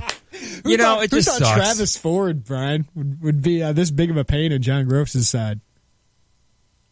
Yeah, Okay, so I guess the positive outlook would be, as it stands with these 3 guys, where does it kind of fit in the shuffle of the Big Ten? It would certainly be the upper part of the middle of the pack, because you would have 2 4-star kids in Trent Frazier and DeMonte Williams, and a solid 3-star kid in Javon Pickett. So it would be, we haven't necessarily computed the numbers on it in terms of take Jeremiah out, but it would be probably like the 3rd best class, 4th best class, something like that. And then as far as the rest of the Big Ten is concerned, any kind of sneaky good classes or any program, I guess, that is really building momentum class after class? In terms of building momentum, that's tough, because you would look at it like last year you pointed like, Michigan State, not that Michigan State needs to build momentum, obviously, but like, Purdue didn't have a great class this year. Kind of wanted Purdue to like try to capitalize on what they did. Really didn't. Northwestern, they brought in Anthony Gaines, who's like a role player, who's a tough kid, but he's not changing that program. You didn't get anything like that. Rutgers brought in one kid, and he's what he is. So it's just kind of, I can't say like, hey, watch out for this Big Ten school that you don't already know about. I don't love Iowa's class. I think it's solid. So I can't point to anything and be like, hey, keep an eye out there. But, Minnesota brought in a quality point guard. He'll certainly help them in Isaiah Washington. And, but is that enough? Probably not. Yeah. So we'll see. Brian Snow, Scout.com. Follow him on Twitter @BSnowScout. Brian, always appreciate your time, man. No problem. All right, good stuff from Brian Snow. We get so intricate on recruiting. I love when Brian comes on and kind of snaps us back to reality. These are 16, 17. They probably, yes, they care about these decisions, but I don't know if they're researching these things as closely as maybe their parents are, their coaches are, things like that. Their handlers, if they have them. Yeah. Brian has mastered the art of the pregnant pause. I like it. I do too. I think a pregnant pause needs to be used a little bit more often. I do too. Lana hates the pregnant pause. I find myself trying to fill in stuff more often than not, and whether that just be just those kind of words to fill space. But it is interesting to look at in the context of the Big Ten, these 2017 classes. You could still have the third or fourth best class. Right. I mean, I will give Gross this. And people on Twitter are like, why does Gross get a pass? He's not getting a pass, people. It's a results-based business. And we've been talking about this all day. Jeremiah Tillman could be a devastating blow to him if this actually happens and he signs with SLU at some point and just doesn't come to Illinois. It could be devastating for John Gross. But we can still acknowledge that there's just some bad luck involved here. Can't we do both of those things? Mm-hmm. Like, yes, he's going to be held accountable at some point, right, for what his record is. But I do think you got to take into account, like, what more do you want? Like, this guy did it the right way, sure seems like. Got a commitment from Jeremiah Tillman. I think he recruited Jordan Goodwin as great as you possibly could, and then you just didn't get him. Same thing with Cliff Alexander. Like Brian said, Cliff Alexander told Illinois that morning, I'm coming. My God. Quentin Snyder, until that morning, was all ready to go and sign that fax, and then Jaquan Lyle doesn't go to Ohio State or goes to Ohio State. I think it was something Oregon. more Oregon. Yeah, he was committed to Oregon at that time. And then his dream school comes back open. Right? And how do you blame the kid? But how do you blame John Gross? It's like, that's just terrible luck. And it seems like, yes, people bring up that, people said Bruce Weber had bad luck. I don't think this much. No, not one on top of the other. I think that was a lot more decisions. Name me one big injury he had, for instance. Right. I don't. Randall. Darren Williams, his first year was out maybe 3 weeks or something, a broken jaw. Brian Randall. Yeah, Brian Randall. And that was big, obviously. But, I mean, that team still did okay. I mean, John Gross has consistently, I think, brought a little bit more talent here. But the injuries have killed him the last couple of years. And, yes, they've underachieved. Yeah, and I think that's at some point you got to pay the price for that. Would I say that the talent level overall has been better than Weber the last 3-4 years? I'd say probably by a bit. Yeah. Not exponentially. And then the question becomes, how good of a coach is John Gross? And unfortunately, it's been really difficult to give him an accurate grade because it's always something or another that's keeping a complete full roster from being on the court at the same time. But the results aren't good enough. No, they aren't. Not for Illinois. They are not good enough, and that's why this is a huge season. That's what they need to do. Win these 5 games, get better as they go along, and then let's maybe have a fun Thanksgiving tournament to set up North Carolina State. The win against Michigan State in football, that was a temporary reprieve. I don't know how much carryover effect that has. I mean, it felt really good on Monday. Yeah. Nothing in particular feels good today, but that's okay. But maybe going forward, though, if they compete at Wisconsin. Long story short, though, football is still a couple years away from being something where you're looking forward to every game day, thinking, you know what, if they eke this out and this out, maybe a bowl game, something like that. It's still a couple years away. Basketball, there is an immediacy. It has to happen now. Yeah. As far as this team, best case scenario, I would agree with, what was it, Evan Daniels? Or no, it was Brian Hamilton that you had mentioned, said they could be the biggest turnaround team in the nation. I don't think that's hyperbole. Think about everything that went wrong last year, all the losses, and maybe even a few that you shouldn't have had despite the injuries. And now this year with all this returning veteran talent. So it is an intriguing team. It's a big year. And maybe if we go off what Brian is kind of saying there, for 2018, how much of an effect does this have? I don't know. Jeremiah Tillman, I mean. But certainly the job security, if that doesn't creep in the kid's mind, it creeps in his parents' mind, and people that would try to advise him on, well, maybe you shouldn't go there. And at some point, Illinois just isn't a name brand program. No, not right now. Hasn't been for a while. And that is what is so freaking frustrating about it. Because it was in 2000. But well, not just that. It would have very quickly gotten back to that. In 2013. After you make the tournament. Yeah, 2013. But even just this class right here. Yeah. This would have been a class that not only would we as Illinois fans have been, yeah, we finally did it. This would have been something, like Brian said, by far the number one class in the Big Ten. At least this regionally in the Midwest, there would have been some notice of, whoa, look what Illinois is doing. John Gross is finally putting it together. And that kind of momentum, I know these kids, they just pick a team. That's fine. But I think that momentum does build, and it's at least something more to sell. And here's the thing. It's because of Travis Ford. Travis freaking Ford. And we could talk about, Brian said, relationships. No one built a better relationship with Jeremiah Tillman than Illinois. Mm-hmm. No one was at more games and knew Jordan Goodwin better than Illinois. Think about the personal gut punch. Yeah. Oh, gosh, yes. You get to know this kid and his family. I don't know what else they could have done. Nothing. Nothing. And that's why you can fire Rose. That's fine if that's what you want because he hasn't won enough. But I can sympathize. I can sympathize for him with these two kids. Yeah, I think it's sort of like the first one going back to 2013. You're sad. You empathize with him. That's bad luck. And then in the middle, you get the Juwan Evans and the Jalen Brunsons and Charlie Moore and Marcus Levant. And then more and more, there's that middle part's where the anger or the frustration really sets in. And now, you got this kid. You had this kid. I know. Just like Snyder. And it was such a, to use the word catharsis again, it was a bit cathartic. We finally got one. And it looks, sigh of relief. It looks like this one's in the bag and there's no foul play or anything like that. You saw the video with Gross and Whitman. How big of a relief that was for him. Like, he knew that was it. Like, that was the game changer. And now it's taken away on signing day week. And this, I could try to say, well, if you look at the roster next year, no. Your roster next year is so much better with Jeremiah Tillman on it. And it could be the difference between making a tournament or not next year. It's a lot better. And in 2 years, it's huge. When you have a senior class in 2 years, that will be great. That will be a great senior class. Mm-hmm. But what's around it? And is it a full enough roster? We talk about roster building. We've done it since Weber was here. You're going to have to patchwork it now. Yeah, and that is not conducive to long-term success. Yep. Fifth-year guys. I like Mike Thorne. I've liked other guys we've gotten the 2-year thing with Ray, but... Here's 2 words for you. Sucks, sad. Yes. Yeah, it's kind of what it is. 359-2255, 217-359-2255 if you want to weigh in. Encouraging and uplifting. Tay and J Show.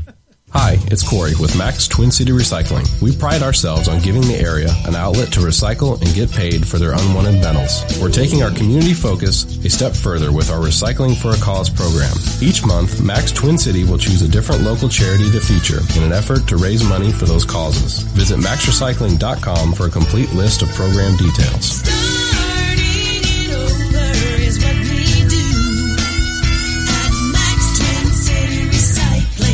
Buffalo Wild Wings is always on the lookout for the next greatest sauce, and just in time for football, they found another one. Introducing Music City Fire, a new take on Nashville hot sauce. It's a spicy blend of cayenne, paprika, garlic, and more, made for wings and made to be eaten while watching football. And of course, don't forget about B-Dub's online ordering. It's simple. Order online and pick up at your nearest location. It's delicious. They've got everything from shareables to their famous wings. So don't settle for the same old thing. Go to BuffaloWildWings.com today. Buffalo Wild Wings. Wings. Beer. Sports. When you need hit music, you need Champaign-Urbana's hit music station. All the hits, Q96, where they start every workday with a Q96 Minute Music Marathon. A proud sister station to ESPN Radio 93.5. Hanson's Auto Repair in Jasper Engines and Transmissions offers a cost-effective solution to your present engine or transmission trouble. Avoid a costly new car purchase or high lease payments by putting new life into your present vehicle. Let Hanson's Auto Repair install a Jasper remanufactured engine or transmission with a 3-year, 100,000-mile nationwide warranty and available premium service plan. Call or visit Hanson's Auto Repair, 1202 East Washington in Urbana, open 8 to 5 Monday through Friday, online at hansonsautorepair.com.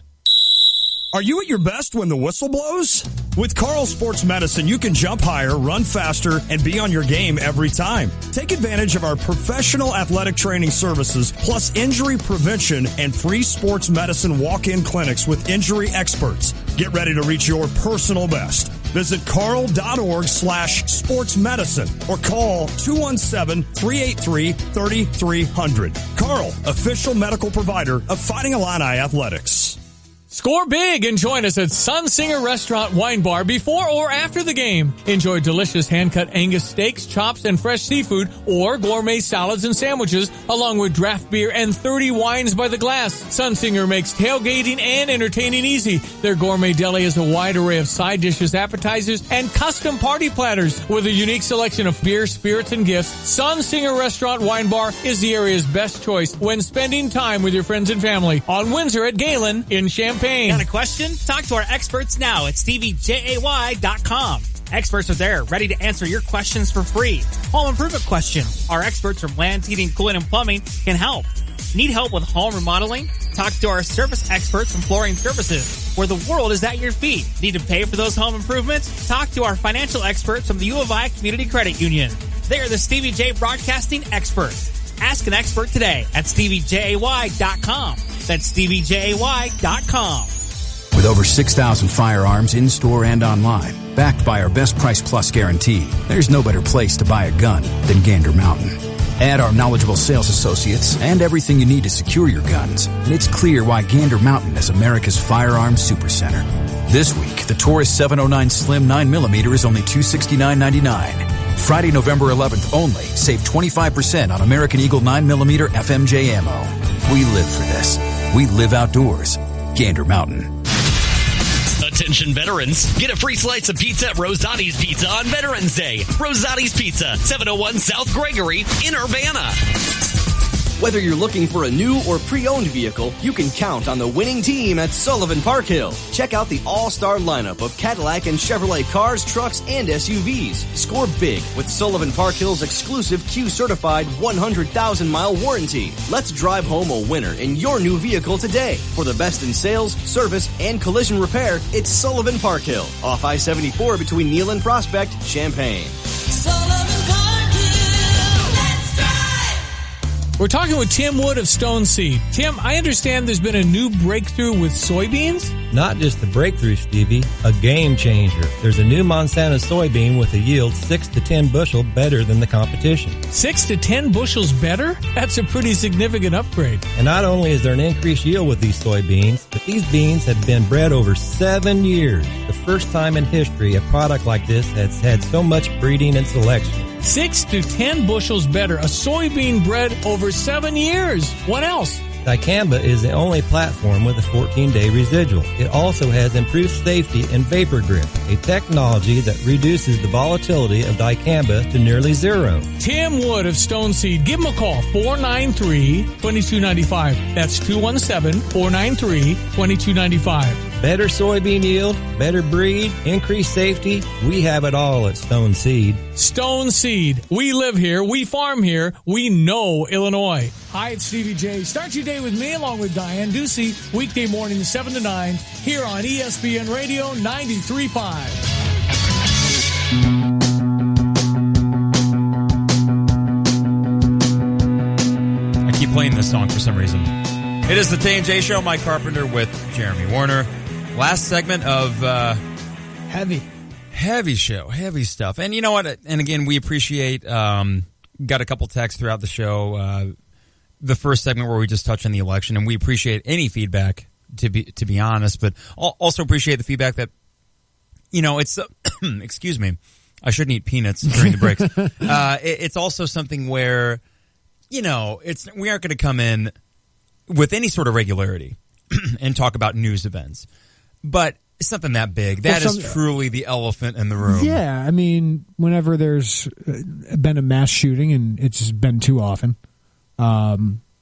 we always give our thoughts, because what I take our responsibility in this show is, one, to entertain people, one's to talk about things they care about, which is mostly Illinois sports, Cardinals, Cubs, whatever it is. But also, I think we're part of people's lives, and I love that people, and I appreciate it, that they allow us into their lives. Like, I watch the Dan Patrick Show or listen to it a lot, and that's like part of my, like, I feel like I know those people. Like, they're part of my conversation. Yeah. Listen to some sports radio in Chicago. Like, I feel like I get to know those people a little bit. And when there is an event like that, it's just like your friend. You want to hear what they think. Mm-hmm. And even if you don't fully agree with them, I always think it's interesting what they have to say about things that affect us all. And last night was one of those things. Just a historic night. Mm-hmm. Historic night in this country. Changed our country for the next 4 years. Could be for the better, could be for the worse. We'll see. And I hope it's for the better. Even if I didn't vote for the person who won, I hope it is for the better. But a lot of people were affected last night. A lot of people were happy. A lot of people are nervous and fearful. And I know some people are really fearful because they're part of minority groups that feel like they've been ostracized. But there also was another group that felt like they were really ostracized. And I underappreciated that. And I think that's what we learned. And again, I want to reiterate, I think what I've learned is that we need to talk more to each other. Mm-hmm. We need to listen more to each other. There's a big divide in this country right now, and we need to heal that. And I fear that it'll just be worse, but I hope that it'll be better. I hope that the tone we heard the last couple of days from both the losers, from our president, our current president, and our president-elect, that it'll get better. I hope that is the way. I love our country. I think our country will continue to thrive and survive, and I think all of that. But I think we can all take something from what happened, and I think that's what we wanted to share with people. Is I learned something last night about our country and about myself and how we kind of approach this going forward, how we get better as a country, because we can always get better. So what are you going to do tonight? Is it going to be nice to have a free night? I know, right? I mean, we had the Cubs for so long. This is the first. This has consumed us for a year and a half. Yes. And I know you and Carp and I, we consume a lot of politics. We don't bring it on the show very often. But we've consumed this for a year and a half, and now we have resolution to it, whether you like it or not. This is resolution. We have a peaceful transition of power that will happen in 2 months here, and that's what makes part of our country great. But, yeah, I mean, the Bulls? Pay attention to the Bulls tonight? They're on. I think I'm going to play some poker with the lady. There you go. Poker, popcorn, and a couple drinks, and just enjoy a nice, chill evening with no television. I think maybe an episode of Black Mirror. I think I need to sleep. Yeah, no, it's going to be 2 hours in my bed. Then the kid woke up, and I wanted to be with him that night. Yeah, I kind of slept with him for a couple hours, but I'm probably working 3.5 hours here. Yeah, I was at that sort of point of, I don't want to say exhaustion, because again, you have a baby, so I can't be like, man, I'm so tired today.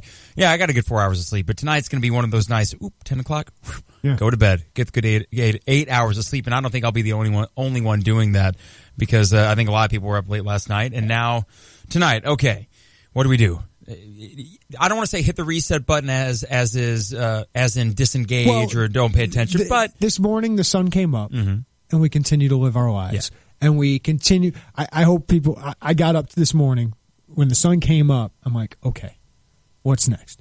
And you continue to live your life, and you try to better people's lives. Yeah. And I hope that's what everyone does, because there was a lot of hate on both sides, and you hope that we kind of like, man, we were nasty. Yeah, we look back and like, man, we kind of overreacted on that one. We saw the worst of us. Yes. I think during this election cycle, and I hope that's what I kind of realized. Even me, I had prejudices here.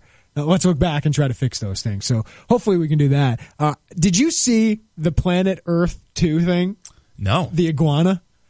Oh, I've heard about this clip. Did you see this? I'll watch it at the... Have you seen this? I have not. It is phenomenal. It is iguana. Did you watch the Planet Earth? I didn't, but it's on Netflix. Oh, they are phenomenal. Check it out. If you got it on... I have it on Blu-ray. I might just give it to you. Because it is just the striking things they get, the shots they get in HD. Is this one that Richard Attenborough... I think Sigourney Weaver did it in the U.S. Oh, okay. So it might have been him in the U.K. version, but it's a baby iguana that eludes like 8 snakes. Wow. Like it is caught, and it somehow gets out. It is 2 minutes of your life that is well worth spending. Okay. But I am pumped that there's a Planet Earth 2. Okay, I excellent. dig that stuff. Yeah, right. I mean, I got to find a new show to watch or something. This is, I will say, my favorite time of year. I hate winter, but I like it up through New Year's. And then if Illinois basketball sucks, I really hate winter. So here's hoping that's actually a lot more fun than the past few winters. But yeah, this is something where at the end of the day, you got your family, you got your friends, you got your loved ones. There's experiences to be had, there's lives to be lived, and I think all too often politics we consume it like sports. We really do. Yes, we do. We join a team. And we root for that team. We're rooting hard for that team. Even if it screws up something. But at the end of the day, not to get too like existential or anything, but it's like, all right, we're all humans. Yeah. And we all want this country to thrive. After all this, there is common ground. There is common ground to be had, and the question is, how do we reach it? But I think the first step, okay, the rhetoric, let's all purge that rhetoric now, and just be nice to each other. I mean, and that sounds wishy-washy. It seems idealistic, right? But I think it'd be so easy. Yeah, it could be so easy. I think you see it in your daily life. Yeah. Oh, absolutely. In our interactions. Yes. I don't have really negative interactions with people. No, but when it comes to that stuff, it really does. And even me, like for people I saw supporting the other candidate, I'm like, I'm unfollowing you on Twitter or I'm unfollowing you on Facebook. It's like, it's kind of maybe I should hear their ideas, right? Yeah. And maybe I should have listened to them a little bit more. That's kind of what I learned. A 217 texter. Guys, I worked late last night. Had to work again this morning. I'm going home right now to get drunk. Have at it, man. Just do it responsibly. Have at it. Once you're at home, go for it, man. By all means, get to it. Hey, thanks to our guest today, Derek Piper, IlliniInquirer.com, Brian Snow, Scout.com. If you're missing the show, get the podcast, ESPNCU.com, or find us on iTunes, all powered by GTPS Insurance. Thanks to our intern today, Trevor Miller. That was a good show, and we appreciate all of you. We really appreciate all our listeners, and thanks for joining the conversation, and we will be back tomorrow. It is the Tay and J Show. Holding the door for someone, writing thank you notes, sharing your umbrella when it starts to rain. These are the things you do because doing them just seems right. If you're looking for a Medicare plan, there's a company that shares your values, Health Alliance. We provide Medicare Advantage plans and customer service the way they ought to be provided, clearly, simply, affordably. And since we partner with local providers, you can keep seeing the doctors you already know and trust. Call 1-888-382-9771 and talk to a real person, not an automated phone system. Because talking to a real person who really wants to help you find the right Medicare plan just seems right. 1-888-382-9771. TTY 711, daily from 8 a.m. to 8 p.m. local time. Health Alliance Medicare. Just seems right. Voicemail is used on holidays and weekends from February 15th to September 30th. The provider network may change at any time. You'll receive notice when necessary. Guidance, trust, protection, service. It's the mantra of GTPS Insurance. When you work with GTPS, you'll never have to call an 800 number in a different state. You deal with people who live and work in our community and know it's important to your business. GTPS is your local source for business insurance, property, general liability, workers' compensation, and group health insurance, and they'll work with you to formulate the best package for the needs of you and your business. Contact a GTPS insurance agent today at 359-9000 or visit online at gtpsinsurance.com. There's a time for work, there's a time for play, there's a time to do things you don't do every day. There's a place to go for tools and machines and people with knowledge about these things. We've been here since 53 to meet your rental needs. When the time comes, we're the place for everything. Rental City. Provident. This is Rob Meyer with Provident Financial Group. Are you getting the attention you deserve from your broker? When you partner with Provident, you get an advisor who stays focused on you and your family. We work for you. Contact us today to schedule a consultation. Securities and advisory services offered through Commonwealth Financial Network. Find us online at ProvidentFinancialGroupLLC.com. Provident, partnerships built on trust. Member FINRA SIPC, a registered investment advisor. Norm Miller here, chairman of Interstate Batteries. You know, without batteries, life would be pretty lifeless. That's why Interstate All Battery Centers carry them in every size, shape, and style so you can drive, drill, call, film, or do whatever it is you want to do. Stop in today. They've got the power to keep you going. Interstate All Battery Center. Outrageously dependable. Interstate All Battery Center. You'll find them outrageously dependable just over Interstate 74 at 2504 North Mattis Avenue in Champaign, with batteries for most every application in stock. Live from the Habib BPC studios, this is WSJK Tuscola, Champaign-Urbana, your home for the St. Louis Cardinals.